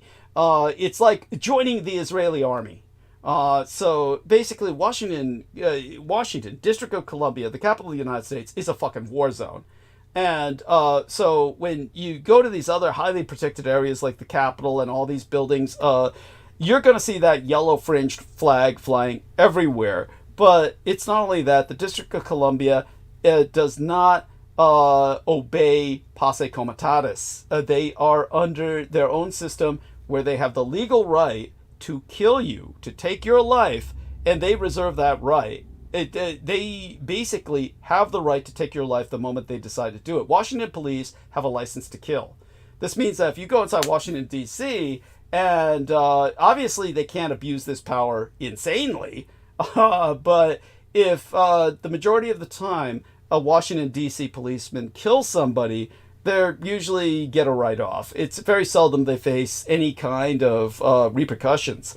And that extends everywhere, and this is because they don't ever want the capacity for people to riot without control in the capital of the United States. So this is why it was so strange that Trump was talking about calling out the military in the capital of the United States. It's kind of redundant. The police themselves already have the power to kill, but then again, there were too few of them when the Capitol rioters came in, but that was Trump's own doing. When Trump was in power and still president, he was talking about bringing the military in because you had a lot of protesters in Washington, D.C., that the police were responding to in a legal manner where they were allowing them the peaceful right to protest, and Trump didn't even want that. And because the police didn't obey his orders to kill them, that's why he said he was going to bring in the military to do it. So we've already had many very strange developments in Washington, D.C., but do understand this. If you go to Washington, D.C., they have the right to take your life, and nobody's going to face any repercussions. You are no longer in a zone of the United States that is part of the United States, where they have laws of their own, and the police have a right to kill. So that is part of maritime or admiralty law. Maritime or admiralty law means the captain of the ship, if he considers you a danger to the ship's ability to make it home safely, like you're a clear and present danger to the functioning of the ship's capacity or its crew to get everyone safely to their destination or to wage war, if it's a warship, he has the right to order you killed. That's the law you're operating under in any building that has that flag with the yellow fringe, or under maritime admiralty law. That means that theoretically, in a courtroom, the judge can give the order to the bailiffs to kill you. Theoretically. It's seldom you ever see that happen, but it comes pretty close. I've seen cases where it's gone pretty close.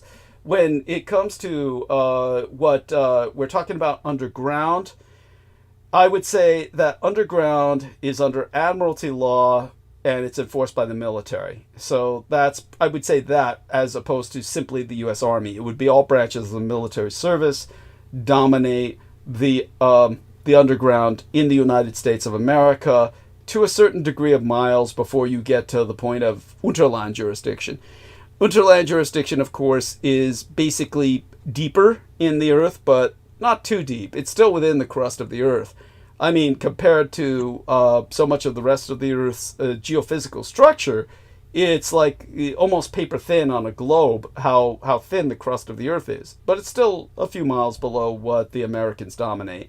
The Americans haven't gotten down very deep. None of the allies have gotten down very deep, and there's a reason for that. But we've gone into that before and can go into that again. So what else comes to everyone's mind before I go back into the subject where I start answering questions and bring up to everyone's attention something that happened recently? The closest interchange or exchange or shall we say conflict between Peter Moon and myself that's manifested basically in the last few days. Before I go in that direction, and anybody else want to bring anything else up that comes to mind? If you guys got some more questions about the tunnels, I mean, I could tell you more, but that's about it. Nemo, any other questions? Nothing more on that topic. Okay. So I want to thank you all for your patience. I'll start going into something that Brendan Zogit joined us. Okay, so can you talk, Brendan? Can you come off mute? Let's see if he's all right. And if he can't come off mute, well, he's got a technology issue, but it apparently... Well, yes. There yes, we I'm are. here. Oh my fucking but God. Just so give me a moment to situate. Please. But it sounded like you guys were firing on all cylinders, so, you know, let's... Well, we're changing course now. We're changing... It was nothing but a speed bump. We're like, you know, we're going on. Well, I'm going back to the Pete subject because it's important to get back to that tonight, and I could use your help. Aristides, did you have something to say? Oh, I would say a speed bump maybe, or like a sandbag, perhaps. You know, because there's an expression like when somebody's sandbagging you. Like, tell me that isn't how you feel. Or a dead raccoon on the road. A dead skunk! That's it, a dead skunk. Brendan, you went on mute again. You there? I'm rather insecure about this because of his technology seeming so odd, or whatever his situation is. I know he's got those weird... he gets a nice computer soon. No, it's his warehouse, dude. Brendan, tell them what you're dealing with. Yeah, go on, Nemo. Is he saving up for like a laptop at least? You know, it's a portable computer to bring around. I don't know if that's actually an issue with him. But Brendan, if you want to bitch and cathart about, unless these people are within earshot, you can tell people a little, you know, share with our listeners the hell on earth that you are going through with your family. I hate to even use that term. I don't think the word, maybe in the sense of the Manson family, it's more applicable. But Brendan Zogit, his bloodline is fucked. And but he seems to be muted. So we'll move on. That was really weird, Brendan. What the fuck was that? You know? Yeah, Brendan, what do you needed a fucking vacuum tube for? Yeah. As he said, it's more or less he's a connoisseur of audio technology. Believe it or not, my gang brother Beaver is in the same school as Brendan Zogit when it comes to audio phonics. They are fans of the what would be considered antiquated technology because they feel that the modern digitization of music has destroyed it. They feel that audiophile? Yes, that's a good word for it. Audiophiles.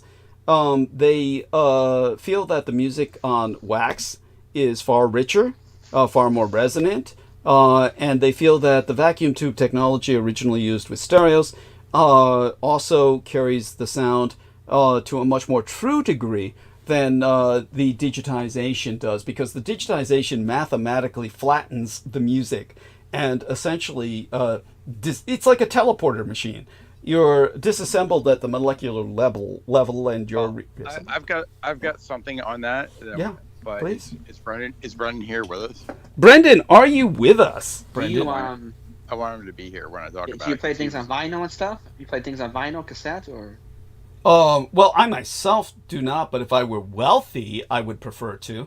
My mother loved records, and we loved imprints on wax, and I would always respect that. Of course, it would. What records would she collect and play? Oh my God, she loved, of course, all kinds of music. She was very. She had a pretty eclectic taste, but folk music was just but one end of the spectrum. She also loved popular cultural music and some experimental music. It's hard for me to say because, unfortunately, I didn't appreciate it while she was alive like I wish I had. But my mother could sing and dance, see, unlike myself, and she therefore could appreciate... Cyndi Lauper. I bet she did. No, she wouldn't have liked Cyndi Lauper at all. She's too poppy and mainstream. Yeah. Did you like any of the Japanese city pop? Good God, man! My mother was born in 1923. That stuff didn't exist at that time. She had classical. All right, Yes. man. But Yeah. okay, so opera, Japanese opera, right? Basically. Yeah, I wouldn't say that either. Rather, it would be. good God, it was what was popular. It's just good classic music. Yeah, what was popular in Asia at the time. But also, like I said, surprisingly enough, she adapted very well to American popular culture. But these sorts of things didn't exist at that time. And We're talking sisters. to no, I didn't say that either. Dude, that's wartime. Yeah, that's wartime shit. It's like, you know, do me a favor and stop taking random guesses, though I do appreciate your messages in the chat. Okay. Yeah. But when it came to, like I said, popular folk music in America, she adapted to that quite well and really enjoyed it. I would say that it was mostly a kind of music that you would hear that most people would consider fairly tame these days. What was popular back then in the 60s and the 70s generally was something she could adapt to, but also island music. She appreciated some of the stuff produced in Hawaii that was produced on native instruments. They used to have a term for it. They called it, tiki music. There was the tiki culture that was kind of like, but that was her influence from my dad. My dad introduced her to that. Yes, I'm here. I'm back. Yeah, what the fuck was going on? What was that? It's really. Are you okay? I had to interface with some people in my environment. Oh my God, are they within earshot? Can you talk about them honestly and bluntly about what pieces of shit they are? Well, that's why I had to delay. They were like standing in front of me, and you're like, his bloodline is cursed, and like. Did they hear that? Did they hear that? No, I have my headphones in, but they're so oblivious. I mean, it's like Peter. Yeah. Like you could say that in front of them, and they just be like, "I'm what? I'm cursed." Yeah. I'm completely normal. Yeah, you know? Something stupid. Aristides, tell Brendan what you were going to, engage in the subject, please. Oh yeah, Brendan.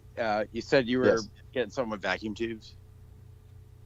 I obtained a vintage radio with powered via vacuum amplification, also known as valves.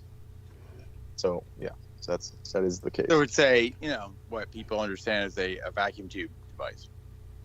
That's correct. Right. No, the thing about that I gathered was, or at least one theory was that like a vacuum tube stuff is different because when the information or impulse hits a vacuum, it's like the particle wave duality they talk about, but it's because it's in a vacuum, it just becomes basically completely wave, and that's like where you can like interface with other things, pulling things from other like realities that like a fully becomes digital, etheric. Yeah, it becomes etheric, and like it can pull in things, the fifth element. Right, interacts with the energy field in a way like purely digital technologies do not. Exactly. So that's why Thank you. That's why the sound is so rich, and it becomes a more very warm. Yeah. Oh, it's great for the sound too, but it could be system. Yeah. Yes, it becomes an etherical experience. Continue, Brendan, with your response. Yeah, go on, RealTech, please. You want to get? I just think I want to get a guitar tube amp. So. Wow. Yes, because the tube amps are definitively the best guitar amplifiers ever made. That's why people go crazy over like the Fender Tweed, and I've been exposed to many of them through like a museum of sorts of these old tube amps, and the best ones tone wise, if you're going to be looking for these very rich tones, these very special tones, are actually the pre-war amps that have these very old tubes, which are of course very rare and very seldomly found, but if you can find those that are operational, those are going to have the best tones you'll ever get.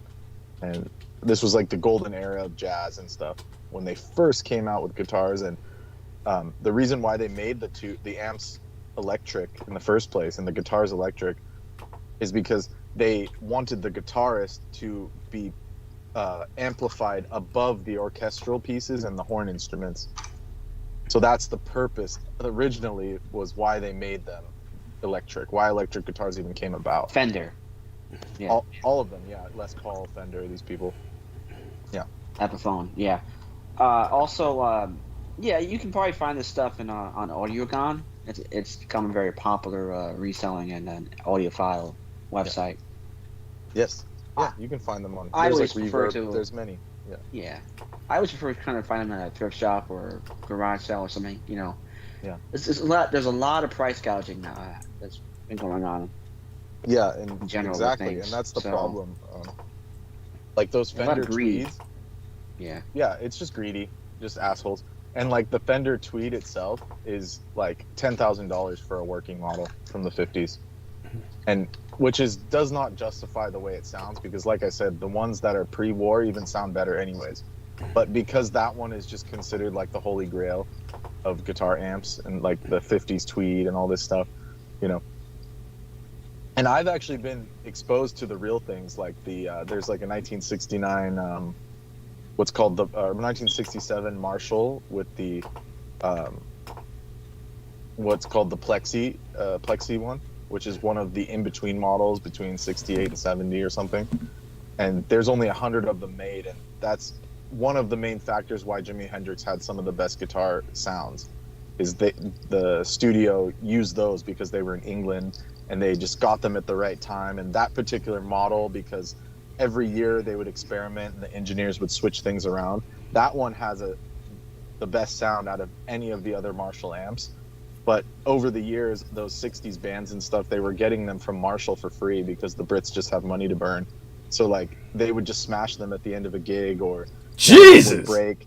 Yeah, one of them would break, so that's why Richie Blackmore would smash his fucking Fenders and amps. Yeah, fucking and also poke holes in the amp too. A bunch of fucking they just stab the speakers out.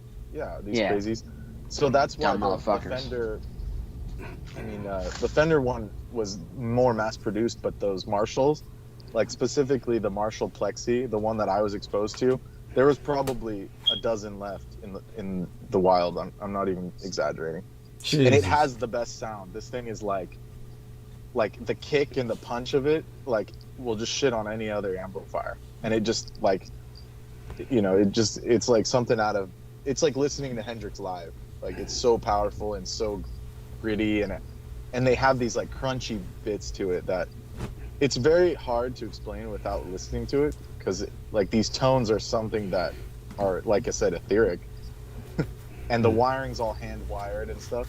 So these specific models, like, they're non-existent, the real ones. So the ones that people are selling now are just like what would be called, like, they sound way better than modern digital equipment.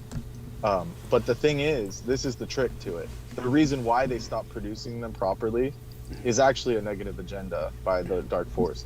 Because, and it sounds crazy, like people are like, oh, of course they're going to connect this. We're going Ian, we're going underground, you know, style. But really, actually, the tube amps and the tube amplification systems are so much better for the human mind, the human brain, and the human body system, that you can listen, like even that one I was saying, like the Marshall Plexi, we were playing it at full volume for like 20, 30, 40 minutes at a time, and it doesn't hurt your ears, it doesn't give you a headache, it doesn't harm your body at all. So these technologies in the past and during the golden age of sound, what we would call like from the 40s up until now, excuse me, I'm still stuck in the 60s, up until like the 60s, the late 60s. That's like the golden age of sound reproduction and production quality equipment. Wow. That's like the golden age. That's why 60s music, everyone is so nostalgic about it, like, oh, it's the best sound, because the equipment was the key, and they took those keys away from the artists in the 80s, and that's when you started getting people playing on click tracks, people playing electronic metronome style music, and it removed all humanness. And then also later in the 90s and early 2000s, they even took it more into the negative sense by removing the 432 frequency range, and they switched it to 440 hertz. So 432 hertz was slightly altered to a discordant hertz of 440, which is double death, as Douglas would know. Yes. So instead of 432, which is a sacred number, it multiplies into 108 and all this stuff and divides. They took that frequency and they did a frequency shift to A440, which is double death. So that's what they did, and they did it deliberately. So yes. That's what I mean by they did it deliberately, because all those like tube manufacturers, they were doing well up into the early 70s, but they did the old bait and switch. Like with any good technology, they say, oh, you know, we have something better, so they try and sweep it under the rug. Just like literally with all what they've done, you know, it's the classic playbook. Yeah. So Tartarian. This is the Tartaria of sound. Continue. Yeah. Yes. Yeah, Tartaria of sound. Thank you. Yeah, that's the way to. That's literally what they did. It's not even. We're not even being facetious. Basically, they said, "Oh, look, these transistors are better. Blah blah blah. They're lighter. You don't have to carry as heavy of equipment." And you know, they did the bait and switch. They said, "Look, this is better anyways." But what they didn't tell people is that every time you add a resistor, a transistor, and then later ICs, which are integrated circuits. Yeah, solid state. Every iteration of the solid state lowered the frequency bandwidth. So you get less and less frequency every time. And then now we're in a state where it's like CDs were very compressed sound, very tinny. Then they compressed it even more into MIDI files for like cell phones and stuff. So we're getting like literal breadcrumb level stuff when it comes to sound quality. Like this is like the worst sound possible. And yeah, it's more convenient. You can carry like 10,000 songs on your phone, but it basically removes the ability to have any good sound. That's healing. First of all, it doesn't heal you. It damages you. It is discordant to the mind because of the frequency shift. And then on top of that, the playback quality doesn't bring you as much bliss and joy as it was supposed to. So it's very nefarious, and the Dark Force knows that. And they're very versed in technology because it's their technology from the, you know, the lower realms like Svartalfar and stuff. Yes. The Dark Elves and these beings that gave us the technology in the first place, they know what's good and what's not good for the biological system. Right. So that's why tubes are so important. Yeah. Yes. Well, speaking of that, also today Spotify was down. So, and yeah. I can see now why they. Okay, what was that? And then suddenly he was cut off. You there, Real Tech? Before I bring George on. Okay. Jesus Christ! Well, everybody's. Okay. He's yeah. You did expose quite a bit. Call. Oh, phone call. Okay. My phone. Sorry. Okay. No worries. I thought it was on the radio show. I just cut him off. But it wasn't a telemarketer from a job or something. No, my friend. Oh well, George Nye has joined us. I want to welcome him aboard.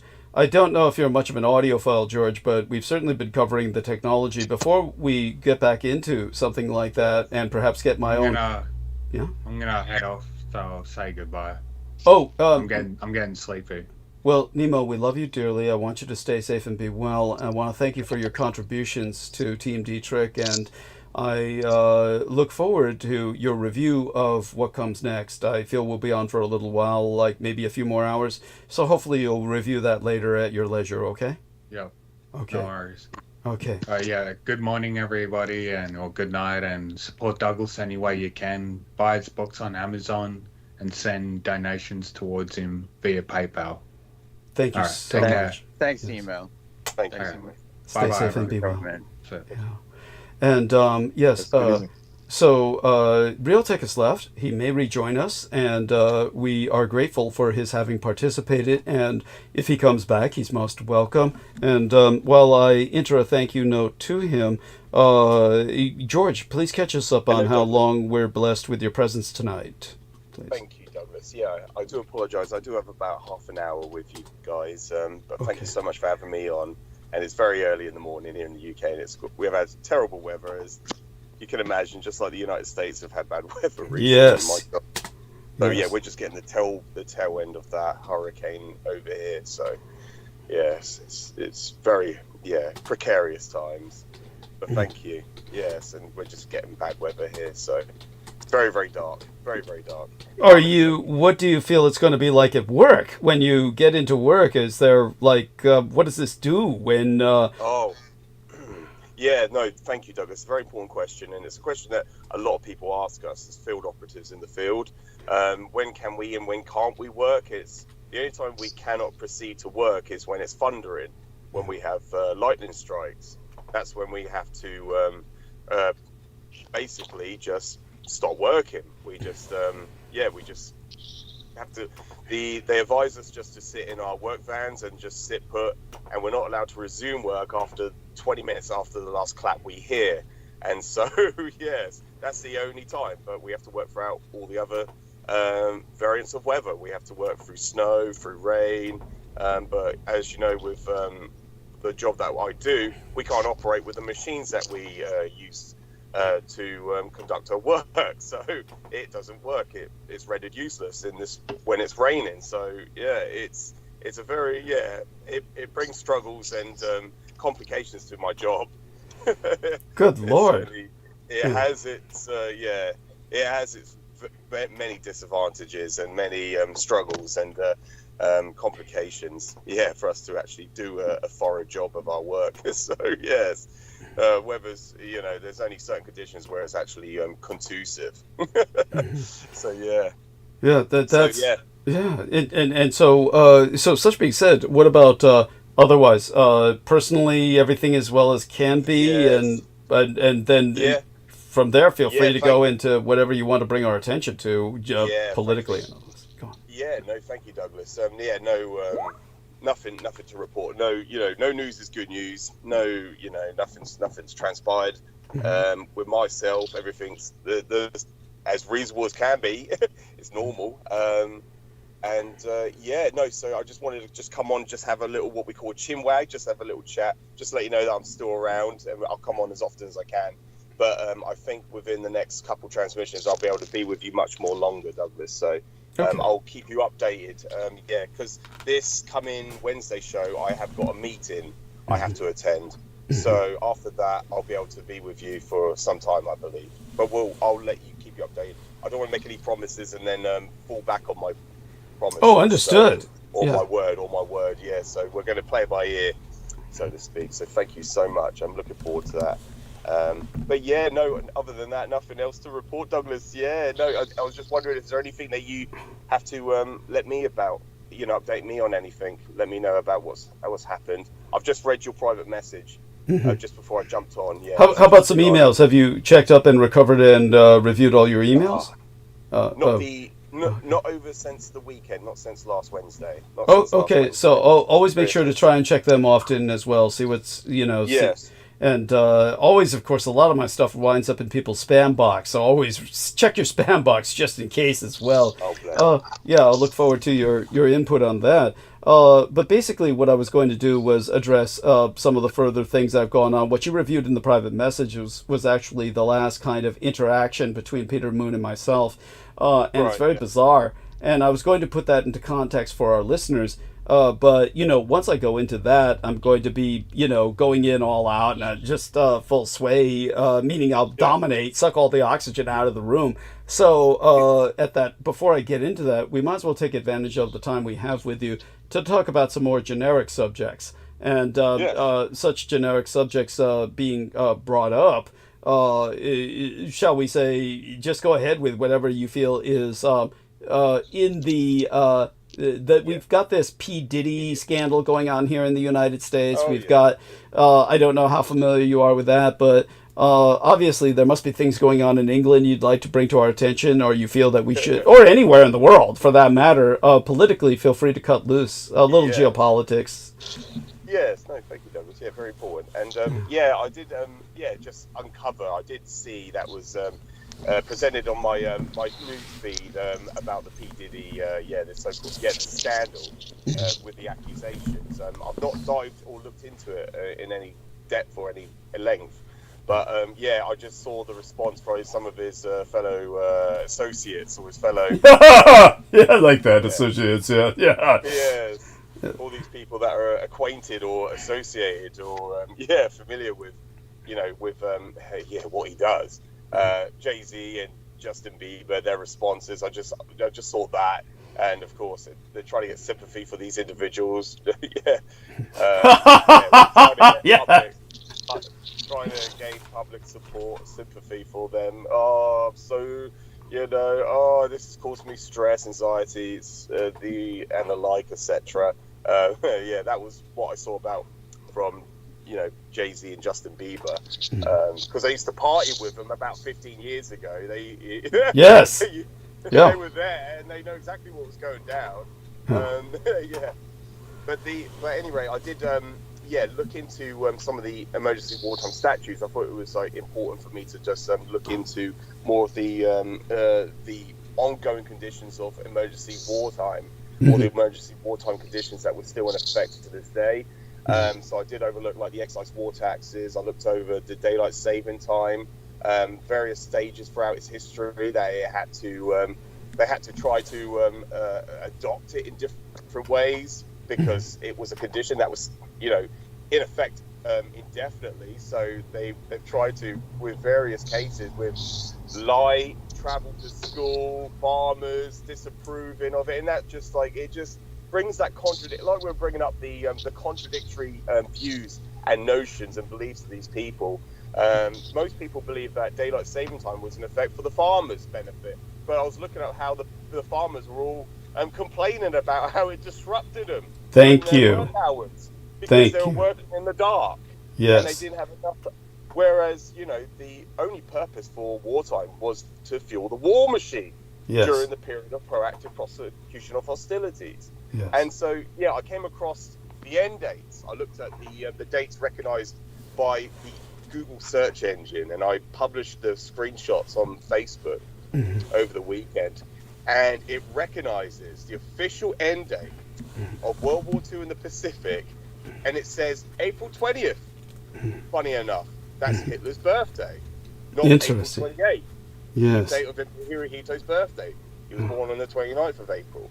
So yeah, it was and I had to publish it. I was like, even Google recognizes it, and I was like, there was no comeback, because all these contradictory views of people throughout these decades, through propaganda and indoctrination, there's no comeback to this, and it just shows you how contradictory their views actually are. Thank you. And please send me that screenshot. Please email me that screenshot, of course. Oh, yes, I'll be able to find it in a moment, Douglas. Thank you. And, yes, cognitive dissonance. It was because I saw, you know, the other week, Brendan, he published it in the Skype chat of, the end date of World War II, and it says about the peace treaty of San Francisco. And so, yeah. And by the way, you can call him Crisp Crinkle the way Peter Moon did, because he is making some strange sounds there in the background. What is that, Brendan?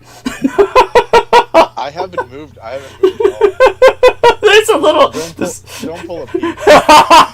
Are you outside? Are you outside of the warehouse? Because you wanted to... I'm actually just sitting. I'm just sitting in a studio, sound studio of sorts. Okay, but maybe it's rubbing against my clothes. That must be that. It's that. It's your clothes rubbing I'm not doing that. Yeah, it's the clothes. That's what I thought it was. So clothes brushing. How about now? Yeah, much better. Much better. Thank you. Okay. Yes. Okay. Apologies. No worries. No worries. So go on, George. Yes, continue. Thank you, Brendan. So go on. And the cognitive dissonance, cognitive dissonance of these people. Yes. Yes, of course. And you just look up the psychological aspect of cognitive dissonance. I was looking up some of the when these obviously these psychologists throughout these years, when they present it or try to philosophize or theorize what cognitive dissonance is, it's just a reactionary response by people. They go into a discomfort and they have to try to make sense, and it's their version of making sense of these views that are first being introduced to them. So because of their brought up indoctrination of being told the Allies won World War II, so they believe they are the victors of the Great War, the so-called patriotic war, World War II. This is the Allies' version of events.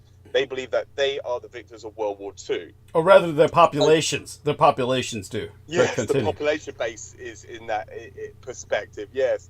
But when you present to them that the Allies lost, and the reasons being is because you're still under conditions of wartime, you're still in a legal state of war, but the war did end in the Pacific, but not the dates you were told. This brings upon cognitive dissonance, where the person being fed that new information is contradictory to what they believe. It contradicts, it's contrarian to what they have been told and what they are meant to believe. They are meant to believe, of course, or what they feel is it's the comfort. It's that comfort zone. But when you bring this new information to them, it takes them out of that safe zone, which is what some people call undoing Pandora's box. Yes. Their life gets turned upside down, and everything gets tipped out of that box. But then they're in this state of mind where they are feeling extreme discomfort, which then can lead to, like you taught me, Douglas, disconfirmation processes. Yes. Where they have to undergo this new paradigm shift. Well, by the way, just to I believe that our dear friend Aaron Tice would not mind my sharing this. Okay, so Realtek, could you come on? Realtek is saying Taiwan is under attack. Okay, so let's follow up on that. Realtek, could you come on? I think he might mean metaphorically, or Taiwan Semiconductor Manufacturing. U.S. approves $567 million United States dollars in defense support for Taiwan as Taipei is on alert after China says something or does something. So there we are with that. So okay, so it doesn't look like a direct attack. Now this thing he gave me about Taiwan Semiconductor Manufacturing, $175 overnight, 24-hour market. Okay, so. Now, I'm not much of a market person, so I'm going to screen share. And judging by this, oh God, I guess I would have to go over. I'm not quite sure if I can share this because it's on the message from Realtek. And so here we are, if you can see this. Stocks are high. They went down, $11.83, 6.33% overnight. That might be quite a drop, but okay, maybe because of war fears. That's the only thing I can take from this. And thank you, Realtek, for bringing that to our attention. So there's a war scare. There's a war scare. It's under attack, yes, but in the metaphorical sense, or rather in the. So was that the United States stocks or the? Let's take a look at this. Asian markets. Wait. I don't know. What were you gonna say, George? Can you tell? Is this U.S.? No, I was just qualifying what Brendan just said because it's under United States dollars. Okay. So it's it's what's being traded on the American Stock Exchange, but 6% is statistically not. I was gonna say it doesn't strike. It's not statistically significant. Thank you. Fluctuations like that happen every Friday, essentially. Yeah. Thank you. I was gonna say that doesn't strike me as particularly outrageously alarming. Nevertheless, the Americans approving millions is nice. But it's like they give Israel fucking billions. So it's just like, fuck them. Fuck the Israelis and the Americans in their stupidity. They've got to reverse their priorities. Their priorities are bass-ackwards. It's kind of like Pete Moon getting colonics when he has a stroke. Like, oh my God, I'm suffering a brain attack. I'd better pump water up my ass. These shots cannot be resisted, people, and I have to engage in them simply. But anyhow, continue. Thank you. Sorry. Just to segue away from that aspect, what Realtek just shared with us. I just saw over the weekend, it just prompted into my mind that Donald Trump has just met up with Volodymyr Zelensky. Excuse me. You see what's happening is George Knight is becoming so familiar with Slavic history. I get it. This happens with me. Or Aristides, you were going to mention Jabotinsky. He's actually the Israeli guy. No, it's like Jabotinsky, Zelensky. I don't know. They're all going to that one. Yeah, that's right. It's actually Hebraic history, or rather Israeli history. Yes. Right. I know both those people are. I think we brought up Jabotinsky before. Yeah, we have. We could go into that another time. Yes, exactly. But Donald Trump is better with Volodymyr Zelensky. Yeah. Sorry, it's so early in the morning. No worries. And that is odd. That does bear going into. So please go into that. By the way, if Nemo were here, he'd use the term Hazar. Nemo would be saying Khazar. Yes. So go on. So yeah, Douglas. So yeah, well, what you have is I know from the rhetoric that Putin has been stating in the last couple of weeks, he supports Kamala Harris, and what strikes me, Douglas, as the last transmission, is that if Donald Trump is elected the president, then he's going to go to war with Iran, which Iran and Russia are very heavily aligned, and so what you're going to have. That's why. In my perspective, that's why Putin is supporting Kamala Harris, is because Donald Trump will go to war with Iran, and of course now he's meeting up with Zelensky, so it's obviously an alignment. This, what do you want to call it? What's the term for it? The political term when you have this new alignment with with these. Well, I use the term realignment a lot, but just to bring us back to Putin's rhetoric. I've always wondered, is Putin's rhetoric, isn't it what you would call, isn't he speaking facetiously or ironically when he says we support Kamala Harris? I don't think he's saying that realistically. He's trying to be sarcastic. Exactly, right, so go on, continue. Yes, no, absolutely, because, it's quite funny how, like, once upon a time, Putin was obviously very heavily supported by the Russian Federation. He was state-sponsored, which is why he couldn't declare his tax returns, or he could declare them. He couldn't take the presidential salary. So if he took the presidential salary, he would have to declare his tax returns. Therefore, you know who he was being funded by, and of course, he was being funded by the Kremlin directly when he was running for president previously. You're talking about Trump. Yeah. Trump, Thank you. yes, that's right, Douglas. Yeah, thank you. Sorry if I said somebody else. Yeah, you said Putin, but it's almost the same situation, because remember, Putin started in a so-called democratic electoral race as well, and he wound up being sponsored into dictatorship. So continue. It's not. Yeah, the confusion is understandable. So go on. Yeah, no, thank you, Douglas. Yeah, sorry. So excuse me for the viewers. I was referring to Donald Trump. He was. Voted in or elected in by the Electoral College, but he was very heavily sponsored by the Russian Federation directly from the Kremlin by Putin himself. And so it strikes me this time around, Putin is saying, well, he wants Kamala Harris to become president. He's not saying Donald Trump this time.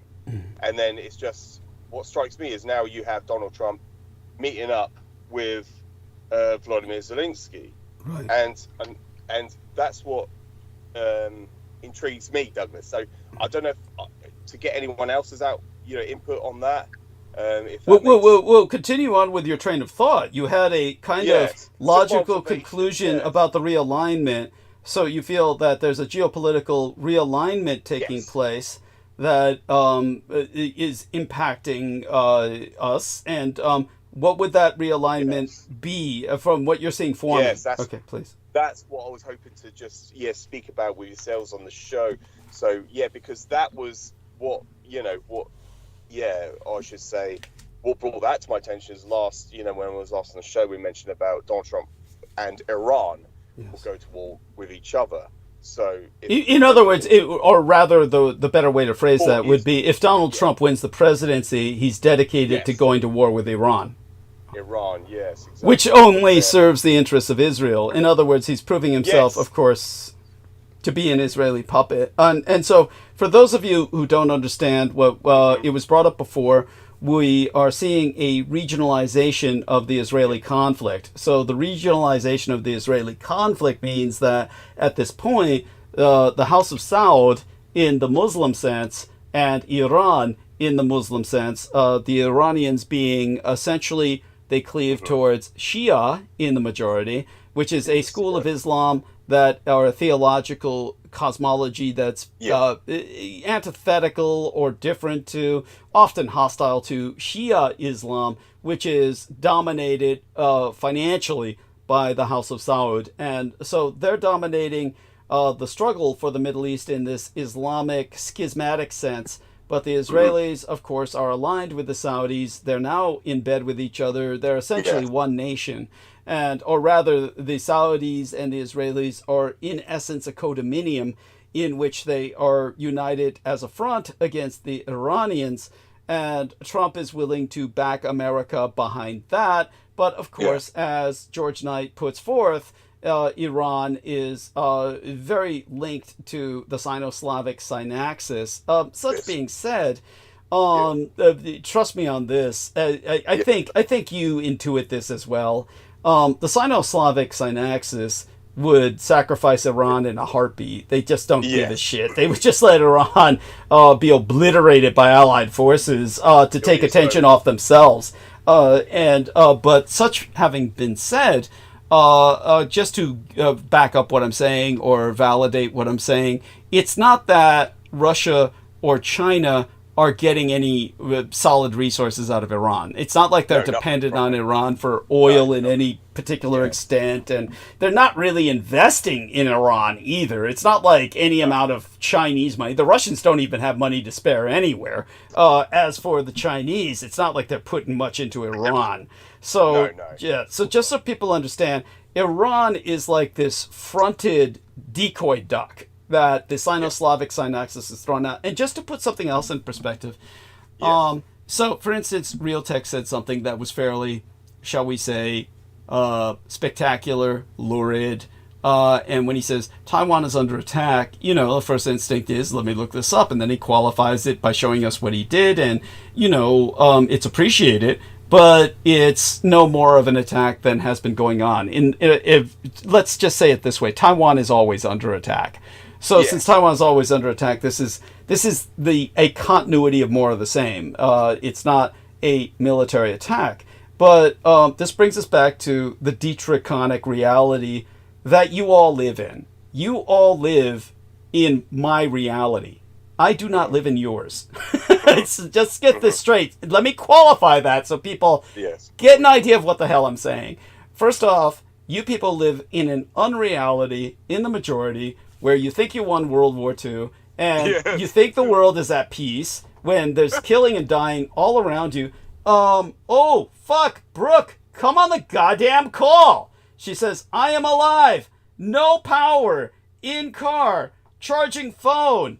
Oh my fucking God, Brooke, get on the phone call if you can, please. Charge that phone up and join us, and oh my God, we'll hear everything we can from you about your travails. And this is another part of, this idiot, Peter Moon, messing with the anti-gods. He's probably summoned up the storm, probably trying to... There was an earthquake last night in San Francisco. I don't know if any of you knew that. There was an earthquake last night in San Francisco.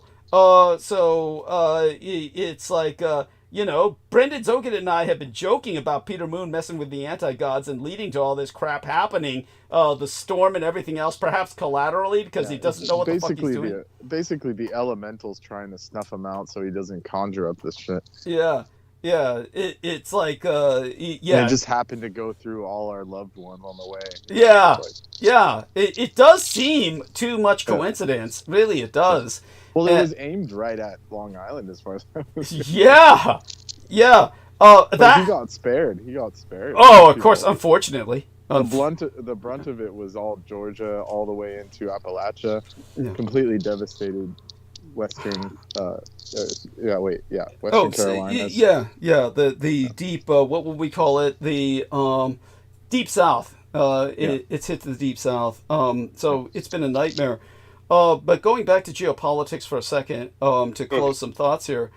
Again, when it comes to Taiwan, and when Russia attacked the Ukraine, which brings in Zelensky. When Russia attacked Ukraine, it was, of course, the perfect timing for China had this been a normal world, the world that you people think you live in. First off, you people, by that I mean the majority of the public, has no concept how important Taiwan is or how it rules the world's economy. Your entire economy depends on Taiwan. Your civilization depends on Taiwan. And this is not just some manic... this is not Peter Moon saying we all come from Romania and this bullshit where he's just got some trip going. Moore has conquered the world with their navigation. That kind of, Pete was on several trips that were basically insane, to say the least. What I'm saying is factual. In fact, it's so factual, it hurts. So Taiwan dominates your economy through microchips. Your microchips are produced using freon gas. The majority, excuse me, neon gas. Neon gas. That's it. I was going to say Yeah, that. thank you. Douglas. Thank you. The majority of which comes from Ukraine. So it would have made perfect sense when the Russians attacked Ukraine that the Chinese would have attacked Taiwan. That would have taken out the world economy in a 1-2 punch. They cannot attack Taiwan because of the Dietrich-Artel Act. Now, because they can't attack Taiwan because of the Dietrich-Artel Act, which if you don't know, you're new to listening, this is an artificial intelligence, the world's only true artificial intelligence, and was actually one of the factors in Peter Moon's downfall because he began to publicly and openly connive to go to Taiwan, and he was all excited by these images I sent people of the Dietrich-Artel Act from back in the days when Xi was a hologram that was being exploited in the Presidio military base. And they were forcing her to dance in this holographic projection mode in a very sexual manner, appearing as a young girl. And so this got Peter all excited. He even referred to this as my new muse, and then started talking about going to Taiwan and diddling biofaxes and shit. And this was one of the factors that impacted all of us because strange things began to happen with my communication, and certainly strange things began to happen with him. But all that being articulated, and we could go deeper into that, what Xi Jinping did was he essentially told Vladimir Putin, if you attack Ukraine, I'll attack Taiwan. And when Putin attacked Ukraine, Xi Jinping held back. Because, this way he can weaken Russia, and as the weaker Russia becomes, the stronger he becomes, the better it is for him. As a matter of fact, let me follow that up by showing George Knight something. And did I mention this guy in England named Tuffley, who's a bit of a futurist? Did I bring him up to you? I can't recall, Douglas. Thank you. Okay. Yeah, you mentioned them. You said you were not a fan of them or something. Yeah, but did I do that? Yeah. Did I do that while George was with us? Perhaps. Okay. So let's show George this map, and I'll put some explanation here to this guy called Tuffley, and who I used to converse with quite regularly. And as a matter of fact, I'm going to show the screen now. So we're sharing screen. Can you see the cursor moving, George? Yes, Douglas, thank you. Okay, so Tuffley is a British futurist, and Tuffley predicted the world in 2183. You can see this. Tuffley, as far as I'm concerned, is completely simplistic, but there's merit to some of his projections. Now, what first hits you about this map, George? What hits you about this map? Oh, I can see the, Russia has merged into Southeast Asia, or South Asia. I can see that the United States has merged into South America. Mm-hmm. And then you can see in the African continent, you can see the lines that have been drawn. And this kind of looks like the New World Moral Order, or the New World, not the Moral Order, because that was comprised, it was comprised by Franklin Delano Roosevelt under his administration. It kind of looks like that. Kind of, sort of, but let me give you the story behind it. Yeah. First thing I will point out is this. When you get to know a lot of futurists, the problem is none of these people have any real understanding of human culture, regional development, and so they become horrifying simplifiers. They simplify everything. And the world becomes very simplistic into regional power blocks that are unwieldy and quite large. But what are the two largest regional power blocks? Logistically problematic. Thank you, to say the least. Not to mention culturally almost impossible. But what are the two? This guy's saying that China's going to be an Islamic nation. No, I can understand the confusion. Anglian Confederation and the Eurasian. It's not. Yeah, I understand the confusion there, Real Tech. That's not what he's saying. And Russia? I understand the confusion. Shit. Well, I'll explain the story behind the logic behind this madness. But what are the two major Solar Union? Yes. Okay, sorry. Yeah, no worries. What are the two major power blocks that become apparent, George? The New Anglian Confederation. And you can see the Eurasian Solar Union, yes. I would say. So here is the Tuffley universe in terms of those two major powers, and it's not unreasonable, and it's actually quite compelling. He and I stood shoulder to shoulder until we split apart, not in acrimony, but just, shall we say, we drew very different conclusions, and his conclusions are based on a kind of simplicity that I've just articulated. But here's the reality of what he's saying. He feels that by 2183, Russia will be completely depopulated of the white population. Yes. That the white population will basically, because the Chinese dominate, and he's predicting a war in which the Sino-Slavic synaxis wins. And when the Sino-Slavic synaxis wins, they simply overrun India, because it's just like, to them, a big fat rabbit waiting to be cooked. And they overrun India, and China basically overruns all of Russia, and basically dispatches the Russian population to space colonies, so that at least the Russian women and children and men can reproduce and maintain a breeding population on Mars, the moon, and various other space colonies, but they're effectively completely deported and ethnically cleansed, and all of this is Chinese. This is what he predicts, is that all of this, including Moscow, is Chinese, and that Mongolia and Kazakhstan are completely overrun, along with the satellite states of North and South Korea, absorbed. You notice Taiwan is not. So you understand this is something that was a very important point that he and I agreed on. It won't be. Yes. And so, but with this major power bloc having won the war, America collapses. And when America collapses, the British come in to occupy and maintain the peace. So his prediction was the new British Empire, the third greater British Empire, would be the Western Hemisphere, and that the British would essentially rule this Western Hemisphere as the future. This was the difference between the Tuffleyverse and my idea of the British, with their third greater British Empire being in North Africa and integrating a new Raj, Russia as the new Raj. So he and I disagreed on that. We didn't part in acrimony. We just have very different visions of the future, but understand, obviously I'm going to argue that mine is logical, whereas his is not. It's not that his is not insane. It is simply that his idea is too simplistic. I can understand. Yeah, go on. I had a question. Please. What's up with Poland? Why is Poland neutral or unaffiliated or something? It's like Poland was neutral because there's a whole Poland, story. Belgium, and Switzerland. Yeah. What's his reasoning? It's like I would just say there's no real logic. And the Balkans? No, there's no real logic. Yeah, it's he just not, didn't feel like elaborating. It's let's put it this way. I don't think he can. Most of these people, they really just like, what they do is, these are called space-filling empires, okay? This is what you call space-filling empires, because somebody just like, oh, okay. Like a coloring book. Thank you!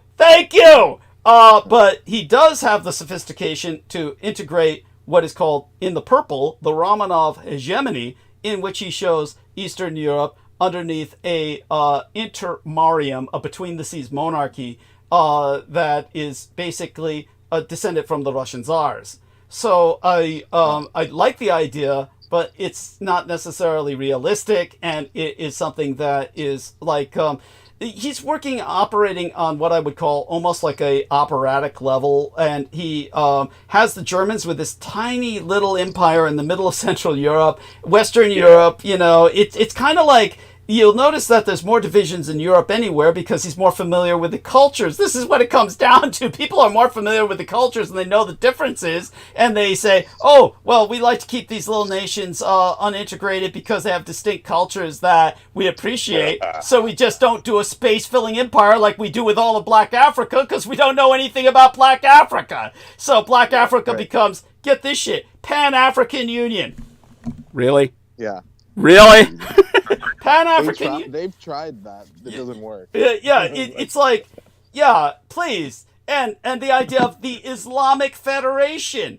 Honestly. It's funny about the Africa thing, not to put it on the side, but I saw this thing on Deutsche Welle earlier about the Germans sent like $5 billion to Kenya to like help with infrastructure. Yeah. And every penny got stolen. Of course. Yeah, of course. And they still have dirt roads. Yes.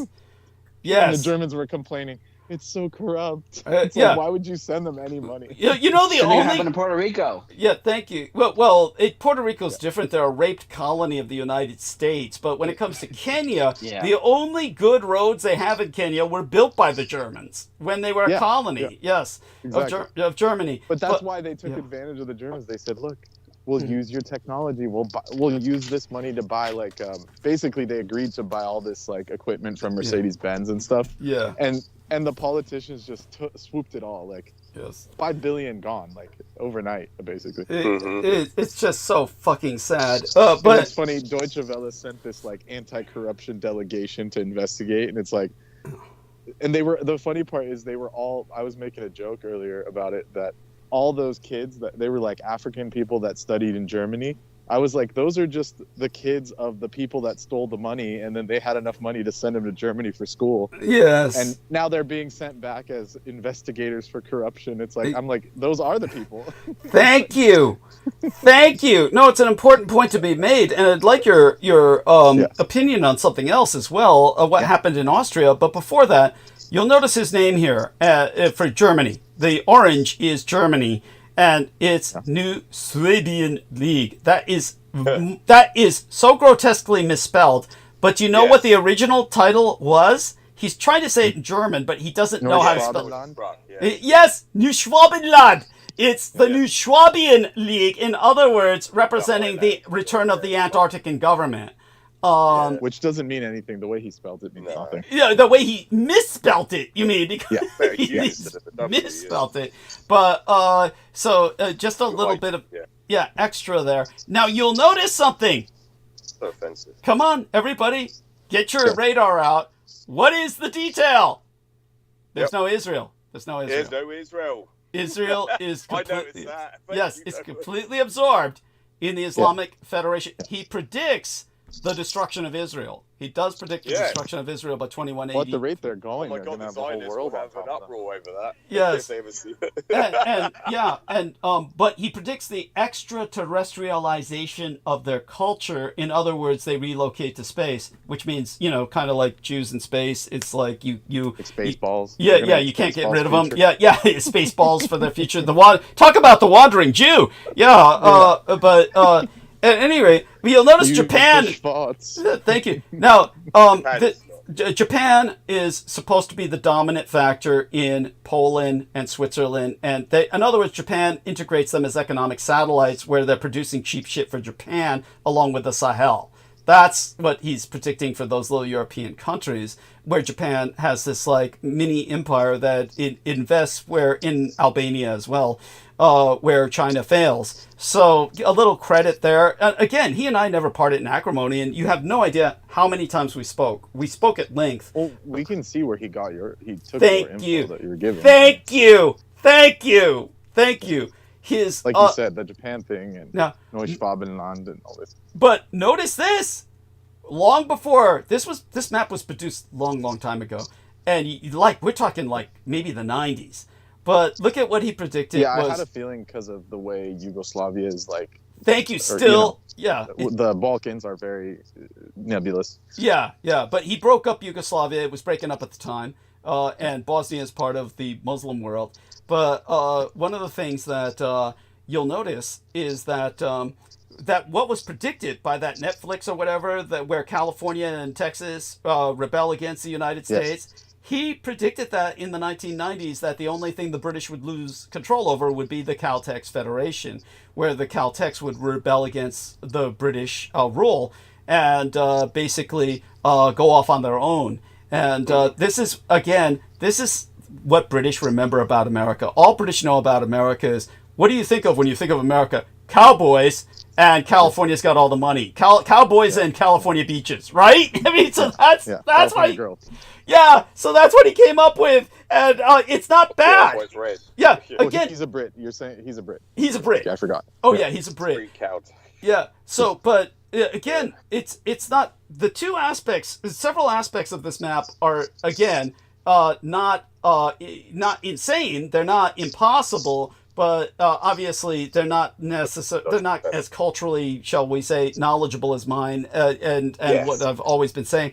But nevertheless, his idea, as I told him at the time, is appealing in its own right. That the British essentially retake the Western Hemisphere and become the peacekeepers and reestablish yes. an empire. But I don't foresee that as good for the British or anybody in the Western Hemisphere.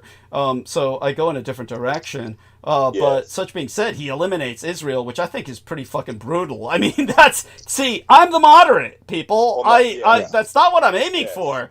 I defended you. I don't know if it was on air. Was it on air? When you were the only person who's ever advocated for reestablishing the monarchy and giving them actual place to govern. Thank you. You know, properly. Yes, but they need the British to do that, and that's what we stand on the same page. Me and Douglas, the same. Yes. Thank you. That. Well, it's the only logical thing. Qualifying Thank you. Thank you. And I appreciate that profoundly. The Vulcan logic. Yes. Thank you. The Vulcan intervention. Yes. So wanted to show George that. How many more minutes do we have with you, George, before you have to retreat into? Not long now, Douglas, but I will be with you for much longer on this Wednesday show. So thank you so much, and I'm looking forward to it. Yes, we could go into that a bit more. And yes, certainly talk about history a lot more as well. I did enter those images into the Skype chat, Douglas. Thank you. Thank you. I appreciate that. I'm downloading them. Yeah, thank you. And it's funny how they mention April 20th, 1952 instead of April 28th. Yeah, bizarre. So the AI basically made that the Google search now. It's like official, quote unquote. Yeah, but what's bizarre is instead of the birthday Eve day of Emperor Hirohito, they made it Hitler's birthday. Yes. Yeah. So it's not historical because people can see it went into effect on April 28th, not the 20th. Yes. That's funny.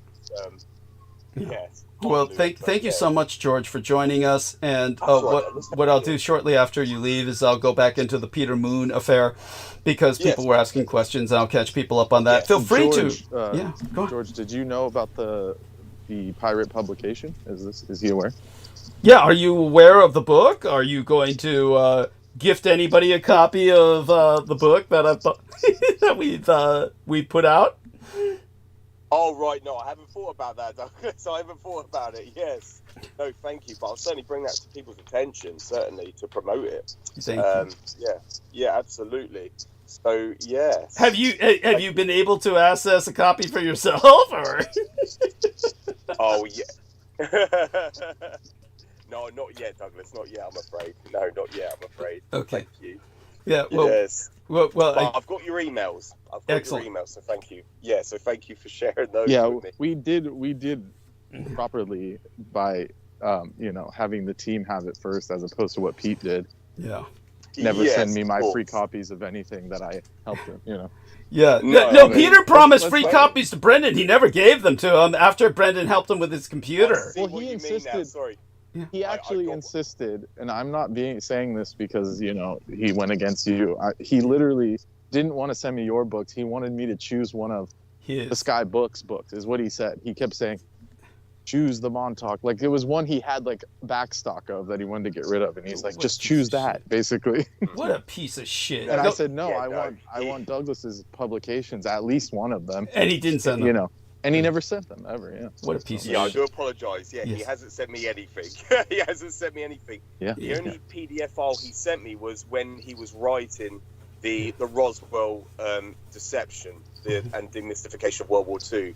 That was the only one, but he asked me to overlook it, you see, and to make any slight corrections or any other input I can elucidate on. That was the only time. Unpaid, of course. That was a few years ago now.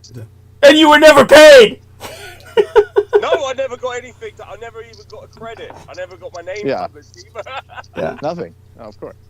No. Disgusting. The least he could do is send us. We've helped him multiple times. At least send us something. But an ebook. Yeah. You lose $5? I mean, that's how cheap. But he overnighted to Marina Saren in Europe across the Atlantic his entire library. Yes. Yeah. Okay. Speaking of that, I just got word that shipping stuff to continental Europe, even from the East Coast, is in the thousands of dollars. I'm not joking. Yeah. It's expensive.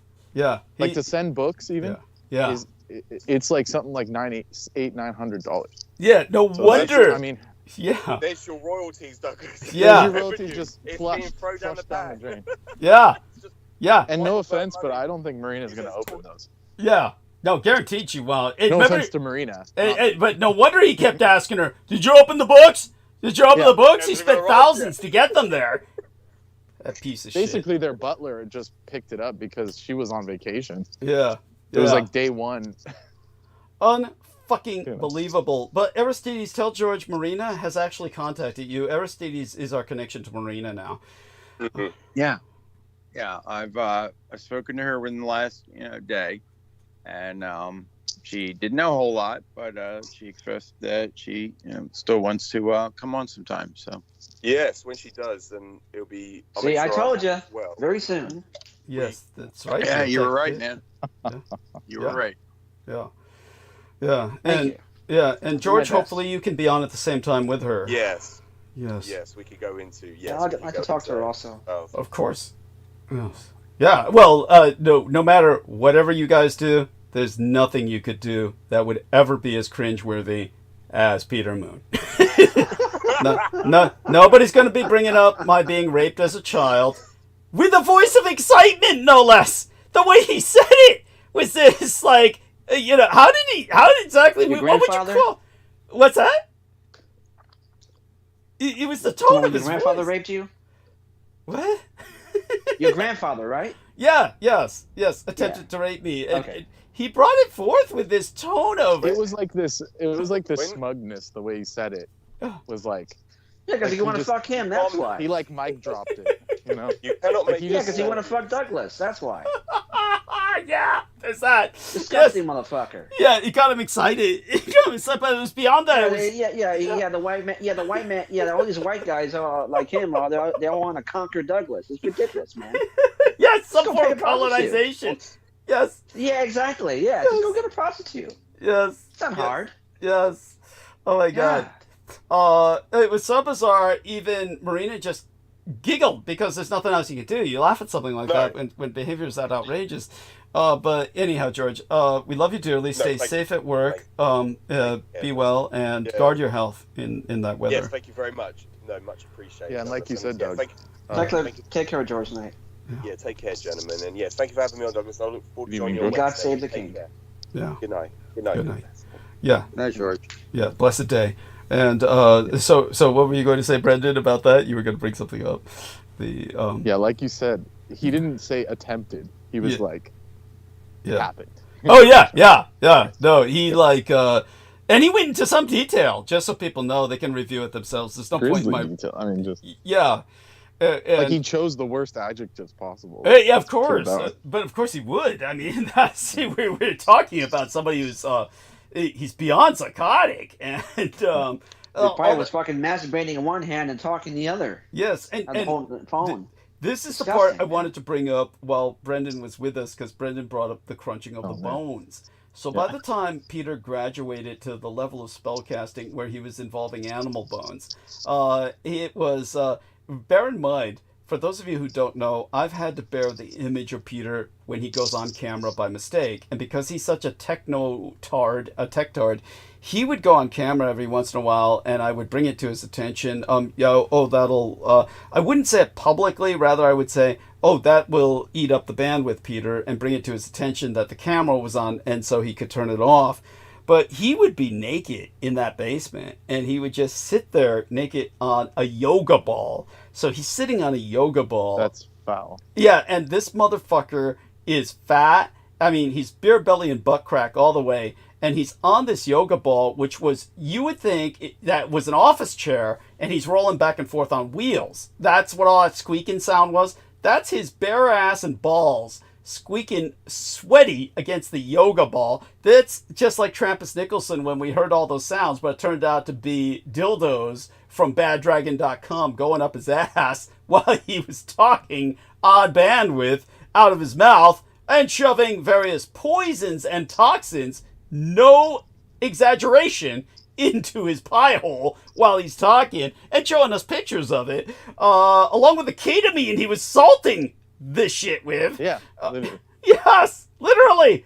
And Pete Moon, on the other hand, is naked on a yoga ball, sweating and rolling around in his the first floor of his house, which Paula just called the basement, over animal bones that he had scattered while doing his various binding rituals where he's like tying bones into these curses he's hurling against Brooke Gibson into these like leaf-filled like tablets that he's carved her name into, amongst other things he's doing that are just plain obscene. That there's if anyone were to go inside his house, this is like serial killer level environment where it couldn't be more obvious unless you saw a bunch of chopped up photographs of women's body parts plastered in a shellacked collage upon the wall. This is his version of it, and he was just always doing this, and it's definitively that last one with the bones crunching. Like there's a blood circle and then bones in the middle of it. Yes. So if the police ever show up, it would be alarming. Oh yeah, to say the least, and would give the game away. And remember, Paula's half vampire, and she got creeped out by the shit he was doing. So someone that grew up in Transylvania getting creeped out, he must be a piece of work. Yeah, no shit. And then again, to register the obliviousness, the guy's writing books on the White Bat and all about his dream of Dracula, and then Dracula pursued me, but then he turned white, the opposite of all that Black Dracula. Yeah, now he's no longer Blackula, now he's Dracula, but he's white, and he's all, the good guy and shit. And then, of course, he's married to a half-vamp chick, has no clue while writing about this literary vampirism, and just the insanity of it. It's the obliviousness, the stupidity. We could go on, but such being said, I am going to now answer questions that people have asked and address the latest exchange between himself and myself, if you can call it that, concerning this question that was asked by this lady, and it involves keyboarding. And this is the part where I'm going to also take some action and explain why I will be deleting this lady's question. Also, for instance, she was complaining about Jennifer Hawkins, saying that Jennifer Hawkins was interrupting me, and that Jennifer Hawkins had no rhyme or reason behind interrupting me other than to hear herself speak. So I explained at length that I was deleting her comment because Jennifer Hawkins is obviously one of the best allies I've ever had, and she is someone who we should all constantly pray for, because her life was destroyed by joining myself. Now, for whatever reason, 3 weeks ago, on Sunday, the 8th of September, this became a focal point for Pete's latest obsession. And basically, this lady made a statement that Pete takes as defending himself. That's why his own lonesome little self put an upvote on it. Oh, and now one of his secret new friends put an upvote on it as well. So he's got two people, maybe himself and Richard K. Cole Jr. That's it. It's just those two put an upvote on it, which I'm deleting this because I'm not allowed to reply. Basically, Lisa Ovan and V, my cosmetologist, reads her name as Lisa O as a middle initial, and then Van. So that might be the case. But Lisa O. Van, she says, I just don't understand why anyone doing a podcast doesn't review it before, she says it twice, review it before posting it. Maybe you should review your comments before posting them. If you did, you'd hear the clicking and keystrokes constantly disrupting the speaker, which is what I would do aggressively when Peter was talking. Why not mute yourself out of respect for the person sharing information and for your audience?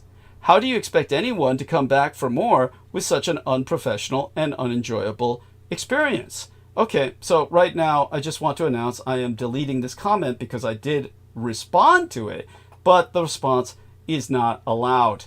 So my freedom of speech is denied, and this goes to show you how these people operate. Now, first off, let's face the obvious. There's 2 upvotes on her comment. That is completely unnatural. Either she upvoted her own comment, or it's just her and Peter, or it's simply Peter and Richard K. Cole, which I would bet the farm is exactly what it is. Because Peter is speaking like Richard K. Cole Jr. now and just echoes everything he says. And the reason the 2 of them upvoted her is they feel that she's defending Peter. Now, this is their whole modus operandi, is that people are allowed to insult you, scream at you. I hearted her comment because I took it as constructive criticism based on her support from other comments.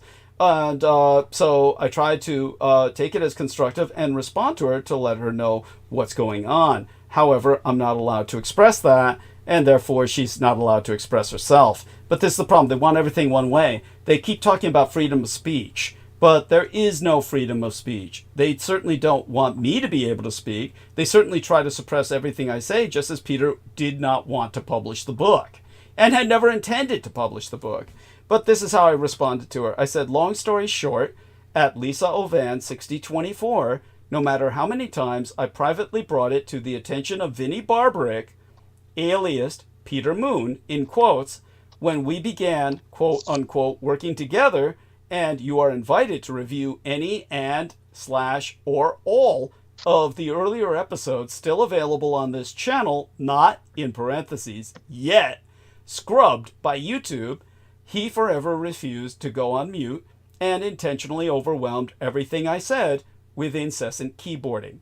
As time passed, I simply returned the favor and tended to my own writing and communications while Moon mindlessly droned on. And in parentheses I wrote, and whenever I myself spracketh, you could still hear that idiot keyboard right up until he spiraled off the edge. Then I emphasized, this is, in the uppercase, N-O-T, not a professional production, Lady Ovan, as no one is being paid. Nor, as you ought have gathered by reviewing many of my transmissions, has it ever been an enjoyable experience for most anyone involved, other than incidentally. Participants are either planted gang stalkers or volunteers who suffer the consequences of their courage by suffering the destruction of their livelihoods, if not their lives. This is not entertainment, Lisa. This is resistance in dystopia, and shamelessly displays all the dysfunctions thereof. Tune in this coming Sunday as dated September 29th, and I will reflect upon your entry, and you are invited to join us live on bandwidth in my doing so. My Skype Technologies ID is Douglas Dietrich 1, so please to open an account and relay myself a Skype contact request. Now, this was published. I took a screenshot of it to prove it was published, and I emailed it to everyone on Team Dietrich. This was so that people could see this is what happened. Then the reply was scrubbed because they downvoted it. And yes, that is the case. You get enough downvotes on an episode, and if they overwhelm the upvotes, YouTube will delete the episode, or they will delete the comment. This is why your upvotes are so important, and we neglected to have Aristides emphasize the importance of that tonight. So Aristides will come on and do that now, right, Aristides? To tell everyone about the importance of the upvotes. Yeah, vote. It's important because of the algorithm, and make sure you're subscribed, and make sure the notifications are turned on, and make a bunch of extra accounts under your account, which you can do because you can have an account, and they can all upvote too. So. Thank you. Bless you. And what is so... That's your homework. Yeah, thank you. Thank you. I appreciate that profoundly. And what is so bizarre about this is you're talking about an episode that's 3 weeks old, was like a Sunday several weeks ago, and yet Peter Moon is fixating on this woman's comment. They must be scouring every episode, which is what they do when they become involved with Richard K. Cole Jr. Their entire life becomes attacking Douglas Dietrich. But beyond that, Peter Moon, of course, could just so easily, with all of his health issues, with his own claim that he needs rest and needs to avoid politics, he could just simply wash his hands of myself. As he said, I've got to think about my self-preservation, yet all he dwells upon is myself, to the point where he's involved with downvoting, along with his new secret friends, my reply, to the point where it gets deleted by YouTube, and then tries to upvote this lady who he takes as defending himself. And it is strange that she would suddenly bring this up. I'm going to take it as just, she makes a lot of observations. This is not necessarily something malevolent, or I won't interpret it as such yet. I even invited her on the program, but that, of course, was all scrubbed. So all I can say is that, again, In order to kind of put this in further perspective with what's been going on recently, that episode was Sunday the 8th. People can look at that. We have the screenshots of what used to be up there. Now you can't find the comment because I just removed it, because there's no point in having it up there if I'm not allowed to reply, and there's no freedom of speech. So that we'll call the Lovan or Lovan episode. That's what V refers to her as. And for some reason, V felt it necessary to send me an email saying that wasn't me, which I never thought it was. Very bizarre. But adds to the why is everyone looking at that episode suddenly? And again, that was before the Lunar Harvest Moon Festival, which and all I'm going to do is kind of give people a lowdown on what's been happening the past few weeks, because I'm still getting all these emails. Nobody missing Peter. In fact, most people are saying, oh wow, I'm glad he's gone, but they're curious as to what happened. There's a lot of people who just listen in and out for every few episodes a month, and then they can only take so much, and then they have to come back and taste it later when they're in another mood for bombing their minds out on cognitive dissonance.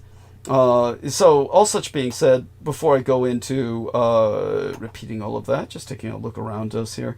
What else comes to your mind before I go over the last few weeks, Brendan? Real Tech, if both of you have something to say, of course, or Aristides, before I suck all the oxygen out of the room. And I do invite you all to interject and participate throughout that time, of course. Anything else comes to your minds? Don't everybody speak at once. Not particularly. I'm thinking, though. I'm thinking. Not really. Okay. This person in question is being, they were the person that was saying that they felt, that Jen Arcana was overstepping you on the interview. Right. As well. Yeah. So this person is like, I guess, chaotic neutral. There's some kind of listener that can go either way, Yeah, and I don't know if that is a valid point to even bring up, but that's just what it brought to my mind. Well, it's appreciated, and it brings to my mind the need to explain to people who are new listeners or people who just don't fucking get it. Try and understand this. If you're dealing with a quote-unquote production, I mean an honest-to-God fucking production where people are getting paid and they have staff that are getting paid, you've got, if you ever take a look at a newscast, if you ever take a look at a sitcom, a situation comedy, and you take a look at, say, for instance, some poor motherfucker like Troy Bellamy working in Florida with a bunch of immigrant kids, this is exactly how he would describe it, trying to teach them mathematics. Look at what he's stuck with. He's basically one black guy in a room with a bunch of migrant kids. He's trying to teach them math, and maybe they leave their classroom thinking the same way that this lady or other casual listeners think about my episodes. Like, how come this isn't as entertaining or as captivating as the newscast that I watch or the situation comedy that I watch, where I go away feeling potentially enriched by this episode? Well, you take a look at after that newscast, after that episode, there's this thing called credits. And you'll notice how many people are involved. You've got at least a score of people that are credited. All of the people that are involved ultimately number in the hundreds that are working in that studio that are not credited in any way, shape, or form, including people delivering pizzas and, various other items or necessities that make this production possible. This is the kind of investment, not to mention the money behind it, that creates that kind of effect where you can sit down, hear theme music in which you identify and brand the show by, hear the image, see that, hear that, see the images, get all this stimuli that makes you multitask your mind while watching what you're watching so that you feel engaged. Yes, we don't have any of that. None of that is here. We're simply people. We're simply people who are basically resistance in a state where this is considered an enemy transmission. And I don't mean a state like in one of the 50 that are in Union of the United States. I mean a federal state. We are extant in a federal state where we have been blacklisted. All that state has is infinite resources and infinite time in which to pump us full of hostile gang stalkers like Peter Moon, who essentially is here to fuck everyone else up, make certain no information gets out, and to discredit us by talking about fucking serial rapists in Romania whose books are translated as he claimed by himself, but really weren't. He was paying a Romanian dude $5 an hour to translate them for him. He does not speak the Romanian language. When he's in Romania, everybody talks to him in English. You're talking about just an idiot who was sent here, and basically we were trying to get the books out. That's all that mattered. I never even complained about not getting the royalties because I just wanted to get this book out, but he couldn't even do that. And at the last minute, steps on the project and says, it's over. But one thing we learned, he believes the anti-gods are real. And by the way, our man Brendan could not even read through the majority of what Peter wrote when he attacked me because it was simply a lot of gibberish about the anti-gods. Was this not the case? In which he was citing them as being quite real. Sure. It was less Lovecraftian. He had turned... Even reading that out loud damaged me for a week. Thank you. So you can imagine the state of this being, how decrepit and how corrupted he is. Yes. That just reading what he wrote, damaged someone who's baseline normal, which I'm not perfect, but I'm at least functional. Well, tell them about you were refraining from reading the bulk of it, correct? Maybe there was a quarter of it that I had to just stop and completely not read it. Yeah, because it was just getting ridiculous. Yeah. Thank you. But that part, the whole thing was ridiculous. But I just couldn't go further. It was trudging through mud. It was this, Well, beyond the feeling of skinny dipping in a septic tank, do confirm the fact that the majority of the parts that you refrained from reading was when he was raving about the anti-gods, quite literally. Oh yeah, that's when it just got painful. Yeah. The vice grips of the Klepoth thank you squeezed upon me. But he was acknowledged the Morgul acid, the Morgul poison squeezed upon me. But he was acknowledging them as real. That's the important part. So everything it was beyond real. He was saying that you were possessed by the entity that controls the Arca, or that is bound by the Vox Arca, which doesn't make sense of what you've explained. That's not how it works. Anyways, he claims that the one, basically it's like Sauron or Melkor or something. He's the one that's in Douglas and the one that wants the book out. So he's talking about this one being it's he who must not be named, Voldemort and shit. Yes. And the Dark Lord. So he's saying that there's basically what would be the pinnacle of the anti-gods, the final one? There really isn't, but just so people understand, he said that. Yeah, it's true. He was saying the most powerful of them all. He was yes. By the way, just Brendan, help me out here. All the anti-gods, each one of them says they're the most powerful of them all. No, they'll tear each other apart. No, this is definitive. Yeah, this is definitive. It's there in allegory, and it's there in just right in front of you. None of these people can align. Yeah, so they can get it. Give them the Elder Scrolls example. That'll help them get it. So these beings, the people that made that game knew about this situation because they're from the Northeast, so they knew about Lovecraft and all that, obviously. Yeah. And even one of the creatures. So basically, they have this concept called Daedra. They're these. They call them Daedric princes, but they're from another dimension, which they don't give you what dimension. They don't say if it's higher or lower. They just call it Oblivion. The dimension's called Oblivion, literally.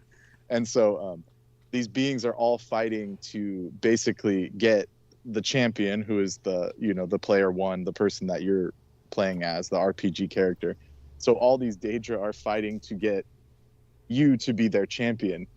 And basically every time one of those beings approach you, the so-called Daedra, they say that they're the top. They're I am the most knowledgeable. One of them is the Daedra of knowledge, and it's basically the Cthulhuid one. It's got these weird eyes that pop out and tentacles and shit. And then, but that one is pretty powerful. But each one of them approaches you with like a different item or a different magic power to get you to go to their side, you know? Yeah. Thereby taking your soul. Yes. Which is like the undercurrent of it. It's like you got to do something dark in exchange for this powerful item or whatever. Yes. So whoever made that game, like Bethesda Game Studio, those people, like, they were definitely Edomites or something. Yes. You know? Yes. Like we said, basically all the video game people are ex-military contractors, and Yeah. they come out of a place called Bethesda, Maryland, and all that. Yes. That northeast region. So they knew about this concept. That's why they put it in the game, where all these beings that And the each company- one is trying to trump the others. Yeah. Go ahead. Go ahead. Also, the company. I'm sorry. I just want to say before I forget it. The company that is in charge of them is not Bethesda. I mean, it's owned by Microsoft, but the one is ZeniMax. Which got bought by Microsoft. So there you go. Yeah, and the guy is the CEO here. He's not very nice. He's a very nasty person. Yeah, you Todd Howard, the previous that thing. No, that's the one in charge of. He's just like the PR guy, basically. Yeah. Robert A. Altman. That's what I'm talking Yeah, about. these people, right? Exactly. So they're totally safe. Yeah. I mean, beyond, like we said. Yeah. No, actually, he died actually. Yeah. That's an important point. These are all very important points. I'm happy you're addressing this, and so. But we can get back on track. That was an example that people can access. And feel free to do so. So to complete your thought process, So go ahead. So basically, So the point was that they can't. None of them are the top dog in the Klipothic, or what did you say? It was beyond even that. I just want to mention the guy's name because I didn't know he died, because I knew he was married to Linda Carter. Interesting. Yeah. That's fascinating. My mother was a real fan of. Now, this is the Linda Carter who played Wonder Woman. Yes. Oh my God, my mother was a real big fan of hers, and so it's a big popular cosplay. Also, a lot of people cosplay as her. Interesting. In other words, what Realtek is saying is that many people will dress in the period piece 70s Wonder Woman costume. Yes. As opposed to modern iterations of Wonder Woman, and there are many of all these characters. Such being said, when our friend Brendan is bringing up this aspect of these entities, continue, Brendan, and I'll take it from there in but a moment. Just feel. Right. I want you to complete what you feel is. Well, we're just wrapping that up. Yeah. So basically, he's saying that there's the highest or the most devious. He was like using words like this: the most devious, destructive. He kept harping on destructive. The most destructive anti-god. So he's saying that there is a top, like it's Melkor or Sauron or something, and then won't name it, won't give it a name. He puts like an asterisk, and then he goes on another tangent saying, Douglas, when he was looking for the name in his notes, he fell deeper into darkness, and I could just see how deep he was falling and all this stuff. Basically saying that it jumped ship from the Arca onto you, and then thereby through you is pushing the agenda of publishing the book. And he was saying Douglas was wearing me out trying to publish this book, and it was actually the entity trying to get its story told and all this stuff, right?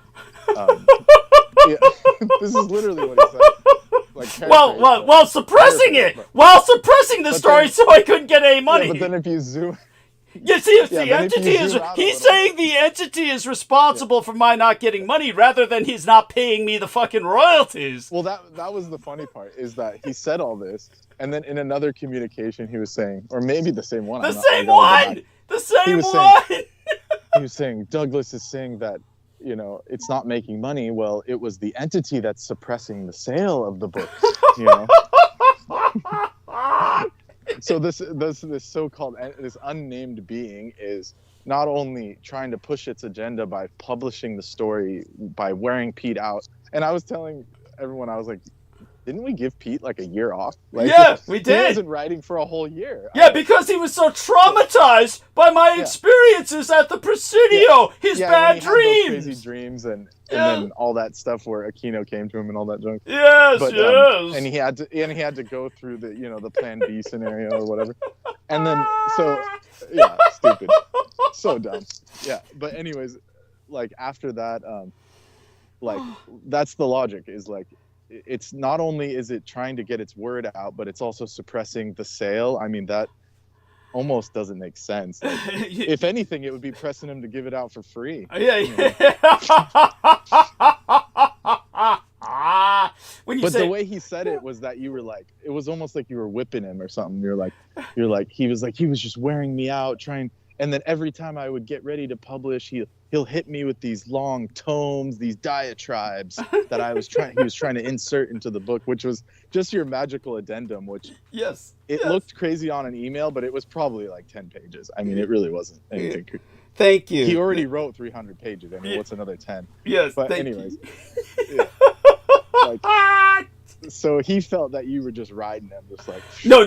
That's what he claimed. That's not what he felt. That's what he claimed. He's lying, of course, in terms of That's what he told the third party. Yes, but then his logic was just so false, and it was just funny. I mean, I couldn't believe it. It was just cheesy. To me, it was cheesy saying that this entity, first of all, I mean, it doesn't make sense that it would possess you like why possess you like right for this like last book? Like why not do it like 10 years ago or something? It doesn't make sense. Well, not only that, he began to claim that I myself am now manifesting some obsession with destruction. Why don't I just use the Vox Arca and press the button?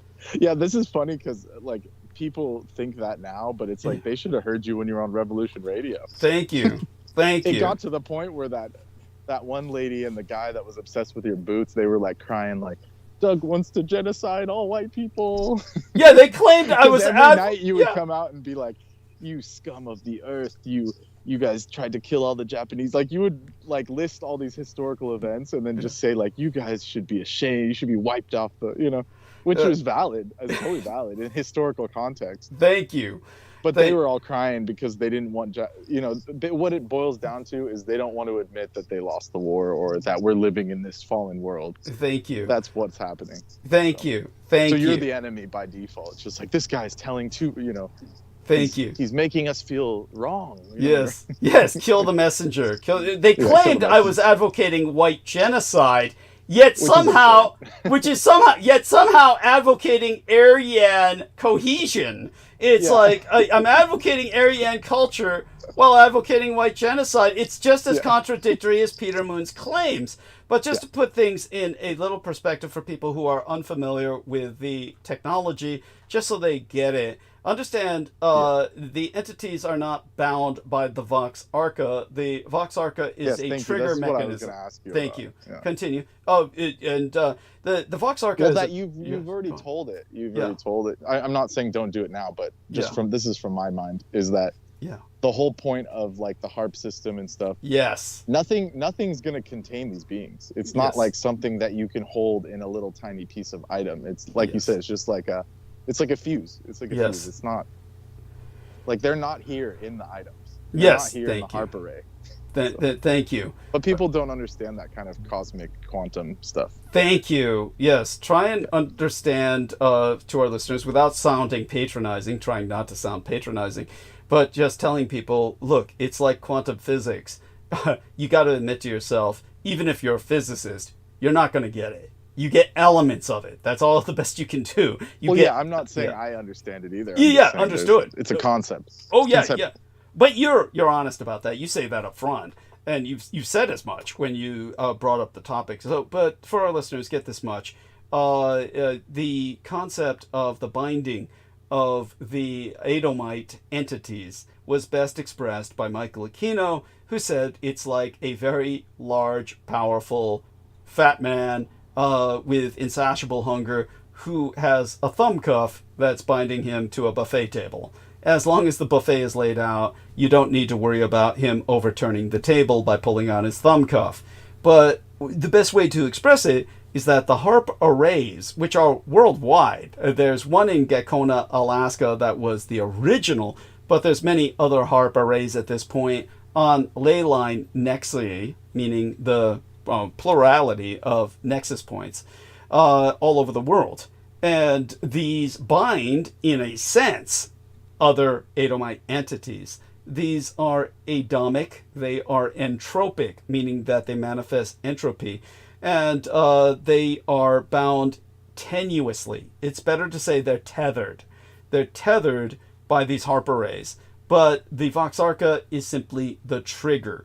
Now, of course, I've mentioned about how devastating it is simply to run a diagnostic, which makes Peter Moon's breakdown all the more abusive, insulting, and just plain offensive in so many ways, on so many levels, because he's not experiencing what I experience when I run a diagnostic on the Vox-Arca, but he's breaking down, complaining as if he were. It's so profoundly irritating. But beyond that, I cannot be possessed by running a diagnostic on the Vox-Arca because I am perfectly possessed by Lucifer himself, Marduk Taush, the Peacock Angel. And that is my greatest protection. Your average person could not run diagnostics on a semi-regular basis, even periodic as it is, as I do, even though my diagnostics are episodic, meaning periodical, almost random, but not regular. They're not on some schedule, and they're not done in any sense all too often. But when they're done, it leaves me profoundly impacted, but not possessed. The entities cannot channel through the Vox-Arca per se and possess me because of my being prepossessed, to use the term, like a car. I'm owned. And for him not to get that, after writing a book on the topic, shows that he was merely automatic writing. He truly was just, wasn't listening to half of what I was saying, wasn't absorbing half of what I was saying, but the way he was mentioning this one entity repeatedly, I can tell you which entity he was addressing, and I will try to put that entity in some context.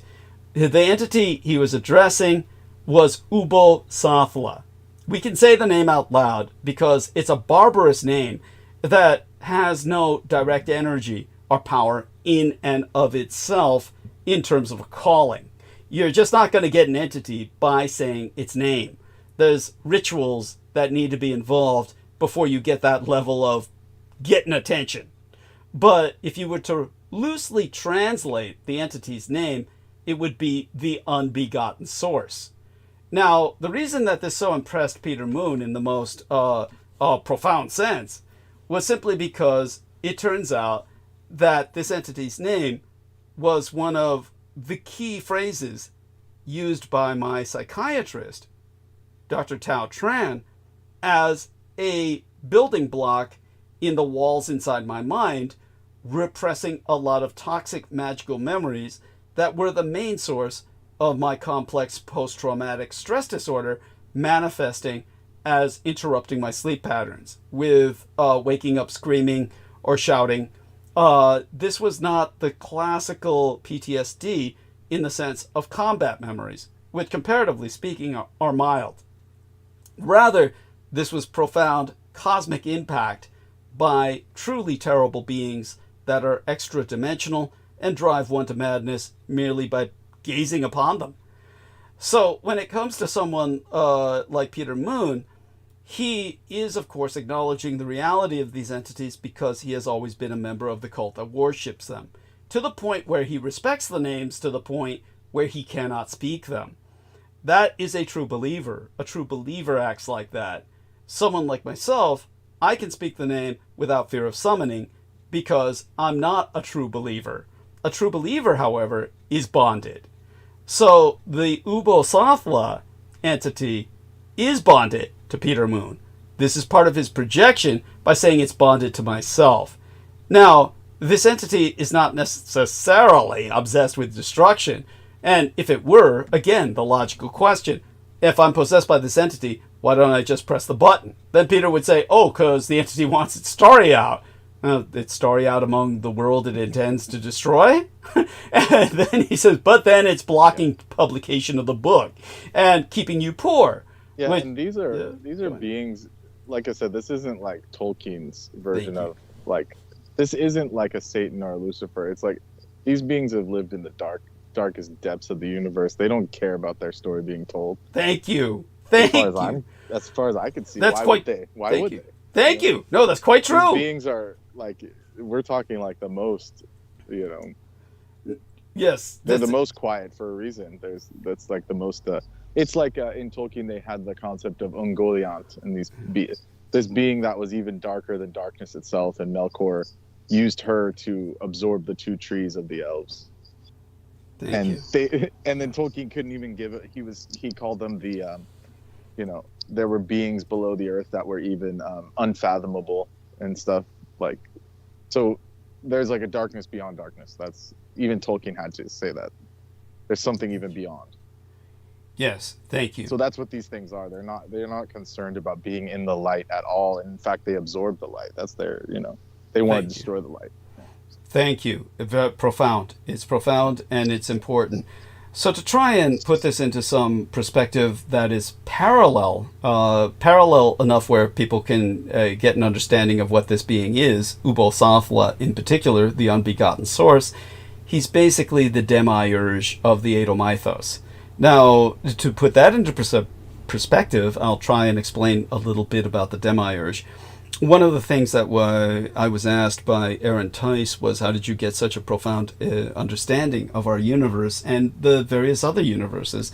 And as I pointed out, when I was care provider for my parents for over a decade, I got a medical education the wrong way. In advocating for them, having to take care and clean up after all of the malpractice, misadministration of prescription drugs, the out-and-out missed diagnoses of all the medical industrial complex and the so-called professionals involved, I got a medical education the wrong way. And by being in liaison with Michael Aquino for almost a decade, I got a theological education the wrong way. But this is what I can tell you about the demiurge that would be the closest Christian parallel to Ubbo-Sathla, the unbegotten source.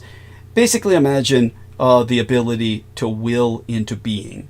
The one true God of light above our universe does not will to being. He simply is.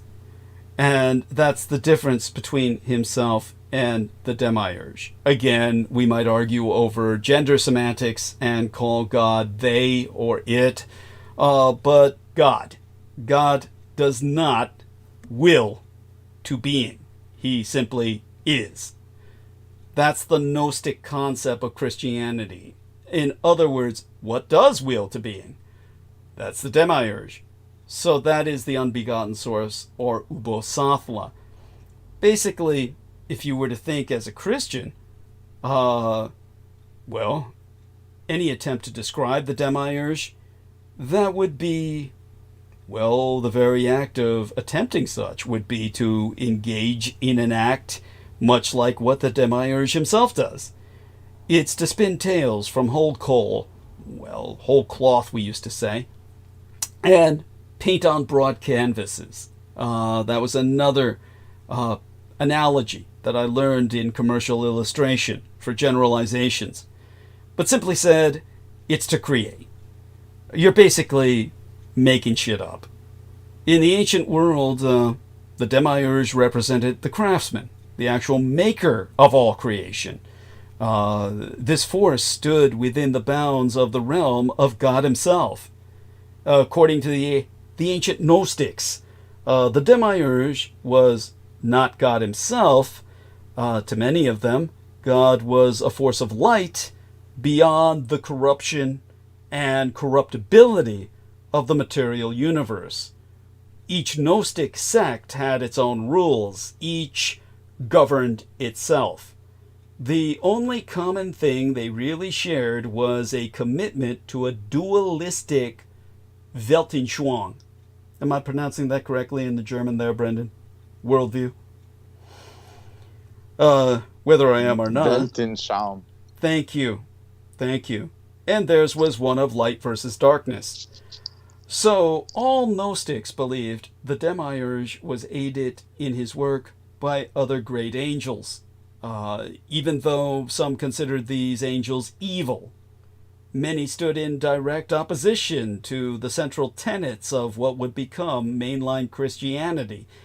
As a result, when Christianity codified its belief structure in the 3rd and 4th centuries, it removed most Gnostics via genocide.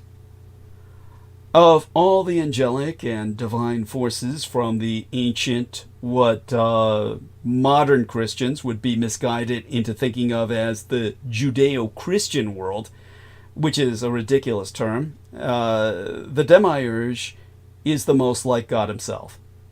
The Demiurge fused Christian, Judaic, and Neoplatonist Greek influences into a radically new form, and in many places it is a universally hated religious philosophy. Unlike other angels and divine forces, it would be nearly impossible to imagine attacking the Demiurge in any traditional way. Say if you were trying to dispel or banish the entity. One of the countless ways to look at the situation is to say that the Demiurge lives within the Gnostic heaven, a complicated maze structure in which forces oppose the movement of the soul through the inferno-like materialist heaven. This heaven, constructed by another evil creator force, is where the true God, the God of the light, is kept from worship by humanity. That was the ancient Gnostic perspective. It was thought the prophets and other visionaries of the 1st century, Anno Domini, the century of the birth of Christ, might serve as gatekeepers. And through the Greek concept of Sophia, the feminine creator force, they learned over many years of study to potentially yield the secrets to traversing this heavenly maze. So that would be probably the best kind of microbio, if you will, that I can provide for this concept of the Demiurge, this kind of large outsider. Basically, if you were trying to give it an alignment or impose something human upon it in terms of motivation, you would think of it as, well, basically always neutral good. But if you were trying to, say, for instance, integrate the concept of the Demiurge into a drama, if you're writing science fiction or even theofiction, if you can imagine theological science fiction, I really don't understand why more people don't even write that as a genre. The closest we get to it are stupid Christian rapture novels, which are just like, they're just trash. But first thing you would have to come to grips with is the Demiurge would never interact with humans directly on any material plane. At its service, it would have many angels, celestials. Since he has the ability to create at will, there is essentially nothing beyond his power to do. How would I say it? I don't think he would be... You couldn't encompass him in video game stats. Let's just say that. His power bar would be effectively infinite. Yeah, no. So, but... the Japanese have tried in like Final Fantasy and stuff. It's like, doesn't work. Thank you. But basically, if you were to examine the texts of Gnostic tradition, there was a series of texts discovered at Naj Hammadi in the 1940s that contained the full manuscript of the Gospel of Thomas. Many now consider this the most important existing Gnostic text. So, critical to any understanding, well, any honest understanding, that in our world, the Demiurge represented a minority and persecuted faith tradition almost entirely wiped out, well, that very fact suggests that the religion was a profound threat to the evolving or nascent, the young church. So when it comes to the demiurge and the best I can do in trying to quantify or qualify this Adamic entropic entity would be that Ubosathla, the unbegotten source, is their demiurge. So this is why Peter Moon locked on to that fact and became its worshipper. And that is what Peter Moon truly is. This isn't defamation. He is such a worshipper, he refuses to name his anti-god, which is the tradition of the Edomites. As a matter of fact, when my psychiatrist, Tao Tran, worked upon myself to block a lot of these memories, the fact that all the memories are now escaping and that I'm putting them to pen, this is what was maddening to Peter Moon. He had, in a very real sense, unleashed the beast. And my memories that I'm putting to paper are now diverted with my attentions at survival. I'm trying to get my phone back in operation, which I need to pursue the rest of my life, including medical programs I've volunteered for, where they claim they can cure my allergy to dust mites, which is profoundly important because that's what led to the original inflammation inside my skull that required surgery. It was an inflammation that built up over many, many years, but those years were spent when I'm not outside, living in the crypt, where I'm overrun by mold, which fortunately I'm not allergic to, and dust mites. They're saying they can cure this by a weekly injection that will go on over the next 3 years or so. I mean, radical idea, but I'm willing to volunteer for it. In the interim, I'm given these incredible stimulants. It's something very similar to ephedrine, a stimulant known as epiphedrine. They give it to you when you're suffering from anaphylactic shock. In case these shots they're injecting into myself of dead, ground up dust mites, it throws me into immunological overdrive. Of course, I'll be abusing those stimulants, as Brendan Zogit might imagine. And that being articulated, what else comes to mind with everything I've articulated? Gentlemen, feel free to speak, and we can get back into the topic as well about other things that come to mind. But the fact is that Peter Moon was outraged by my beginning to remember so much about these details. This is what he's trying to suppress. If he had put this into the book, it makes so much more sense because you have essentially more of a grimoire. Does that not make sense? And he does not want a grimoire, even though he's publishing it under a leather-bound cover, which is never going to happen now, and for the best for all of us. But all that being said, further thoughts, gentlemen, please. Yeah, no, that's exactly what it is, because it wouldn't make sense. Why would you want to suppress something where, if you're an author, it's like free content, right? That's what he was all about with all these other people. Yes. Like Radu Cinnamon. Yeah, Rapist Cinnamon. Rapist Cinnamon.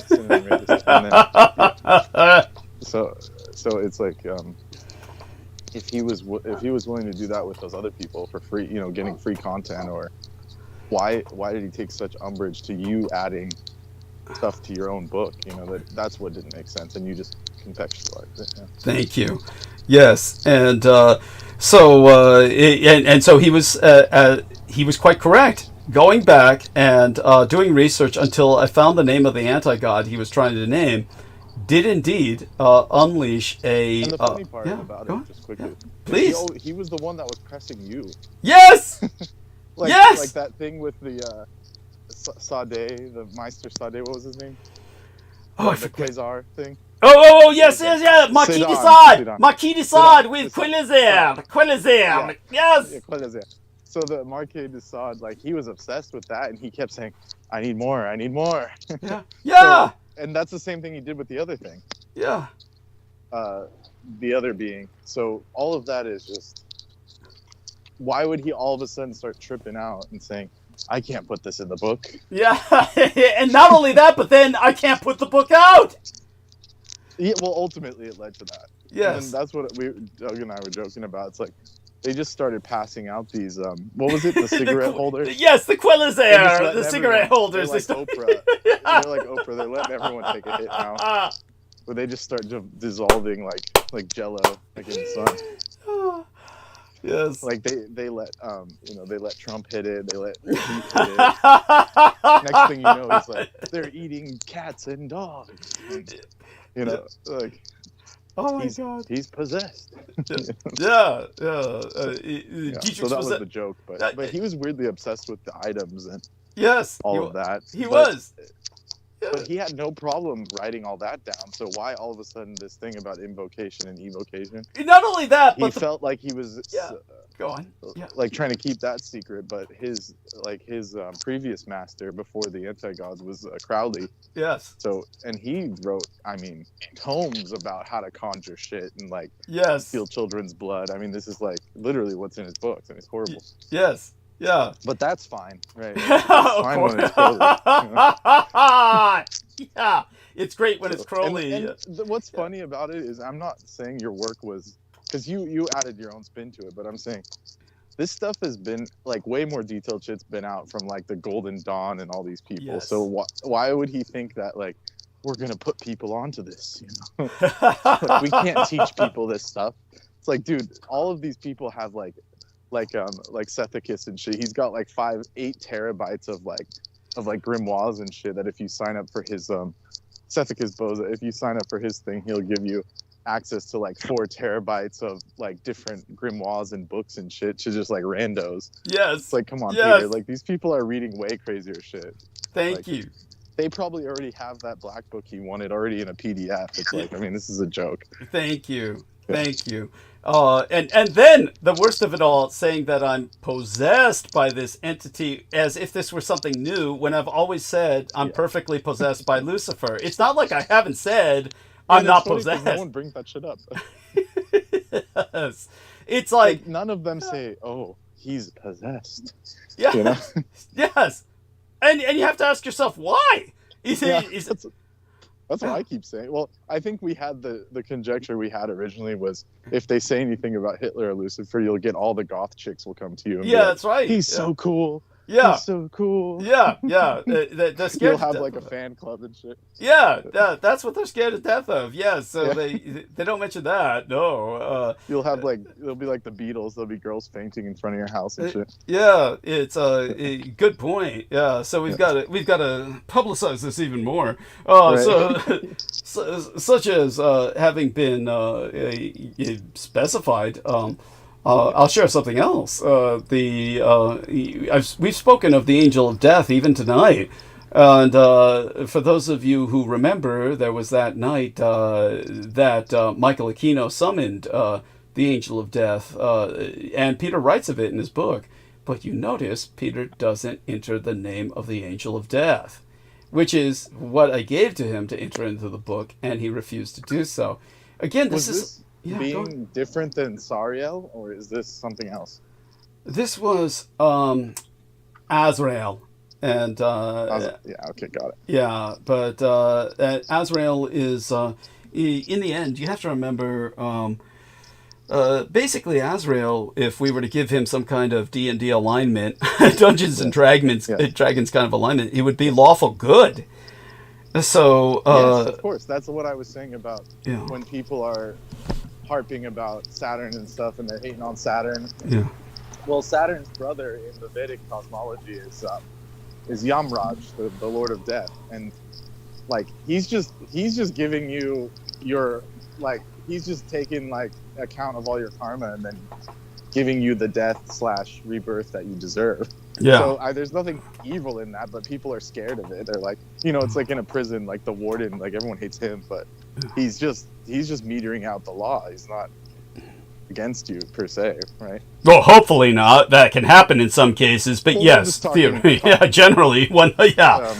theoretically, he's a neutral administrator of justice, and So the same thing with these the beings that give you what you deserve after death, or their time of death and all that. Yes. There's nothing evil about them.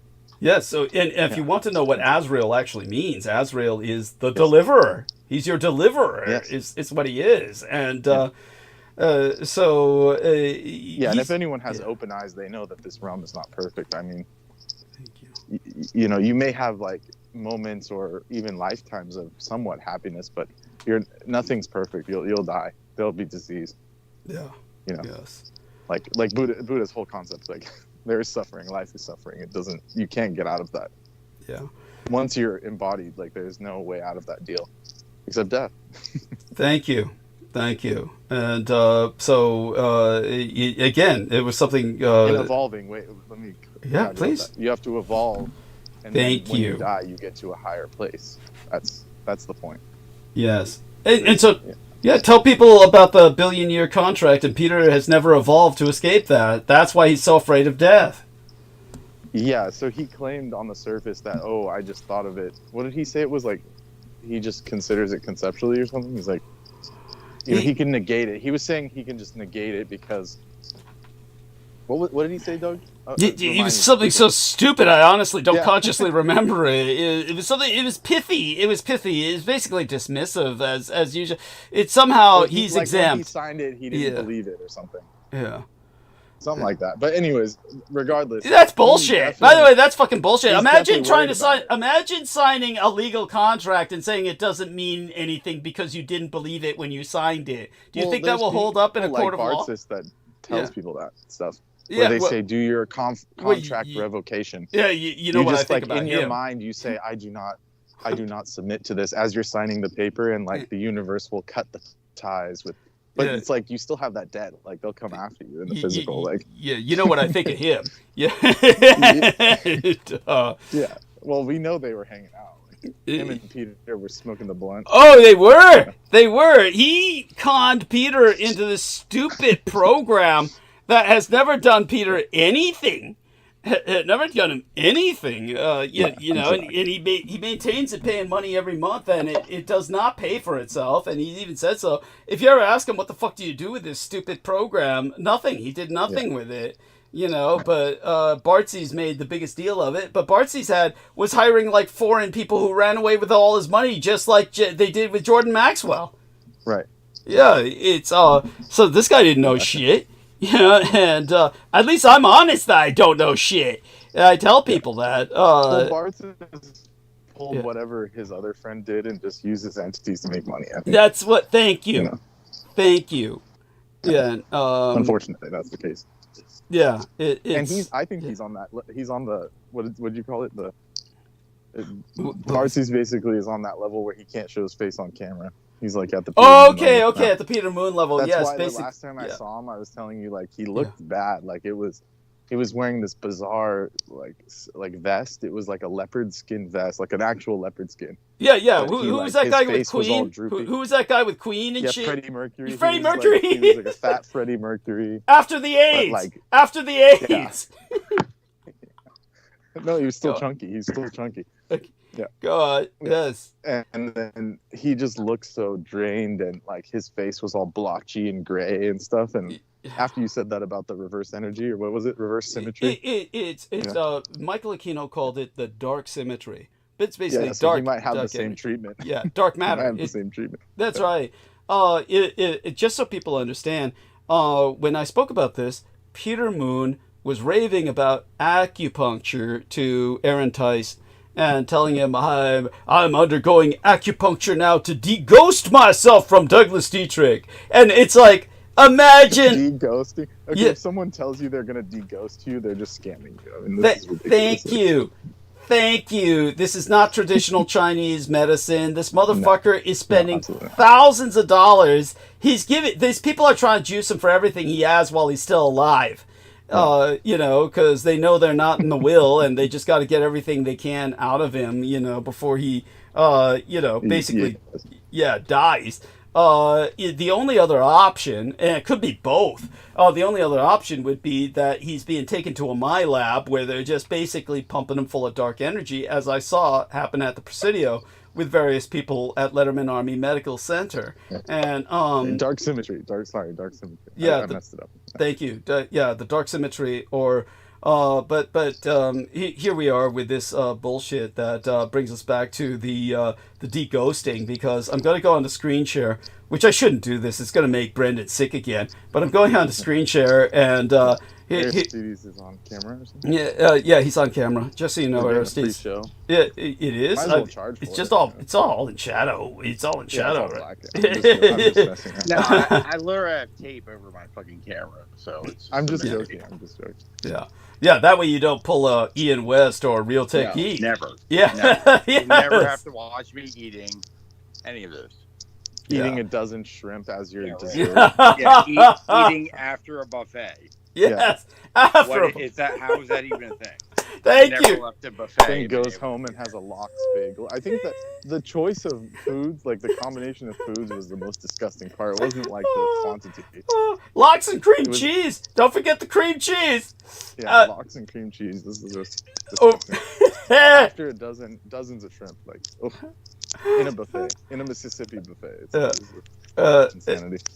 Yes. So, look at this. Yes, here we are with Peter again. Why am I doing this to myself? Why is it such a giant block text? What is this? Notice the different fonts. Different fonts, as if he's writing a abduction note, to the people he's demanding a ransom from. they're like different clippings from magazines. Yeah, and he's doing this textually just to show you how insane. How much energy does that take? That takes energy. Basically, it's like one font is him and the other font is whatever's inside of him. Basically. Yes. He's like a glove. They're like wearing him like a glove and shit. Yes. It's one of my friends noticed that DDD started cultivating a subtle and perhaps not so subtle undertone that was against me. Yeah, it wasn't subtle. I was ready to just go full. Yeah. Doug actually held me back. He's like, let's just be, neutral. That's true. I had to hold Brendan back. I was ready just to go full Brooke and say, I hope this guy falls down the stairs. And Thank Doug you. was like, don't do it, not yet. Thank you. I mean, without going too deeply into this, just so people understand, he goes into this acupuncture trip where it's, here we go, from my current view, this entity directed a keynote to construct the Vox Arca, and while DDD appears to have stolen it for reasons of self-preservation. He missed the whole part where he's the whole reason why Q was able to do all that is because he was immune to them, but anyway. Thank you. Because he himself was not a baseline human being. He was a fucking entity that inhabited a dead baby's body. And the whole swirl pattern and all that stuff happened. And a natural ward and all this junk. Thank you. He, and here Peter's talking about me, talks about all the technical aspects of binding entities, but he has also become, he doesn't say has, he says in his broken English, but he also became quite obsessed about instructing the world how to evoke and invoke them. I do not give the recipes, people. I'm telling people about the I read it. Thank you. I read it. It's nothing. There's nothing there. Thank you. Except I was joking with Doug. I was like, this gives people like J-Mo Reese something to like sweat over, but it's like they already knew that. It's like you read it and you're like, I already knew that. Yes. But you like I said, you just give a flavor to it that adds more depth. That's all. Thank you. It's nothing. Yeah, nothing like it's not like a step-by-step anything. It's nothing step-by-step. Thank you. In other words, what it is and it's an in-depth cultural enlightenment that you would experience reading this material, but you would not be given instructions as to how to carry it out. If anything, I consistently say again and again, do not even try. I say that throughout what I'm writing, correct? Yes. So, yeah, not only that, but it should just be implied. I mean, like, do you really want to... Like, that's the problem is people think they can do it. Like, oh, I can do it. Even with stuff they're not qualified for. Like, people think they're qualified for travel. They think they're qualified to do this. They think they're qualified to drive a car. But like, some people are just not on that level. That's fine. There's nothing wrong with that. I mean, there's a reason why we are coming to the point where we want automated cars. If people realize they're not qualified to drive at all. I mean, and rightly so. I mean, it's like if you're like, Thank you. I know I could drive, but if I didn't, I would totally admit that and be like, yes, that's probably best if I don't. Yeah, thank you. Which Peter should be at that level. For example, like if you're a plumber, you're not going to go do someone's electricity and burn down their house. You're going to say, look, I'm not qualified for that. Thank you. Nothing wrong with that. Doesn't mean you're a bad plumber. It just like, I'm not doing that. Thank you. By the way, Peter Moon should realize he cannot drive, but I'm sure he's still driving. I think he's like what did BÍOTECH say? He's like totally bedridden or something. Yeah, and that's possible as well. And we'll get back to That's why I sent you that that Supernatural meme from that show, the TV show Supernatural. Yeah. Where like for someone like him, you gotta bury the body and put salt on it and then burn the bones. Yes. It's like he's at that level. Yes. Yes. Like we're like salt and burn, you know. It's like, yes. So here's what. Thank you, because look what this idiot is saying. To my good fortune and synchronicity, nothing synchronous about it, I have been directed to an acupuncturist who has a specific treatment for de-ghosting such entities. I have never heard of such a thing. Of course not, because it's not real. Thank you. But now I have. This is a great blessing. Yes. And then he's insisting my life is far from at an end. And dude, it was over a long time ago. It's funny, but it's just No, it's hysterical because it was over a long time ago with this idiot. But then he ends it with his. Why does anyone feel the need to say that? It's like it's just weird. Well, it shows you how he knows he's past. Basically, when he says my life is far from at an end, it means he's so far up the river Styx that he's evolved a set of gills. At this point, this is what's going on with this fucker, and he knows it. He knows it, and he's scared to death, to use a pun. And that's because let's explain why he's scared, because he still holds on to that notion of the billion-year contract. Thank you. So that's why his alternative is what? To go to what he thinks is the only way out is through the anti-gods. Thank you. Is that like? Can we? Yes. Can we jump that conclusion? Absolutely. Absolutely. Otherwise, this is the image I got. Is he's just gonna be in this like space elevator after he dies, like spiritually, waiting to get to the top floor after a billion years. Razinu's just gonna throw him in a volcano and restart the process. It's like like he doesn't have much to wait for after he dies. Yeah, either that or even worse, a billion years on the Apollo with L. Ron Hubbard. Very good observation. Very good observation. So thank you. I think that's the case why he's so terrified to die. It wouldn't make sense otherwise. It has to be something unnatural. Yeah. But just to give people further details on the process that I witnessed at the Presidio, and again, this is not prionization. Prionization creates a feral zombie that is basically like a shark that smells blood and is therefore a danger to everyone around it. What I'm speaking of is kind of like an ergonomic zombie, which is a labor unit that is applied in vacuum, hard vacuum, or undersea, where it's basically a labor unit, but it's organic and therefore cheaper, infinitely cheaper. We are, of course, far away from producing anything that would be a true robot, that would be humanoid and capable of real, shall we say, semi-autonomous function. The biofacsimilacra are, as I said, like very developmentally disabled children, and they are not capable of moving very far semi-autonomously. They're simply too heavy, which is why, very accurately, when you watch the film Megan cannot chase the young boy who runs away from her. She has to get on all fours like a lower primate to pursue him because her weight is such that she would topple if she tried to run. So very accurately, they show her dog-like in the film pursuing him like a canine or a lower primate because that's the only way she can run without damaging herself. So Megan, by the way, is a biofacsimilacra, a semi-autonomous, or indeed in that case, a truly autonomous facsimilacra of a bioorganism, in this case a human girl. Aside from that, the point about these ergonomic zombies, if you want to just give them a term, they had an actual term for them in Doom. They called them I can't even remember what they called them. I really don't. Something that I thought was rather stupid, like gimps or something. But they're basically I saw them in real life. I saw them produce them at the Letterman Army Medical Center, and this involved the use of what Aquino called the dark symmetry, but that's his magical motivation for their movements, or perhaps even like, shall we call it a download of instructions. Rather, they are more the products of dark matter. Now, dark matter is everywhere. The majority of our universe is made of dark matter, and this is why black magic is so much easier than white magic. It's far easier to just reach down and pick up rotten fruit that's fallen to the ground. If it's only semi-rotten or just ripe, you can still eat it.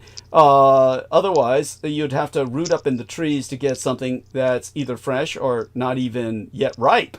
And eating that sometimes can make you sick or taste like shit. That's a really good analogy. Thank you.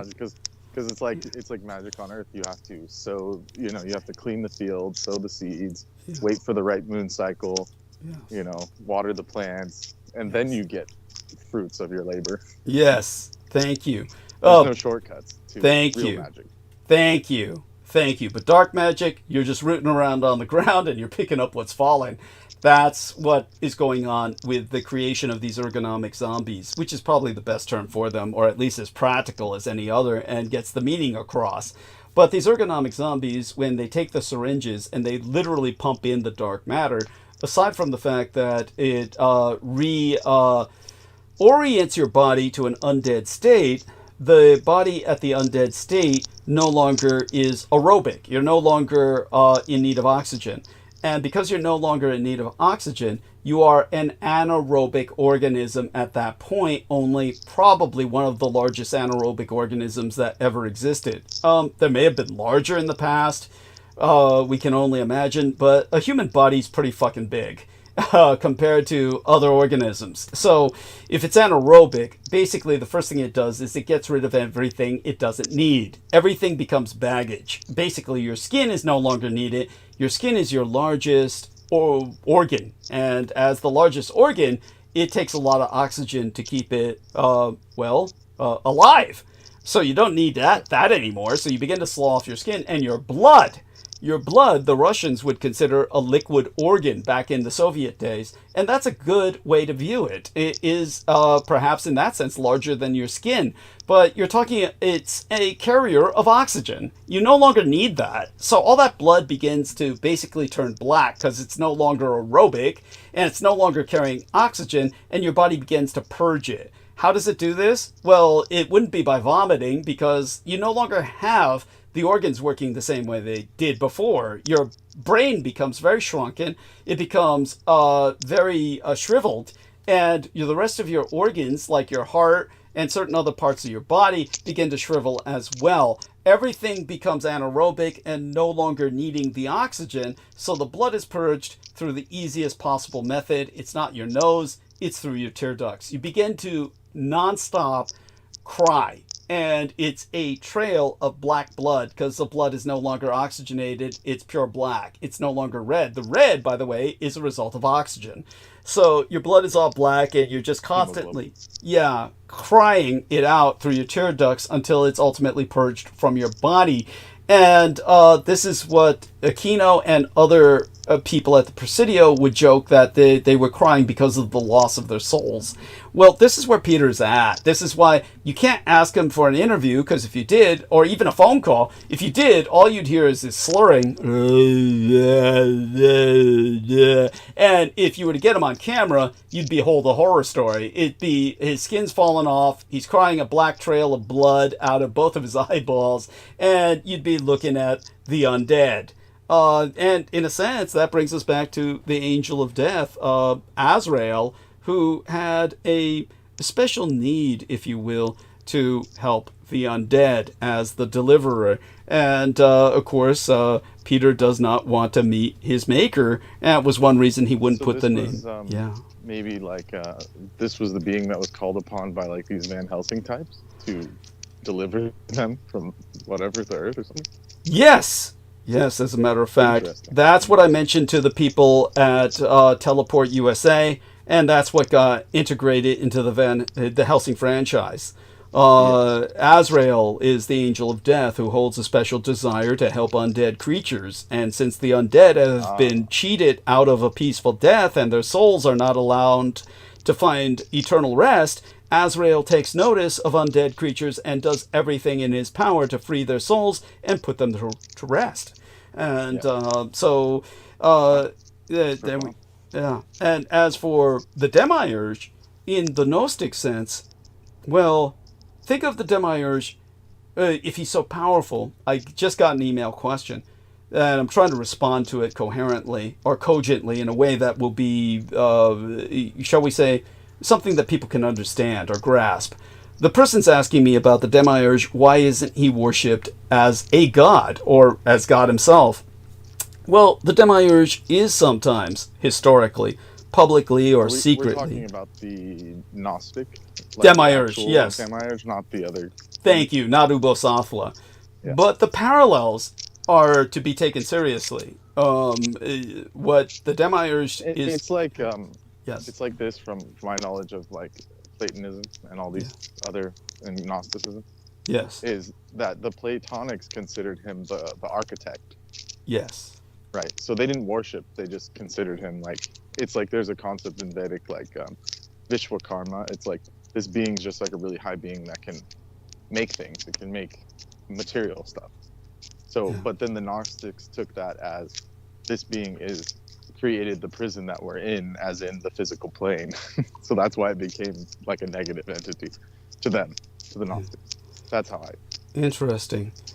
Well, that's one way of looking at it, because the same person asked a question reflected by somebody else, which is basically... But if we zoom out, it's basically neutral. It's like... Thank you. In essence. Yes. As with a lot of cosmic forces, it's like we were saying earlier, it's like you can hate Saturn for giving you, the karma of what you've done and call it Satan, but it's like you did that. Thank you. It's a neutral. It's like technology. It's neutral. Yes, but certainly in the Christian cosmology of the Gnostics, which of course modern Christians would not consider to be Christian at all, to the point where the Gospel of Thomas is repudiated violently by many Christians.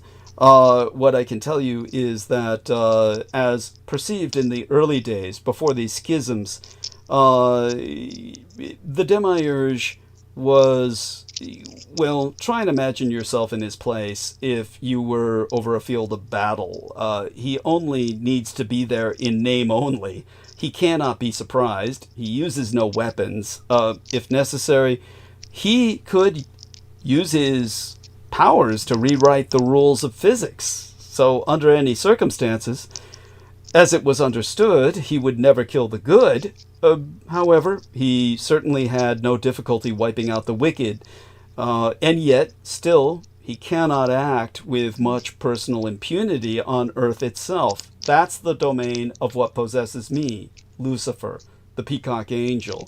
In other words, the Demiurge cannot act with much personal impunity on Earth itself without running the risk of an all-out war in heaven.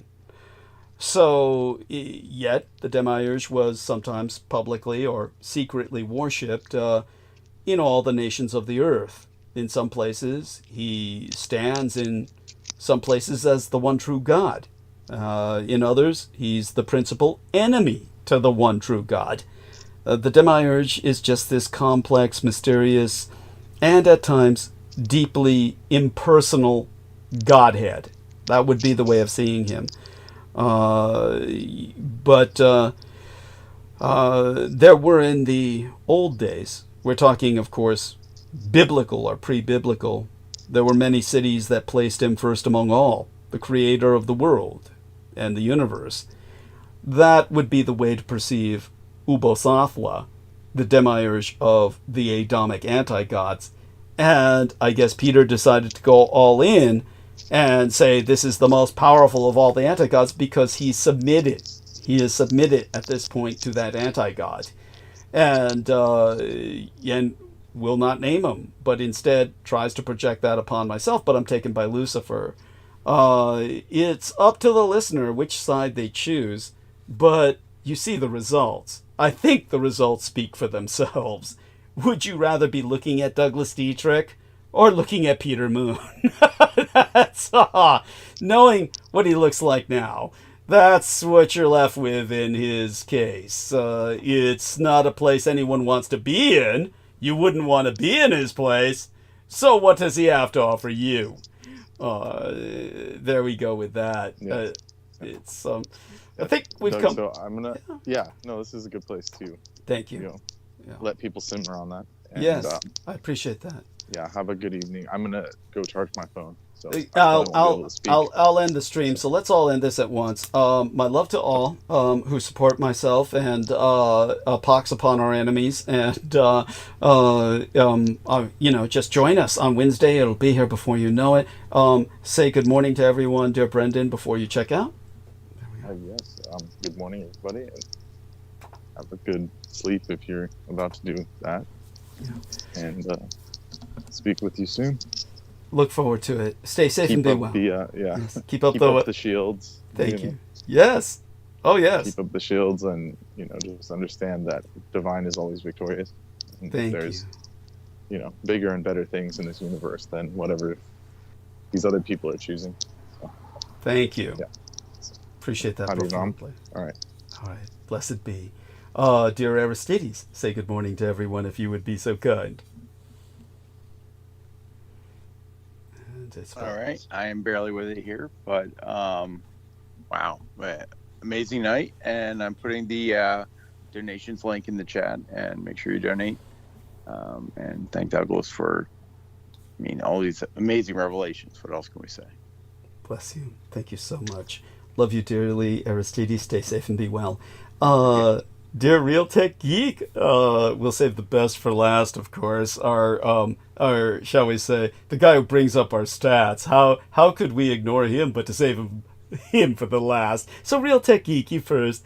Say good morning to everyone if you would be so kind. Yeah, good joke. Thank you. I'm happy I bring your stats up, but they're the best for last. Well, thank you for listening. As always, we always will learn something new every day, every transmission that Douglas Dietrich is on. Continue to support the show, share, subscribe, send the dough. Thank God Douglas got his rent, but it is another month coming up, and Wednesday is around the corner. And thank you for listening, and please support the show.